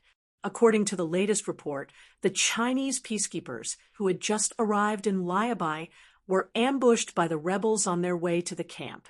Due to the vigilance of the Chinese peacekeepers, they immediately sensed that something was amiss in the village ahead of them. Thus, they avoided the danger and quickly retreated. The two sides exchanged fierce fire, but there were no casualties for the Chinese side. Chapter 53:04. The reporters at the front immediately reported the situation of the battle and zoomed in on the crossfire area. They could only see gunfire raining down from the sky. Bullets rained down on the surrounding dust, and even the clarity of the image was affected. The reporters at the front reported in more detail.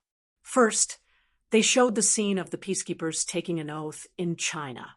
Then, the scene changed to the peacekeepers taking the oath and fighting to the death with the Libyan rebels.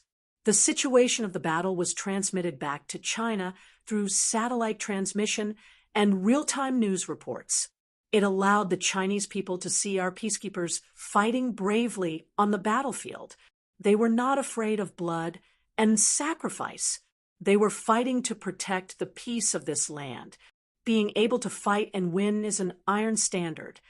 This is a requirement for every peacekeeper. It is also the best test of the combat effectiveness of the troops. Here, we can see our peacekeepers using their actions to tell the Libyan people that they are using their guns and their lives to protect the peace of this land. Although the reports from the war reporters were a little emotional, every word was true. There was no falsehood. The peacekeepers of our country did indeed use their lives to protect the peace of this land. They kept moving forward, always maintaining the fearless bravery of our soldiers, and with their unrepentant efforts, they showed the indomitable, brave, and tenacious fighting style of our local soldiers. Yang Zhen, retreat to the left. Cover from the back. Yes. Yi Qian, who was lying on the ground, shouted and ordered Yang Zhen to retreat with 2 female soldiers. Gao Xiao and the other 2 would cover for the next round of counterattacks. There were gunshots all around. Yang Zhen, who was lying on the ground and covered in yellow dust, led the female soldiers Li Xia, Su Shucheng, and Guanlong to the left. They were being suppressed by the firepower from the front, so the male soldiers had to come and help. Xia Jinyuan's voice came from the walkie-talkie. Sniper! Sniper! Destroy the enemy spotter at 11 o'clock in front. The sniper was Yi Qian. He turned his head and looked at the walkie-talkie below his shoulder. He quickly replied, Sniper, sniper, sniper. I'll give you 5 minutes. Take care of the spotter for me. Okay. With one hand on the ground, Yi Qian changed from a prone position to a squatting position and said to Gao Xiao, Qiu Tong, and Li Qi, you 3 cover me.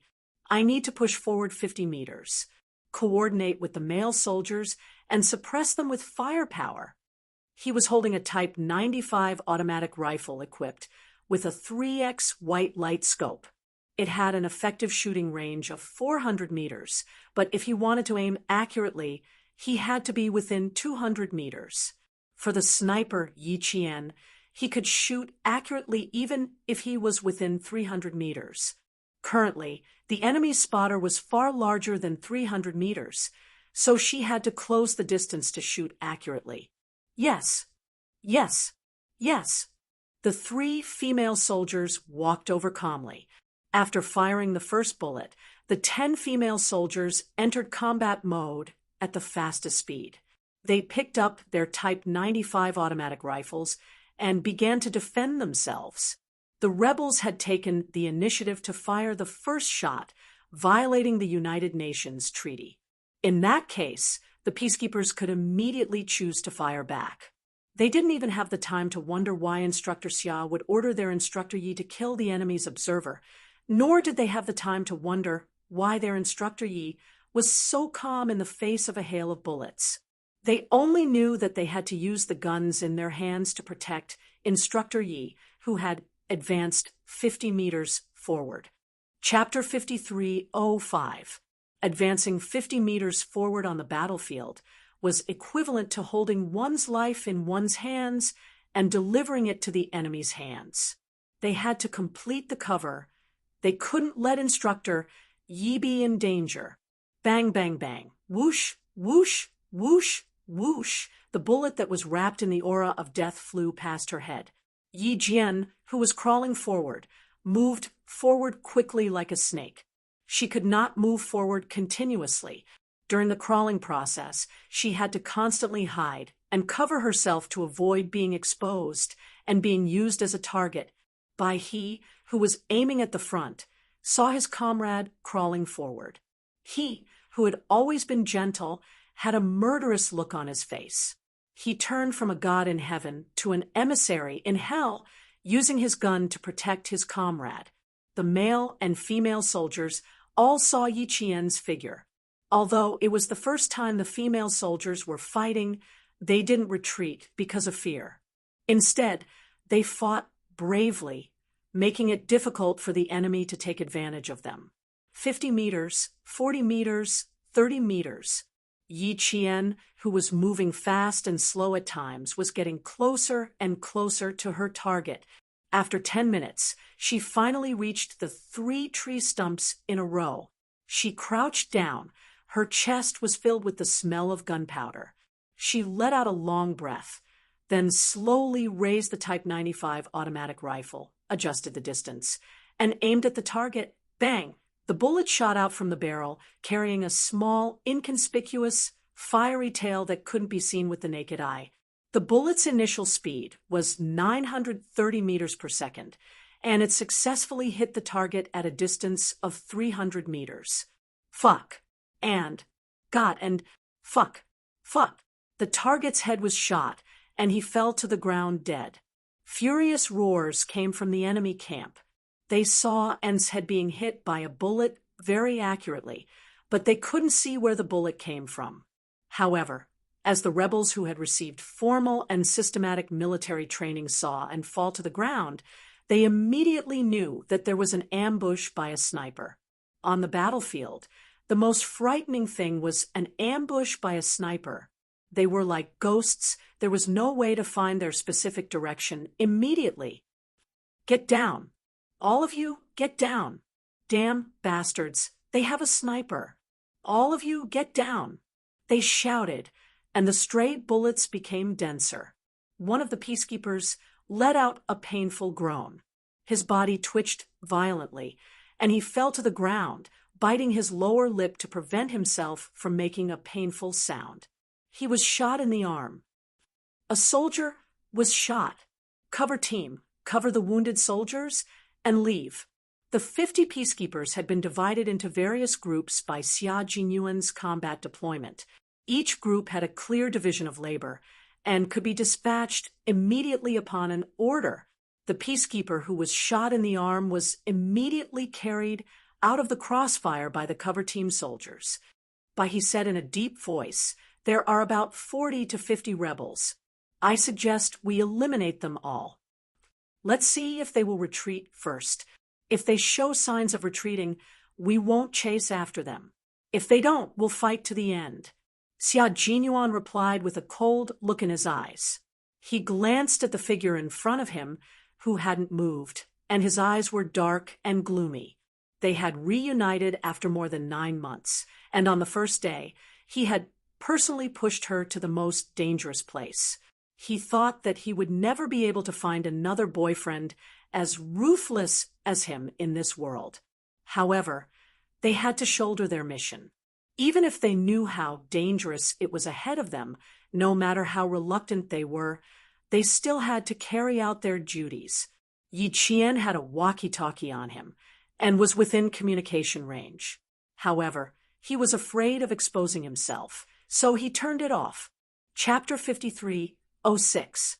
After shooting the target, she put away her rifle and tried her best to hide her slender body completely under the 3 tree stumps. She waited until the sound of the stray bullets caused by her own shooting subsided before she slowly moved on to the next target. She didn't wear a blue helmet and was surrounded by a sea of yellowish-brown.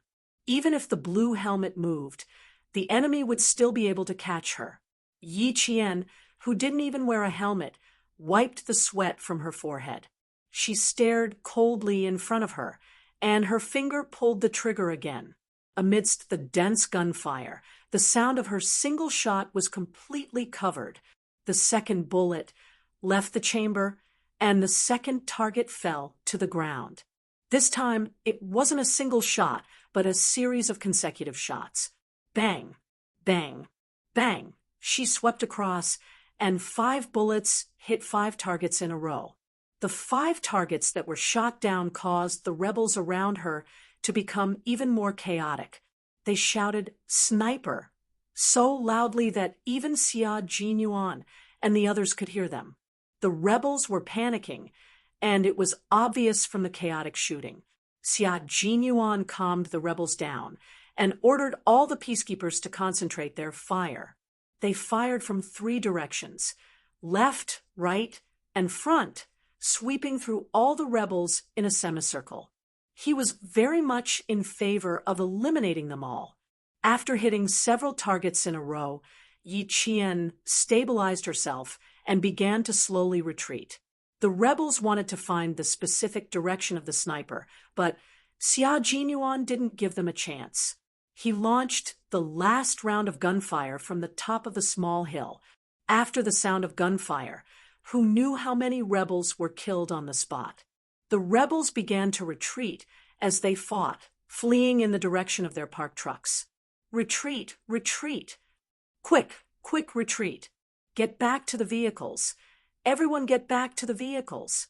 The remaining rebels shouted loudly, and one of them kept urging Yi Qian, who was ready to retreat, slowly raised her pistol. The target was 320 meters away, and the effective range of the rifle in her hand was 400 meters. There was no wind, so she could give it a try.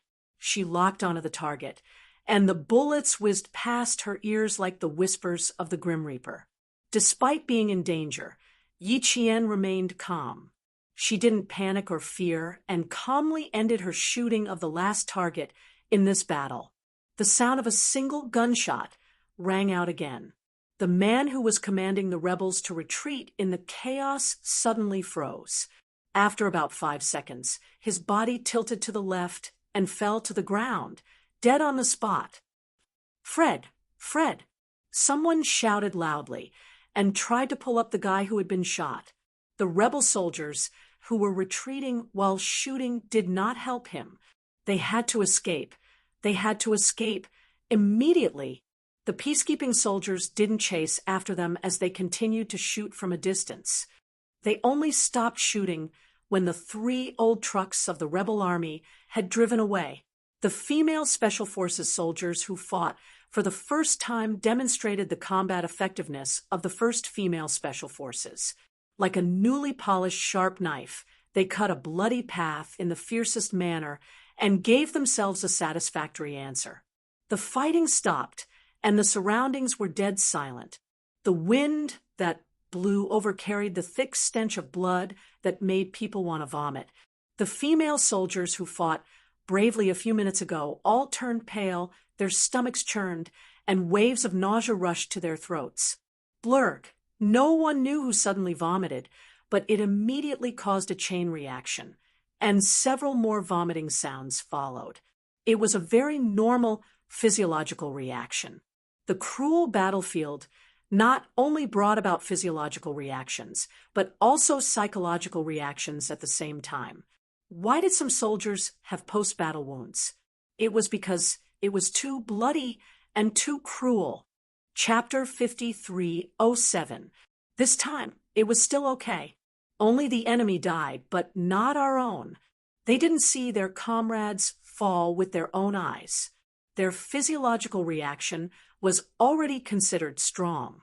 After the battle, Yi Qian, who was on guard against snipers, heard the sound of the female soldiers vomiting. He looked back with heartache and sighed softly. There was a process like this, and it was over once they got through it. 5 minutes later, Yi Qian retreated to the hill under the cover of Xia Jinyuan, and by he, the female soldiers had stopped vomiting, but their faces were frighteningly pale. Yi Qian opened his arms and hugged the female soldiers. His clear voice came slowly. "You are very brave, braver than I thought. You are the real female Special Forces in my heart." Instructor Yi. Gao Xiao buried her head in Yi Qian's shoulder. Her hands were still trembling, and her heart was more panicked than before the battle. "Aren't you afraid?" she asked in a low voice, and her voice was very hoarse. Yi Qian smiled slightly. "I started carrying out missions when I was still in my first year of university. I'm no stranger to fighting like today. I was afraid at first, but Later I wasn't, because we are fighting for justice, so don't feel burdened. Soldiers are trained for 1,000 days to be used in a single moment. Now is the time to be used. You are female special forces, so you can't be defeated so easily. Perhaps Yi Qian's comforting words were effective, but the female soldiers' complexions gradually improved. The male soldiers' condition was slightly better than the female soldiers. They didn't vomit, and only a few of them were a little pale. This was the first time they had killed an enemy with a gun. Seeing a living person die under their own gun, they would have a psychological process. The whole battle lasted less than an hour. The rebel army was on a whim and didn't prepare to send out troops. They pointed their guns at the Chinese peacekeepers who were ready and on standby. From the moment they showed their guns, they were doomed to fail. All the rebel army was annihilated. This time, the news report didn't announce the total number of casualties. This was to protect the peacekeepers and not to agitate the rebel army. At the end of the battle, the scene was a mess. No one cleaned up the scene, and no one cared about the corpses lying on the ground below the hill. 5 trucks carrying peacekeeping soldiers quickly withdrew from the battlefield and headed for the camp. One of their soldiers had been shot in the arm and was only given a simple bandage. They had to rush back to the camp to retrieve the bullet as soon as possible. The female soldiers sitting in the vehicle did not relax their vigilance just because the vehicle started again. They did not dare to relax until they reached the barracks. Even if the tragic scene of the enemy's defeat flashed through their minds from time to time, even if the memory made them somewhat flustered, they could not relax. Yi Qian shouldered the responsibility of comforting the female soldiers. Along the way, he chatted with them and mentioned 2 things that she had experienced in the past. She didn't mention the specific time and mission, so the female soldier thought that the mission she mentioned was something that happened during the 9 months she was away. With Yi Qian's timely counseling and the fact that Yi Qian was the instructor who led the female soldiers, they trusted Yi Qian very much from the bottom of their hearts. Gradually, the fluctuations in the female soldiers' hearts calmed down, and they slowly walked out of the shadows of the battlefield. As special forces, they were much more accepting than ordinary soldiers. Their ability to withstand pressure was also much stronger. After all, their position was to carry out high-risk missions. They only needed to effectively comfort them, and they could smoothly get through it. Chapter 53:08. In China, Commander-in-Chief Xia rubbed his temples, which were slightly dizzy from staying up all night. He turned off the TV and rested for a while before going back to work. The situation in Libya was more complicated than it had been a year ago. China had sent a total of 370 peacekeepers, and their mission was extraordinarily heavy. The peacekeepers were in danger, and so was the construction team supporting the construction of Libya. The Snowfield Brigade Special Forces, which had been sent out a few months earlier, had arrived with Yi Qian. The real mission for them should be coming soon. Commander-in-Chief Xia flipped through a document with the word "Top Secret" watermarked on it. This was personal information and also the mission Xia Jinyuan and the others had to complete. A core scientist from a certain country had been placed under house arrest for a year because he wanted to return to China to work. The Snowfield Brigade Special Forces mission was to rescue this scientist and bring him back to China. 5 months ago, the National Defense Headquarters received an email full of strange symbols. After receiving the email, the information processor did not treat it as a prank email because the email was encrypted. Those who knew the email address were all protected people. After receiving the email, the information processor immediately reported it to the National Defense Signal Management Center. After 3 days of deciphering, the contents of the email were finally deciphered. A scientist who had achieved success in a certain country's core technology had secretly decided to return to China to work. Without alerting anyone, he bought plane tickets for his entire family and planned to return to China through a transit system. The scientist knew the consequences of his decision, so he did not tell any of his friends, not even his lover or children. Unfortunately, he was controlled the night before he left. All the information in his hands was confiscated, including his home phone and his laptop. Before the laptop was taken away, he said that he had a rather important document that needed to be sent to the research center, because the research center would need it tomorrow morning. Using the last chance to access the computer, the scientist used a special method to send the email back to the country without leaving any trace on the computer.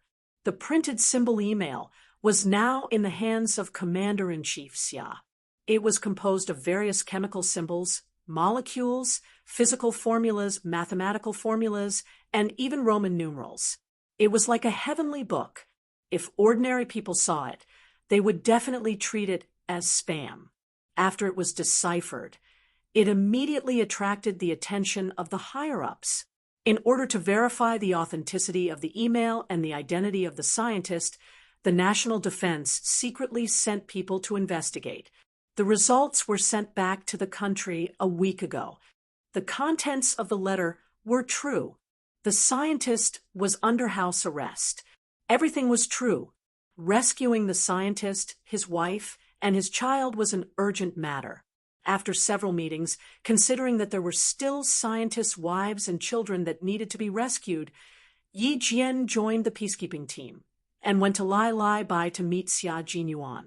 However, Commander-in-Chief Xia did not expect Yi Qian and his men to get into a fight with the rebels before they even arrived at the campsite.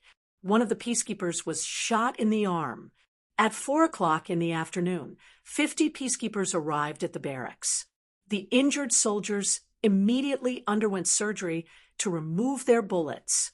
The female soldiers were also arranged by the peacekeepers in charge of logistics. Yi Qian did not have to do everything himself. After the car entered the camp, he parked the car and immediately informed his comrades. When they saw their captain bringing Yi Qian over G3, T6, V8, and Z7, who had been standing still, suddenly ran towards Yi Qian. Chapter 53:09. The four of them started running, while the other two stood still. He had seen Yi Qian before.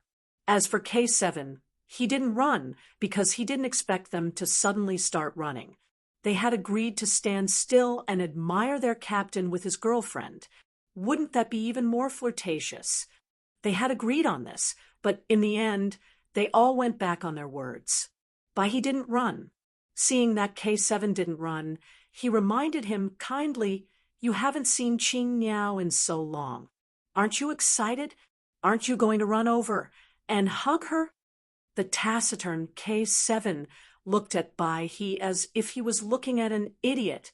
Of course, he was excited to see Qing Niao, but did he need to run over? Run over and hug her? Was their captain very generous? Would he allow them to hug Qing Niao so casually? How naive. K7 didn't move. He looked at them with a cold expression, as usual. He was stunned by his idiot look. When he saw their captain protect Qing Niao behind him, he raised his hand and silently gave K7 a thumbs up.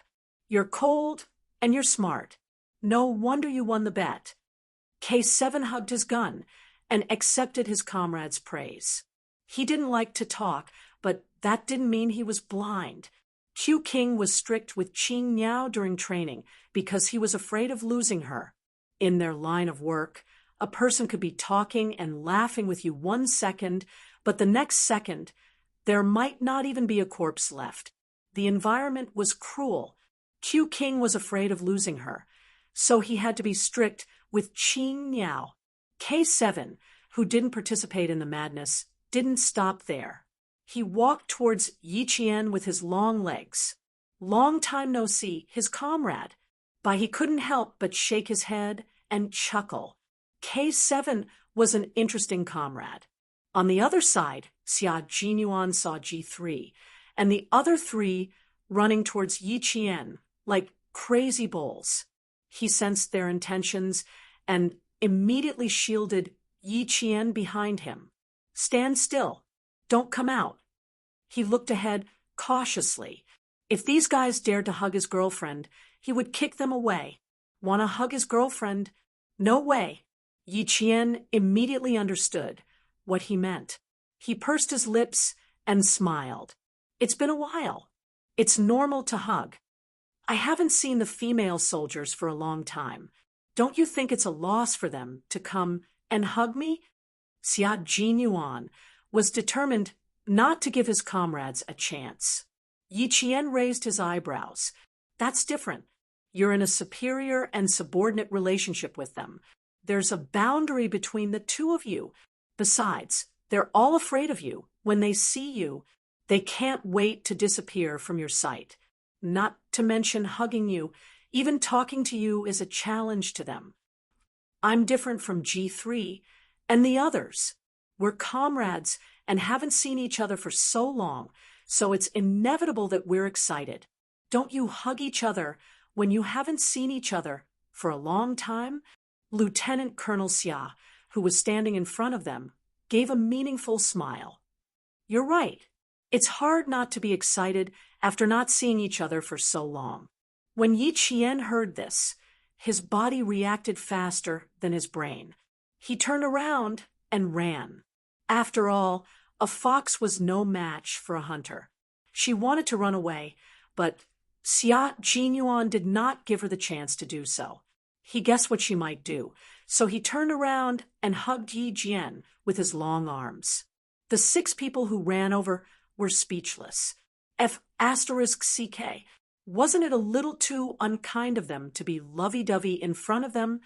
He felt better. His young heart was hurt in the car. His comrades who went through life and death with him should be hurt as well. This was what it meant to share blessings and hardships together. Chapter 53:10. There was no one around, so Xia Jinyuan's actions did not seem out of place. He hugged Yi Qian tightly, his thin lips close to her earlobe, and his low voice made Yi Qian shiver. "It seems like I was too restrained just now and didn't show the excitement that I should have. The first time I saw you, I wanted to hug you, I wanted to kiss you, I missed you so much, I wanted to, but I had to restrain myself. Now, I can finally hug you properly." He hugged her openly. Yi Qian, who had tricked herself again, felt like she was about to explode. This hooligan is acting like a hooligan again. She pushed his chest with both hands, but before she could take another step, Xia Jinyuan hugged Yi Qian and spun her around in circles. Yi Qian was so shocked that she pressed her hands on his shoulders. She could already hear his hearty laughter. He was really happy that she had come. He was so happy that even he, who had always been calm and collected, was beaming with joy. She looked around. Yes, there was no one else in the corner except for her comrades. She also did not see anyone else wearing a blue helmet.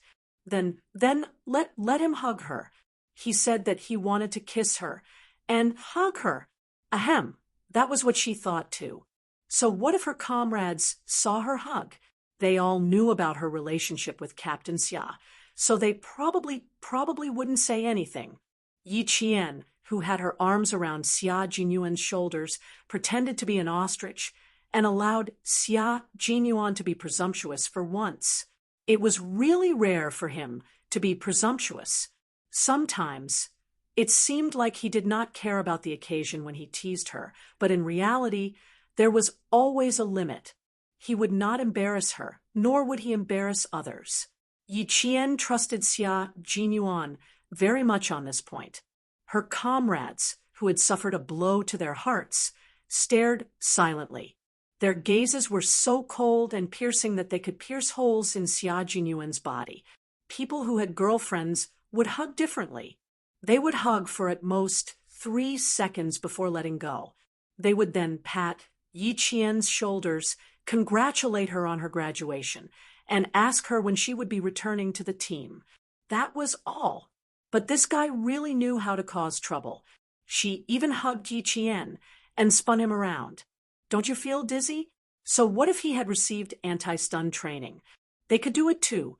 What do you guys think would happen if I learned from our captain and hugged Yi Qian and spun him around in circles? Z7 rested his chin on one hand and said thoughtfully. The T6 combatant looked at him and thought for a while before answering. I really don't know. Why don't you give it a try? V8 looked at T6, who was trying to take advantage of his comrades. He cleared his throat and joined in. Yeah, why don't you give it a try? There shouldn't be any consequences, right? We're all so familiar with each other, right? That's right. Since they're so familiar with each other, nothing will happen to them. The T6 combatant egged on. Z7 smiled. Why don't you give it a try? Your wife and Qing Niao have been good friends for many years. Their relationship is like iron. Ha ha ha. She wanted him to kick an iron plate? No way. Tisk, you're such a coward. If you don't dare, then don't say it. T6 raised his hand and did not fall for it. He explained seriously, recently my lumbar disc herniation has caused me to hug Qing Niao and spin her around. I'm sorry. I'm afraid I'll drop her. What a coincidence. I also have a lumbar disc herniation. It hurt all night last night. Z7 put his arm around T6's shoulder like a fellow sufferer. He had a pained expression on his face. Io, it's starting to hurt again. I need to put on a plaster. What a coward.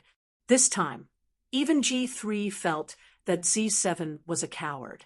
Chapter 53:11. Xia Jinyuan carefully put down Yi Qian, who had been carried around for at least 5 rounds. He even reminded her, stand firm, don't sprain your ankle. Yi Qian, who was standing properly, glared at him. She blushed shyly and said, now you're worried about me spraining my ankle? Why were you hugging me so happily just now? You can interpret it as an excited hug. Xia Jinyuan then turned to his comrades, who had been staring at him for a long time. He said, okay, I've hugged all of you. Let's find a place to sit down and have a chat. His comrades chuckled. So, be it if you're petty. Why are you still looking for excuses? In the end, they didn't hug each other. They all patted each other's shoulders instead. Xia Jinyuan couldn't help but remind them, be gentle, be gentle. Don't you know how much strength you put into your bare paws? G3 couldn't take it anymore. He solemnly suggested to Yi Qian, Qing Niao, you have to discipline him. He's so annoying. He's nagging like a woman. Are you saying that I'm nagging? Yi Qian asked with a smile. At this time, she had to be on the same side as her man. They had to be united against the enemy. G3 took a deep breath and smiled. No, as long as you're happy. G3 patted Yi Qian's shoulder and reminded his last comrade, K7, stop patting Qing Niao's shoulder. That petty man beside her is probably thinking about how to torture our bare paws. K7 walked to Yi Qian's side. Although he was excited, his handsome face was still cold. His tone wasn't cold either. He calmly said, welcome back to the team. Then K7 did something that all his comrades wanted to do, but didn't dare to do. After he finished speaking, he stretched out his arms and hugged Yi Qian. That's right, he hugged Yi Qian. He wrapped his arms around Yi Qian's shoulders and hugged Yi Qian completely in his arms. Damn, what an amazing person. Too awesome. How the F*CK did that work? Did he want to die? This was a ruthless character. G3, Z7, T6, V8, and Baiha widened their eyes so much that their eyeballs almost fell out of their eye sockets. That's too awesome. You dare to pull the whiskers out of a tiger's mouth. K7, from now on, you will be the big brother in their hearts. Looking at the team leader who had a dark expression on his face, the five of them tacitly took a step back, then another step back, then another step back, then another 3 steps back, leaving more space for the team leader with a dark expression. As for Xia Jinyuan, his expression was a little dark, mainly because he had taken precautions against K7. Who would defend against a K7? One didn't like to meddle in other people's business, while the other would go to the top of the mountain and sit there for a few hours when he had nothing to do. He would watch the clouds for a few hours and listen to nature music for a few hours.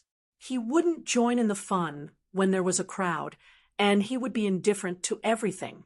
His comrades even said that K7 was a guy who was cold even when it came to sex. Such a cold and indifferent guy had done something that was definitely not something he would do normally. Xia Jinyuan's expression was dark, not because K7 hugged Yi Qian, but because he was blind. He didn't see through K7's cold and indifferent appearance and the lethal power he had. Yi Qian, who was hugged, was actually stunned for a moment, but she quickly reacted and hugged K7 as well. Like a brother, she patted K7's back 3 times, and the 3-second hug ended. After it ended, K7 frowned and looked at Yi Qian with a serious expression. It was as if he was thinking about something important in his life. His serious expression made Yi Qian's heart skip a beat. Chapter 53:12. Did she hug the wrong person just now? Shouldn't she hug K7 and pat his shoulder? What should she do? Did she make K7 angry? How could she forget that K7 hated interacting with them in real life? Oh no, she had touched a landmine. Xia Jinyuan's face darkened as he swallowed his words. He rephrased his words and asked coldly, I didn't even frown. Why are you frowning? I hugged you and you're at a disadvantage? It was clearly him and Qing Niao who were at a disadvantage. Okay. K7 only frowned for a while. He looked up at Xia Jinyuan and said calmly, you should be happy. Even someone as smart as Lieutenant Colonel Xia couldn't figure out what K7 meant. Shouldn't he be happy that he hugged his girlfriend? Yi Qian sighed softly. K7, I almost thought I hugged the wrong person. No. K7 shook his head. I'm just confirming something. His comrades saw that the atmosphere was harmonious and didn't look like a fight was going to break out. They all gathered around. Confirming what? Hugging Qing Niao to confirm something? K7, you're so brave. You're a real man. Z7 gave him a thumbs up. He was so scared that he pretended to have a lumbar disc herniation. On the other hand, K7 didn't talk much and hugged him right away. What a real man. His comrades had a strong thirst for knowledge. They were all anxious to get something out of Z7. K7, who was surrounded by people, said coldly, I don't like Qing Niao. He made his comrades dizzy before the bomb even exploded. He wasn't a real man. He was a fool who didn't care about his life. Yi Qian choked and kept coughing. K7, you win. Xia Jinyuan was expressionless. You don't like Qing Niao, so I should be happy. That's what you mean, right? Yes. The reckless idiot nodded. He wasn't afraid, but his comrades were. Oh my God! The sky is falling. What are you still standing there for? Run. Before he fled, G3 did not forget to pull Yi Qian with him. He also did not forget to remind Q King, whose head was filled with dark clouds and lightning, with his trembling voice. We're all brothers. Have some King mercy. Don't be so impulsive. Don't forget that you still have Qing Niao. After reminding him in a trembling voice, he pulled Yi Qian and retreated immediately. Danger ahead. Retreat, retreat, retreat immediately. Yi Qian couldn't stay even if she wanted to. On the left, G3 was pulling her, and on the right, T6 was holding her. Her feet were off the ground, and just like that, she was carried away by her comrades who cherished their lives and stayed away from danger. Come, come, come. Let's take a look at the camp and familiarize ourselves with the surroundings. Let's go take a look at the refugee camp. There's a bunch of cute kids there. If I had known you were coming, I would have troubled you to bring us a few footballs. The situation is quite complicated now. Sometimes I don't dare to trust the government forces when I meet them. I'm afraid that one of them will betray me. The refugee camp is already full. There are still many refugees who want to come in.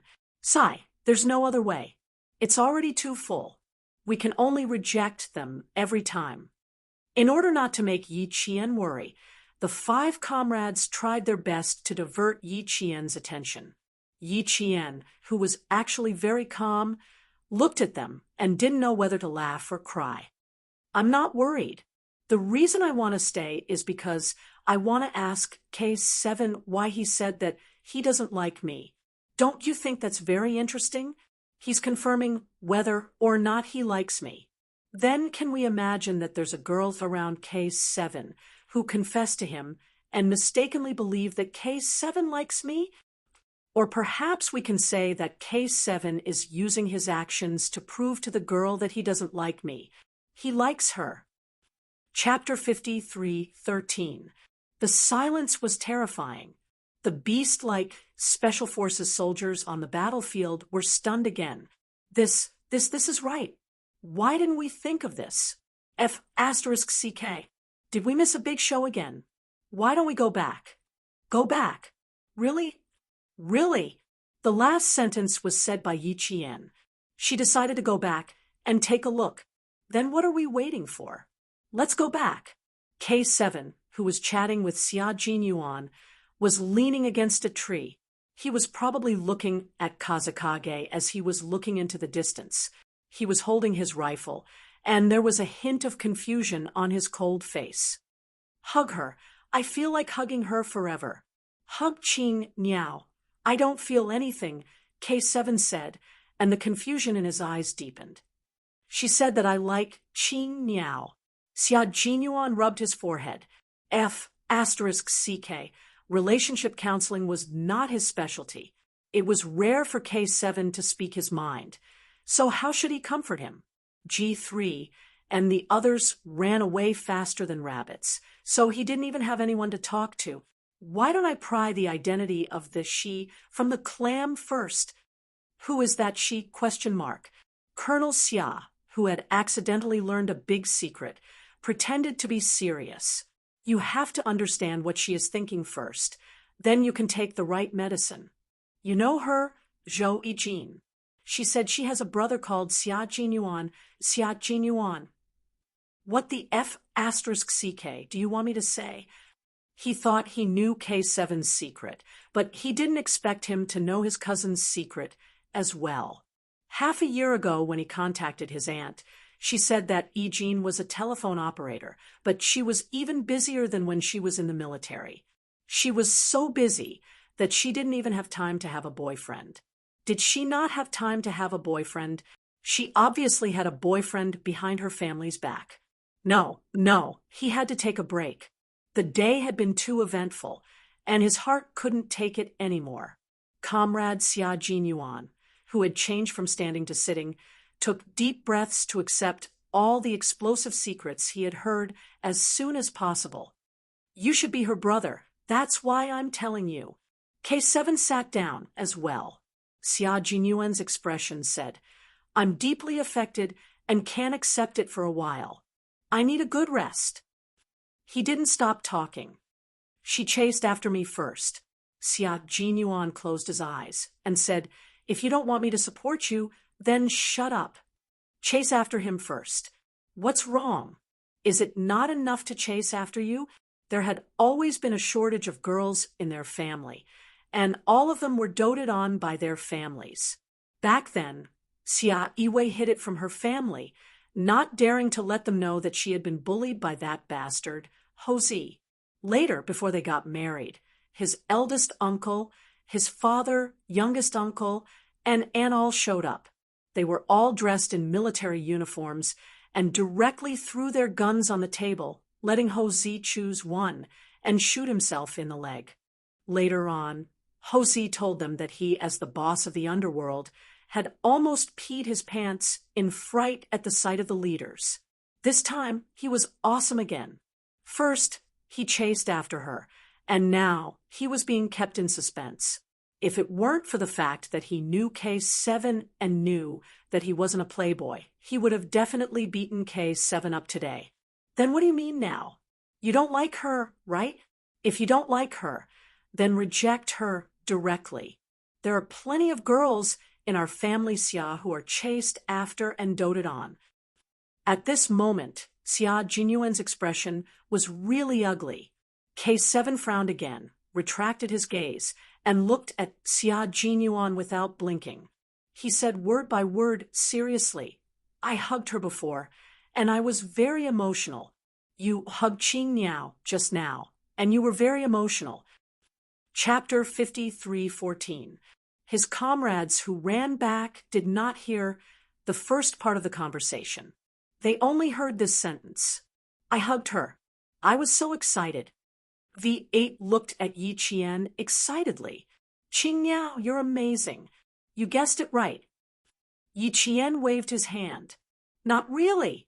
The main thing is that K7 is acting strangely. There must be something wrong. You can guess that K7 has someone in his heart just by hugging her.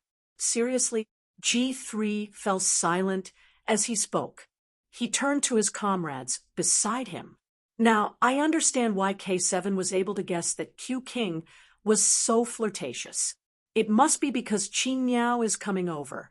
This guy must be thinking about her too. T6 stared at him. No wonder I lost. Come on.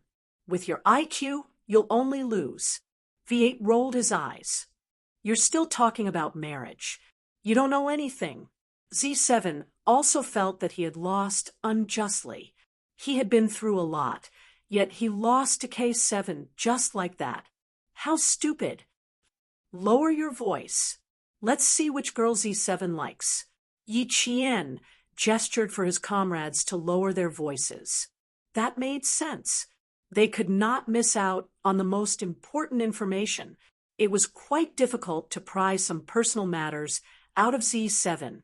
They could only rely on their captain and hope that he would be able to get something out of him. Xia Jinyuan, who had already gotten something out of him, asked with a poker face, So, I like her. I'll chase her. K7 replied calmly. It was as if he was sitting and watching the tides rise and fall. There was not the slightest ripple in his words. Do you think Yijin will agree to you if you chase her? Naive. Xia Jinyuan sneered. She's still in Liabi. How are you going to chase her? Using your soul? I'll chase her until she agrees. You can't stop me. His cold eyes shone with a ruthless light. For the first time, K7, who had no desires in his heart, showed his persistence. Yi Qian and Z7 were talking. Z7 said, Is it the Yijin I thought of? If it wasn't for that Yijin that we thought of, Captain Xia's reaction wouldn't be so big. The shocked Yi Qian calmly analyzed. The reason why they're so protective is definitely because we know Yijin. May I borrow the two of you? We're all comrades in arms. Can we share it together? Who is Yijin? The White Crane asked. Our captain's cousin is Zhou Yijin. Her mother is Director Xia of the Political Bureau. Her father is the principal of the engineering college, which is the military school whereby he studied. Her family background is quite prominent, right? Z7 generously shared what he knew. After that, brother is our captain and sister-in-law is our Qing Niao. Is there a chance for K7 to catch up with Yijin? Just hearing about this family was enough to excite him. Most importantly, the girl that K7 liked was Captain Xia's cousin. No wonder he was so daring. He had someone backing him. G3 said, In terms of family background, K7's family background is not bad. His whole family are doctors with authority. The founder of the famous hospital in Nangguang is K7's grandfather. In terms of family background, he's a good match. Family background isn't a big problem, but Captain Xia's side is a little more problematic. Would he be willing to let his own sister be? With K7, it's a little hard to say. Everyone fell silent at this point. Yes, family background wasn't a big problem. The problem with family was a big problem. Yi Qian lowered his head slightly and thought for a while. He shook his head and said with certainty, "No, Captain Xia won't have a problem because he understands all of us. The problem with family shouldn't be a big problem either. His aunt and uncle were both soldiers and were very open-minded. They wouldn't break up an affectionate couple just because of K7's profession. Xia Jinyuan wouldn't stop K7 because of his profession. He himself was the same. What right did he have to stop his comrade in arms? Therefore, he said, I'll watch over you and Yi-Jin. I won't get involved." Chapter 53:15. Xia Jinyuan made it very clear that he would not help K7 pursue Yi-Jin just because they were comrades. He would also not stop K7 from pursuing Yi-Jin just because he was Yi-Jin's brother. The matter between the two of them should be dealt with by themselves. No one should make decisions for them because of this. Whether it was good or bad, it was their own choice. K7 did not answer immediately. After a moment of silence, he said calmly, "I'm afraid of you. I won't say it. I already said that I've never been afraid of you." Only K7 had the ability to infuriate someone to death. Yi Qian saw that her man was clenching his teeth and quickly walked out from behind them. K7 overtook Yi Qian and walked out before her. He smiled and said, "Luckily I was smart enough to turn around. Otherwise, I would have missed the biggest secret of the year." "You're smart?" "Huh." T6 exposed him mercilessly. Qing Miao clearly said that she would come back and take a look. "How dare you say that you're smart?" Yi Qian, who was used to the way his comrades in the Snowfield Brigade interacted with each other, came out from behind them with a smile on her face. Xia Jinyuan looked up and saw his girlfriend walking over. He couldn't help but laugh. "You look quite happy. Why? Do you have high hopes for them?" The 6 of them hid behind a tree, while the 2 of them were discussing loudly. Did they think that he and K7 were deaf? Yi Qian walked over and sat down with them. She smiled and said slowly, "It's not that I have high hopes for them. I just think that since they both have feelings for each other, we can give it a try. Unlike you, when you chased me, I ran as far away as I could." It seemed like a casual slip of the tongue, but the serious atmosphere instantly became better.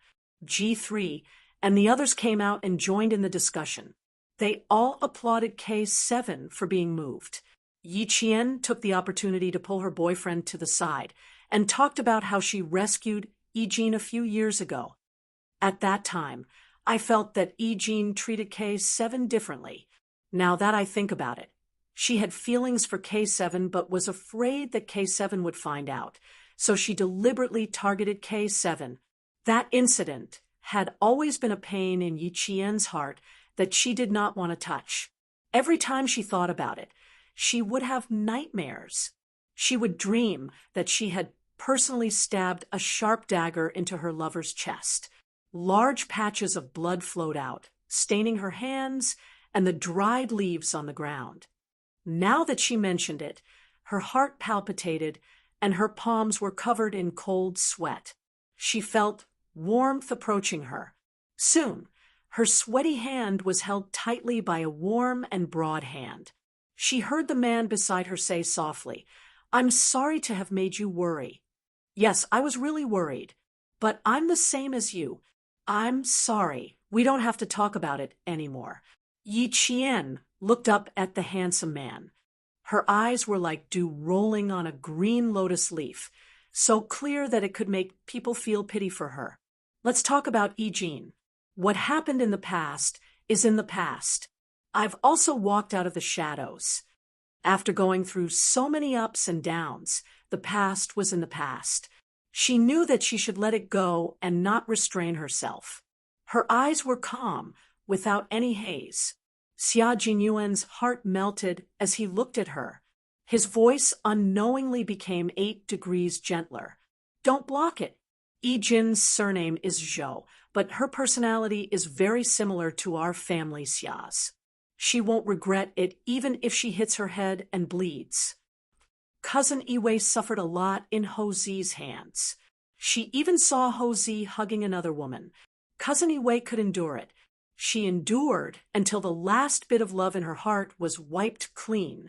Then, there was nothing to regret when they broke up. Yi Qian's heart trembled when she heard this. She was so determined that she was simply grinding herself. Chapter 53:16. However, it also meant that Family Xia's daughter had a firm heart. She was ruthless to herself, but she was also good to herself. Since she wanted to break it off, she would do it cleanly. She did not want to leave any memories for each other. The good and the bad would all end with the end of their friendship. For the rest of her life, that person would never appear in her dreams again. She would never shed a tear for that person again. Sometimes, being ruthless to yourself would help you live a better life in the future. Since Yi Jin has been interested in K7 for a long time, if I stop her, it will hurt the friendship between comrades. What does it have to do with me as her brother? Secondly, it will make Yi Jin more rebellious. The more I stop her, the more she will want to go. Why don't I just let her go and let her go? She will only know how to appreciate happiness after tasting all the joys and sorrows of life. Every sentence made sense. Yi Qian nodded gently. Then we won't interfere. Let nature take its course. He smiled and said, Case 7 is a blockhead. Now that the blockhead has sprouted, he will definitely treat Yi Jin well in the future. If he isn't a good person, I won't let him go either. Xia Jinyuan raised his eyebrows. Deep in his heart, he also felt that the two of them were quite compatible. Yi Jin was a clown.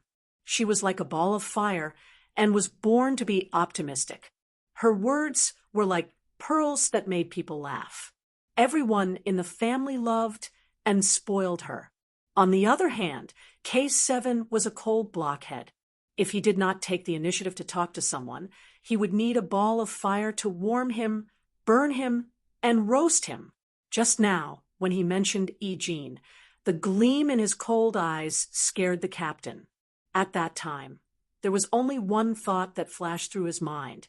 F***CK. I finally saw a living K7. He really thought so. On one side was his beloved sister, and on the other side was his most trusted comrade. He knew the character of both of them very well. If the two of them could really get together, he sincerely wished that the two of them would be together forever. The news of K7 falling in love with a girl swept through the hearts of the other 3 bachelors like a gust of wind. V8 Baiha and Z7, the 3 of them secretly bit on their handkerchiefs countless times. All of them were secretly thinking that they must take a vacation when they returned to China.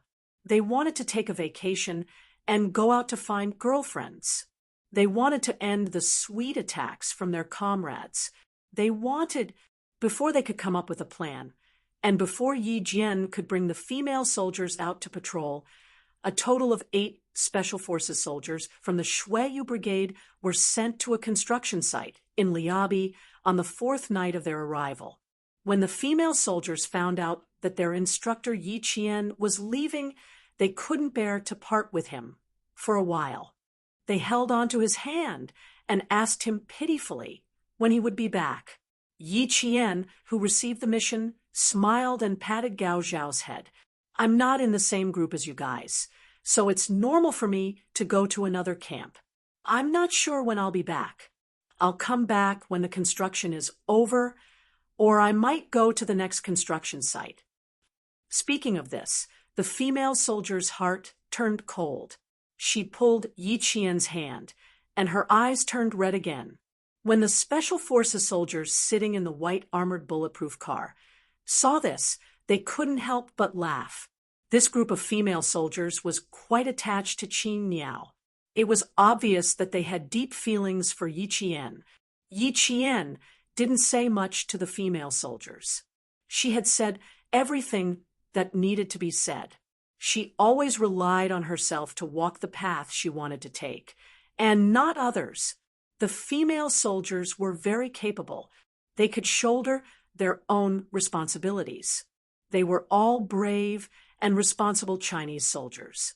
It wasn't until the armored bulletproof car was far away from the camp that the female soldiers reluctantly looked away. Their hearts were empty as the car drove away. It was very uncomfortable. Chapter 53:17. Without giving the female soldiers much time to adjust their emotions, the 10 female soldiers quickly joined the peacekeeping project. Hearing a sharp whistle from the refugee camp, the female soldiers with rifles on their backs quickly rushed in the direction of the whistle. Something had happened in the refugee camp again. What feelings of sadness and parting! As the whistle became sharper and the sounds of fighting became louder, the female soldiers focused all their attention on the emergency that they had to deal with. In the armored vehicle, Xia Jinyuan's gaze swept across his comrades one by one. There was a rare coldness in his voice. "This time, we entered the country as mercenaries to rescue a scientist's wife and child who were under house arrest. Our master is in charge of rescuing the scientist's wife and child. X and the other 12 are in charge of rescuing the scientist. Both sides will work together to send the scientist and his family back to China. According to reliable information from above, the scientist's wife and son have been secretly sent to Melbourne by the other country.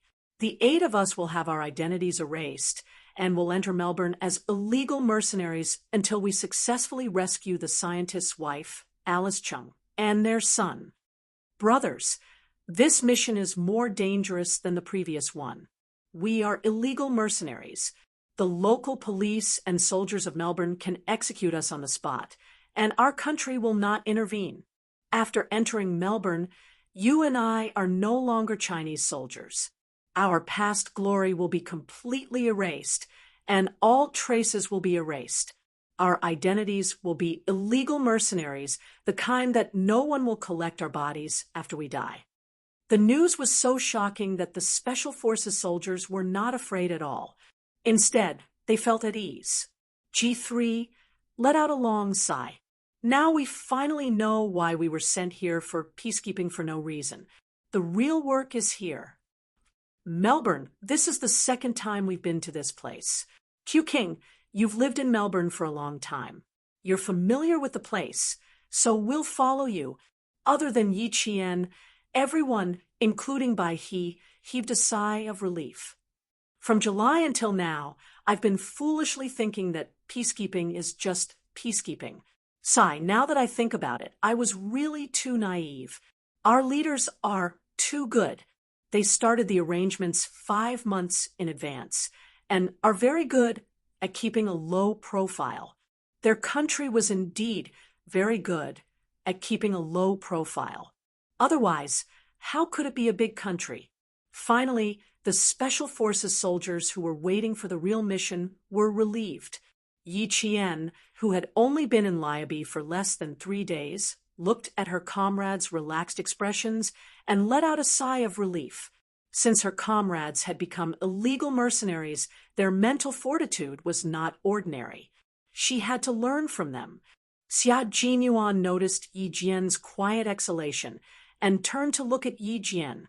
"You don't have to feel too burdened since it's your first time on such a mission. Although our identities have changed, we will immediately revert back to normal when we return." The prerequisite, return. Yi Jian, who was well aware of the situation, smiled brightly at him. She knew, so he didn't have to worry about her. They would definitely return alive. They would not lose their lives in a foreign country. Melbourne was a country where criminals dared to point their guns at the police. Back then, Cobra, who was a drug dealer, a painter, and a successful Melbourne businessman, was eliminated. He worked as a spy for a certain country under the cover of Cobra, who was a drug dealer, a painter, and a successful Melbourne businessman. Even so, it did not cause much of a stir in Melbourne. Chapter 53:18. Because there were too many people like Cobra in Melbourne, and there were also many criminals more powerful than Cobra. The Melbourne government would not care about Cobra, who had been killed by an unknown person. To them, they would be safer if all these people were killed. Xia Jinyuan himself did not expect to step into Melbourne again. However, he had nothing to worry about.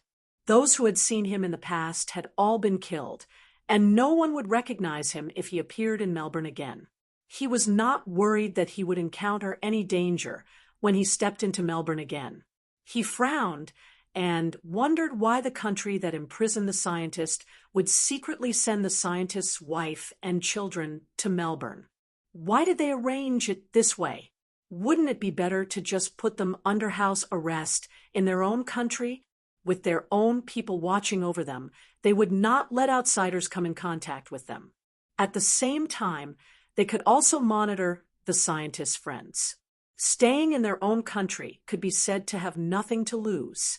Why did they have to be sent to Melbourne? Xia Jinyuan did not know the purpose of this arrangement. Perhaps meeting the scientist's Chinese wife, Alice Chung, would give him an answer. They arrived in Melbourne 3 days later, and the 8 of them stayed in Melbourne for another night. The next day, the embassy secretly sent someone to deliver 8 mobile phones to the 8 of them. The numbers used were all 3 to 4 years old, and there was a record of their monthly phone calls. This meant that if someone checked their communications, they would not be able to find any clues. It took some time to memorize the 3 to 4 years' worth of communications, and the most they had were the 8 mobile phones. Therefore, the 8 of them first memorized each other's mobile phone numbers. As for the rest of the numbers, they chose the important ones to memorize. Only 4 to 5 seconds were not needed in order to protect the 8 special forces, who were now illegal mercenaries. The country helped all the details that could be helped so that there would not be any hidden dangers in the future. Yi Jian was the best at marking. She glanced at the lines, and the rest was clear. The people sent by the embassy stayed in Xia Jinyuan's room for about half an hour before leaving. An hour later, Xia Jinyuan called the other 6 to his room for another meeting. There was no need for Yi Qian to call her, because she and Xia Jinyuan shared the same bed as lovers. Someone will come to pick us up in the afternoon and take us to see an auction of cultural relics from China. Our mission is to snatch 2 of the cultural relics. The commission is relatively high. Our opponent is one of the top local tyrants in the city. No one has ever succeeded in sabotaging his auction, and no one has ever left alive. The employer is very generous. If one of the mercenaries dies, he will compensate $200,000. If we successfully snatch back the relics he needs, each of us will be hired for $100,000 plus an additional $50,000 for us to split among ourselves. Brothers, it's your first time here, and you've already received such a big order. Are you feeling very excited? Xia Jinyuan, who had received the mission, was quite relaxed throughout the journey. There was no sign of uneasiness or fear on his face. He was the captain and the backbone of the entire team.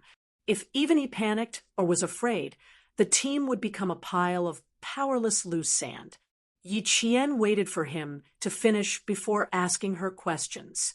First, why did they have to go to the local tyrant's territory to snatch cultural relics? Second, who was the person who picked them up? Did he know about their mission? Did he know why they were here? Why did he help them? These two questions were the most important. Chapter 53:19. Xia Jinyuan smiled and took a sip of cold water to moisten his throat. It said that the scientist's wife and son might be in the hands of the local tyrant, and the person who picked us up helped us enter the local tyrant's auction. He knows that we are illegal mercenaries who entered the country illegally to save people for money. As for why he helped us, it's because he knows the scientist's friend and the scientist's wife. In other words, he knows why we are here, but he doesn't know our true identities. More importantly, the scientist's wife and son came to Melbourne because he had rescued them from another country. However, when they arrived in Melbourne, before he could send the mother and son out, they were kidnapped again. He was the one who stole the cultural relics, and he was also the one who needed illegal mercenaries to save the mother and son. The Chinese side just took advantage of the situation and sent Xia Jinyuan and 8 other Special Forces soldiers to him. After clarifying a few questions, Yi Qian went back to bed and slept. She rested and waited for someone to pick her up in the afternoon. After taking a shower, Xia Jinyuan saw her sleeping soundly on the bed. He dried his hair and knelt on one knee beside the bed. His tall body bent down and kissed her affectionately on the lips. "You're so relaxed. Do you trust me that much?" After kissing her, Xia Jinyuan sat by the bed again and reached out to gently brush away the black hair covering her forehead. Men are the devil when they're impulsive. They'll do you in a minute. As he spoke, he didn't forget to gently tap the tip of Yi Qian's nose. Yi Qian, who was sleeping soundly, felt a little uncomfortable and turned over. She didn't have her back to Xia Jinyuan. The familiar scent made her face Xia Jinyuan, and she unconsciously leaned towards him. She, who had always been strong, showed her dependence on Xia Jinyuan in her sleep. He was immediately coaxed by her. His smile deepened. "I really don't know what to do with you. You want to sleep when you see me." After speaking, Xia Jinyuan threw away the towel tied around his waist. He wore a pair of boxers and lay on the bed almost naked. Not only did he lie on the bed, but he also pulled Yi Qian into his arms.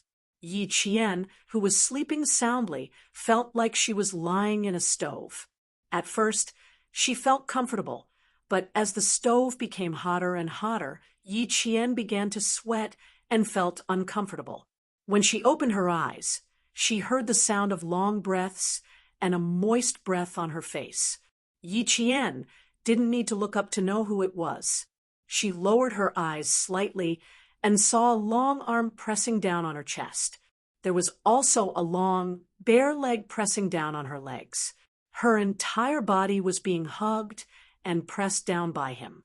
She was completely surrounded by his scent, and all she could breathe was his clear scent. As soon as her hand moved, her elbow touched a piece of warm skin. Yi Jian was so shocked that her scalp went numb when she felt that there were no clothes on her. He can't be sleeping naked, right? Yi Qian, whose scalp was numb, didn't dare to stay in his arms any longer. She carefully lifted the long arm below her chest with her free hand and fearfully put it aside. Then she slowly moved her leg that was pressed against him. As long as she moved her leg, she would be able to escape from his warm and sweaty embrace. She thought it was a good idea, but the person sleeping next to her was a vigilant hunter. When she carefully lifted his arm, the hunter had already woken up. He closed his eyes the whole time and held back his laughter, allowing her to move around like a little mouse stealing food. Seeing that she had escaped from his arms, Xia Jinyuan turned over and pressed Yi Qian, who cried out in surprise, onto his body. His muscular and sexy upper body was so provocatively presented to Yi Qian. Chapter 53:20. Yi Qian blushed as she looked into his eyes, which were full of mockery.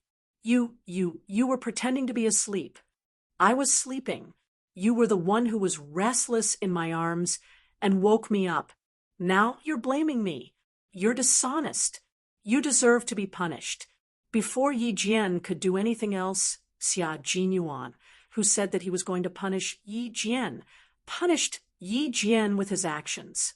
This punishment was a little thrilling. Yi Qian's face was red as blood, her hands were sore, and her hands smelled like musk. Beside the bed, there was a pile of used tissues. She jumped up from the bed like a monkey and rushed to the bathroom. Xia Jinyuan, who was lying on the bed with a satisfied look on his face, looked at the fleeing figure with a smile and said mischievously, "I touched and looked. When are you going to give me a proper status?" Yi Qian was speechless. She couldn't ignore him. If she replied to him, she didn't know what else he would say. At 5 in the afternoon, Yi Qian calmed herself down in the bathroom and came out after 15 minutes. The man who was lying on the bed was already dressed in a shirt and trousers. He was standing by the window and talking in English. The sun was setting outside, and the faint golden sunlight shone through the glass and enveloped his body, outlining his handsome face. He was so handsome that she couldn't help but stare at him for a few seconds. A few years had passed, but her Captain Xia's charm had only increased. Even his appearance was more handsome than before. Xia Jinyuan, who was speaking in English, had a careless, mischievous air about him. Occasionally, he would laugh coldly, but at the same time, he was extremely gloomy. At this moment, he only vaguely had the temperament of a soldier, but most of it was the ruthlessness of someone who would do anything for money. In 15 minutes, her Captain Xia seemed to have changed into a different person. After hanging up the phone, Xia Jinyuan opened the wardrobe door and handed Yi Qian a set of black sportswear. "Come and pick us up in 15 minutes. Get ready first." He no longer had the decadent aura from before. His expression was as cold as frost, and it was as if there were two people in bed. If he didn't admit it after wearing pants, he was probably someone like Xia Jinyuan. At 5:20 p.m., Xia Jinyuan put his arm around Yi Qian's shoulder and swaggered out of the hotel, with his 6 minions following behind him. A young man was standing next to a 9-seater commercial car. When he saw them, he immediately went up to them and bowed slightly. He said respectfully, "Hello, sir. Our master is waiting for you to get in the car." It was very respectful and courteous, and it made people feel comfortable listening to it. Xia Jinyuan raised his chin and motioned for the young man to lead the way. His desperado nature was vividly displayed in just a few movements. Right now, Xia Jinyuan was an illegal mercenary. At first glance, one could tell that he was a guy who lived by licking his knife. She acted so well that even Yi Qian was brought in. Inside the car sat a mixed-race man of about 40 years old. His facial features were deep. He clearly had a Western face, but he had a pair of Asian black eyes. He was very charming and decadent. The first thing he said when he got in the car was not nonsense. He directly told him what his purpose was and hoped that the mercenary he had spent a lot of money to hire would achieve his goal. The whole conversation was in English. Other than talking about money, both sides had a very pleasant conversation. One was generous with money, and the other was generous with his life. Both of them had clear goals and liked each other. The employer did not even look at Yi Qian until Xia Jinyuan said that his girlfriend would be joining them tonight. The employer frowned and disagreed. "It's just a woman. She'll be a burden to you." "No, sir, you're wrong. My woman is not an ordinary woman. She won't be a burden to us. On the contrary, she's much more charming when she kills people." Chapter 53:21. As soon as Xia Jinyuan finished speaking, a cold dagger was pressed against his employer's neck. "I hate being despised," Yi Qian, who was holding the dagger against his employer's neck, said calmly. "Even the employer who pays for it won't accept it. Fast and handsome, coupled with his cold voice, the employer froze and smiled. Your girlfriend is very powerful. Yes, my little fox is very powerful. I love her very much, and I love her even more when she's killing. She's so beautiful. Xia Jinyuan smiled and slowly raised his hand to touch Yi Qian's face. His voice was low and gentle as he said, All right, my little fox, don't scare our Mr. Will. We still have important things to do next. You have a bad temper. Don't forget that Mr. Will is our employer. You can't be like this. His fingers suddenly pinched Yi Qian's chin hard. His handsome face was so close to Yi Qian's that his employer, Mr. Will, was very satisfied. He had hired mercenaries who knew how to kill, not gentle guys who only knew how to drink. The car drove along the spacious streets of Melbourne, from the city to the suburbs, and finally into a village whose walls were red, yellow, and blue. This was where the local tyrant, Cyril, would be auctioning the relics. Will entered the auction smoothly. He led Xia Jinyuan and the other 8 people inside.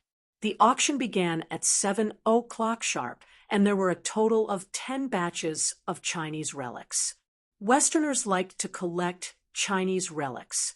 No matter what the relics were, as long as they came from China, the price was quite high. Here, Yi Qian saw the Buddha's head that was cut off and transported across the ocean, the jade bowl from the palace, the bronze ware, the paintings that were still the same even after thousands of years, the only copy of an ancient calligraphy master that was not available in China, and the exquisite and luxurious hairpin, the 10 relics, all came from China. I need the Buddha's hand and the portrait. Will told Xia Jinyuan what he wanted. I'll give you 5 days. I hope you can give it to me as soon as possible. Also, save the people I need you to save as soon as possible. The relics can wait a little longer, but my trapped friends need you as soon as possible. Xia Jinyuan indicated that this would not be a problem. The auctioneer was a bald old man. He was at least 55 years old, Caucasian, and had sinister facial features. Every time an artifact was brought out, his eyes would sweep across the bidders below. In the middle of the auction, a businessman who had just bid for the cultural relics suddenly shouted, Why is the jade bowl different from the one I saw just now? You damned bastards, you must have hidden the real jade bowl and replaced it with a fake one for me. Before he could make a fuss, the bald old man raised his hand, and several strong white men in tight t-shirts walked out. Without saying a word, they knocked him unconscious and dragged him away like a dead pig. The bald old man smiled and explained, I'm very sorry. Our guests, I hope I didn't scare you. For your safety, I need to take effective measures. Perhaps they all knew who the bald old man was. Some put their fingers to their lips and whistled sharply. Some even stood up and shouted, You should kill the troublemaker. Ha ha, yes, I should kill him. Doesn't Cyril like to kill people the most? Before the guy who said this could stop laughing, a few strong men appeared out of nowhere and dragged him away like a pig.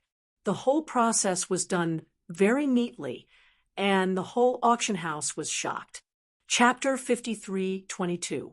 After the auction of the 10 relics, Will brought Xia Jinyuan and the others out. As soon as they got into the car, Will suddenly asked, What do you think of the bald old man who hosted the auction? Xia Jinyuan said in a low voice, He's a ruthless and cunning character. The bald old man is not simple. He's Cyril's advisor. Many of Cyril's operations were planned by him. His nickname. Will glanced at Yi Jian as he spoke, and a cold smile appeared on his face. His nickname is also Fox. This old fox is a cunning and ruthless character through and through. Now that the 2 foxes have bumped into each other, let's see if that bald old fox is more powerful or if our beautiful fox is a notch above him.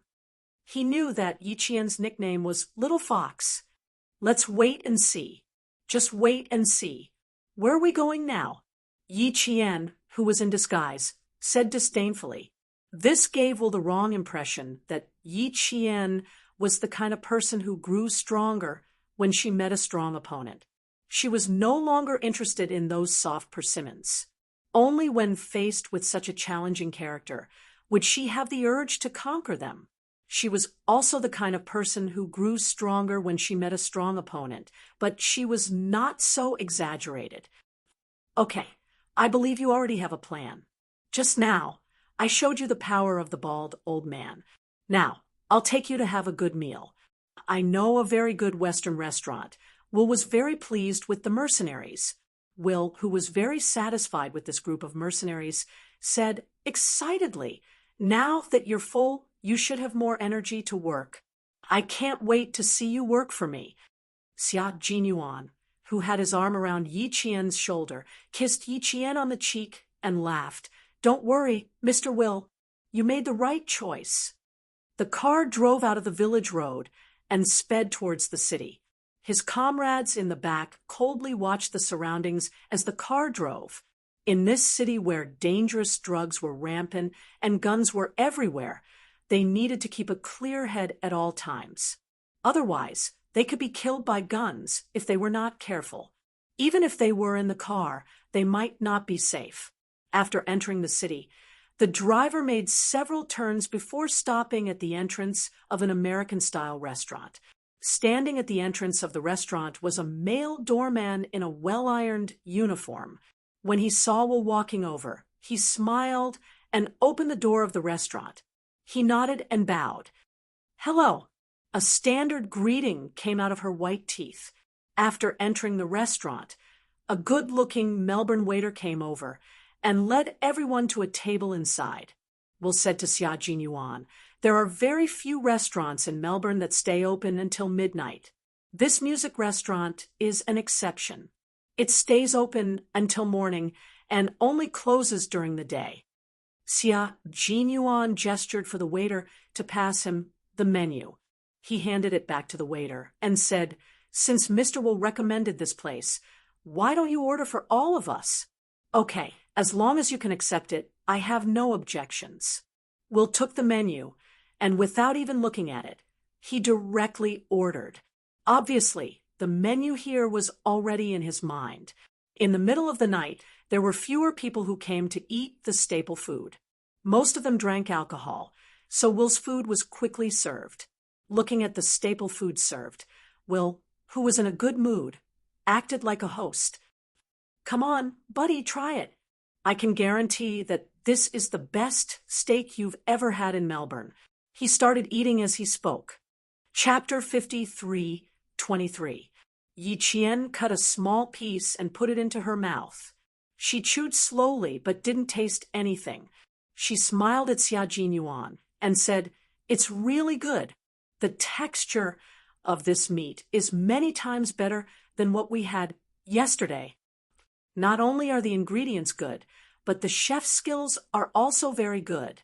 No wonder Mr. Will praised him so much. Xia Jinyuan, who was never picky about food, ate a big piece of meat in his mouth. He ate in a rough manner, which suited his status very well, because it was really delicious. The delicious ingredients and the beautiful music from the piano in the hall made the diners completely forget where they were at that moment. Everything seemed so beautiful. Slowly enjoying this moment of tranquility was Mr. Will's current state of mind. G3, and the others maintained their cold and ruthless attitude. The 6 of them sat at 2 tables, eating while paying attention to their surroundings. They were also doing something that suited their status. When the 3 piano songs ended, Will stood up and said to the mercenary leader who had finished eating and was crossing his legs, "Okay, you have to start working now." He took out a stack of money from his wallet and walked out without waiting for Xia Jinyuan. Outside the restaurant, it was so dark that even the streetlights were off. Will cursed a little angrily and suddenly jumped into the driver's seat of the business car. The young driver who had been driving had left at some point. Will's behavior was a little strange. He was sometimes calm, sometimes angry, sometimes silent, and sometimes talkative.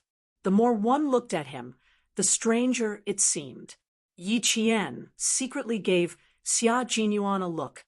Xia Jinyuan leaned over to Yi Qian's ear in the dark. "We need him now. No matter how strange he is, we have to endure it."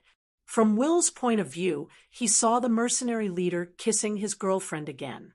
Really? If they weren't so powerful, he thought, he would have sent them all away long ago. Will took out the car keys from his pocket and started the car.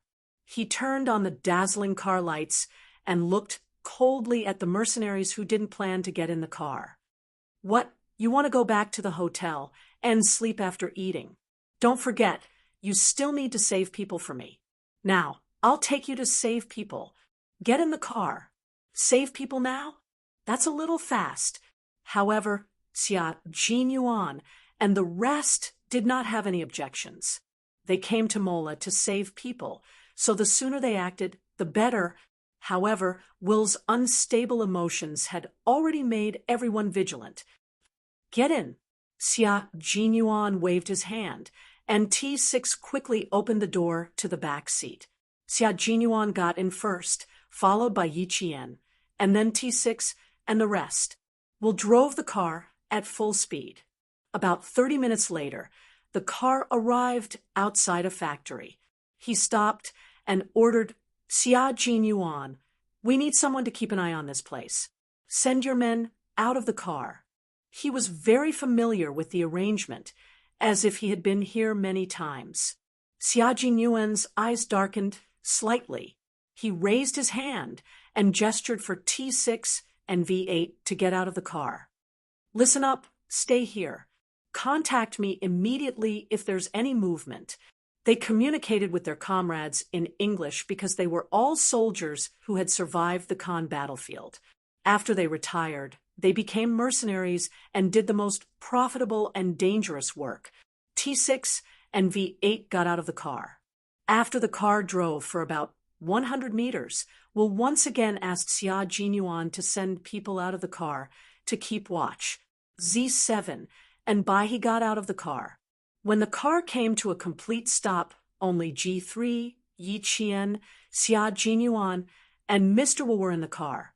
Chapter 53:24. This time it was G3 and Yi Qian who got out of the car first, and quickly stood guard around the perimeter. Seeing this, Will's gloomy expression improved a little. "This is Cyril's factory. I suspect that the person I'm looking for is hidden here." Will pointed at the huge factory in front of them and stared at Xia Jinyuan gloomily. "I want you to enter the factory immediately tonight. I'm offering a high salary, so you have to put in the same amount of effort." Xia Jinyuan looked around and said in a cold voice that reeked of blood, "Don't worry, Mr. Will. You pay and I pay. It's a fair deal. Now, we need to discuss it properly because you're too sudden. We need a plan." "Okay, don't worry about me." Will stepped back and returned to the car. Soon, he got out of the car and stuffed a document that was rustling in the wind, probably a newspaper, into Xia Jinyuan's hands. "This is the factory's blueprint. I think it will be useful to you." Xia Jinyuan raised his eyebrows. He took the blueprint and looked around. "Mr. Will, if we rescue your people, how will you go back? Now, there's only one car here. How do you plan to leave this place?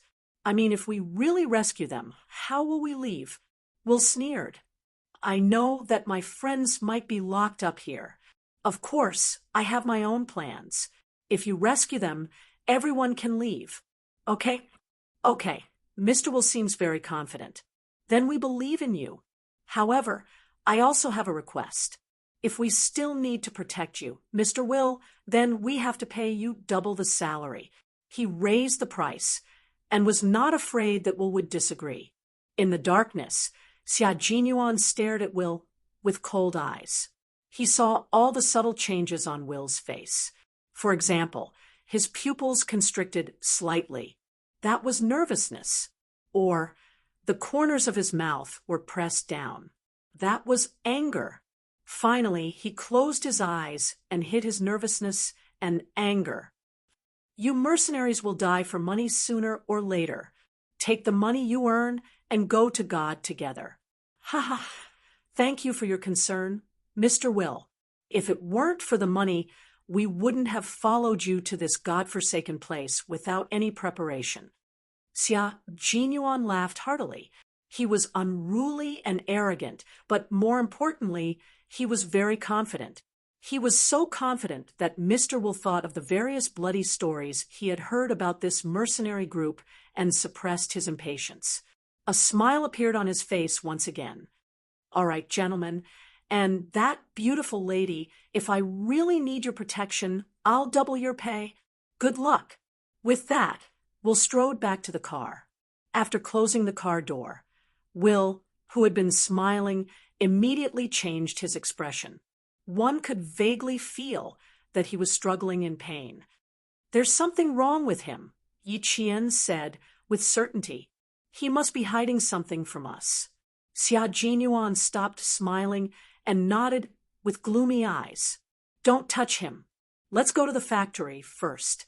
At present, we can only rely on him to rescue them as soon as possible. According to the information from the higher-ups, the person we're looking for is indeed in Cyril's hands. Inform G3, K7, Z7, and Baihe to come over. Let's plan well. If the person is really here, we'll try to succeed in one go. Otherwise, if we alert the enemy, we'll be in a passive position later. Yi Qian nodded and immediately informed the other comrades to come over.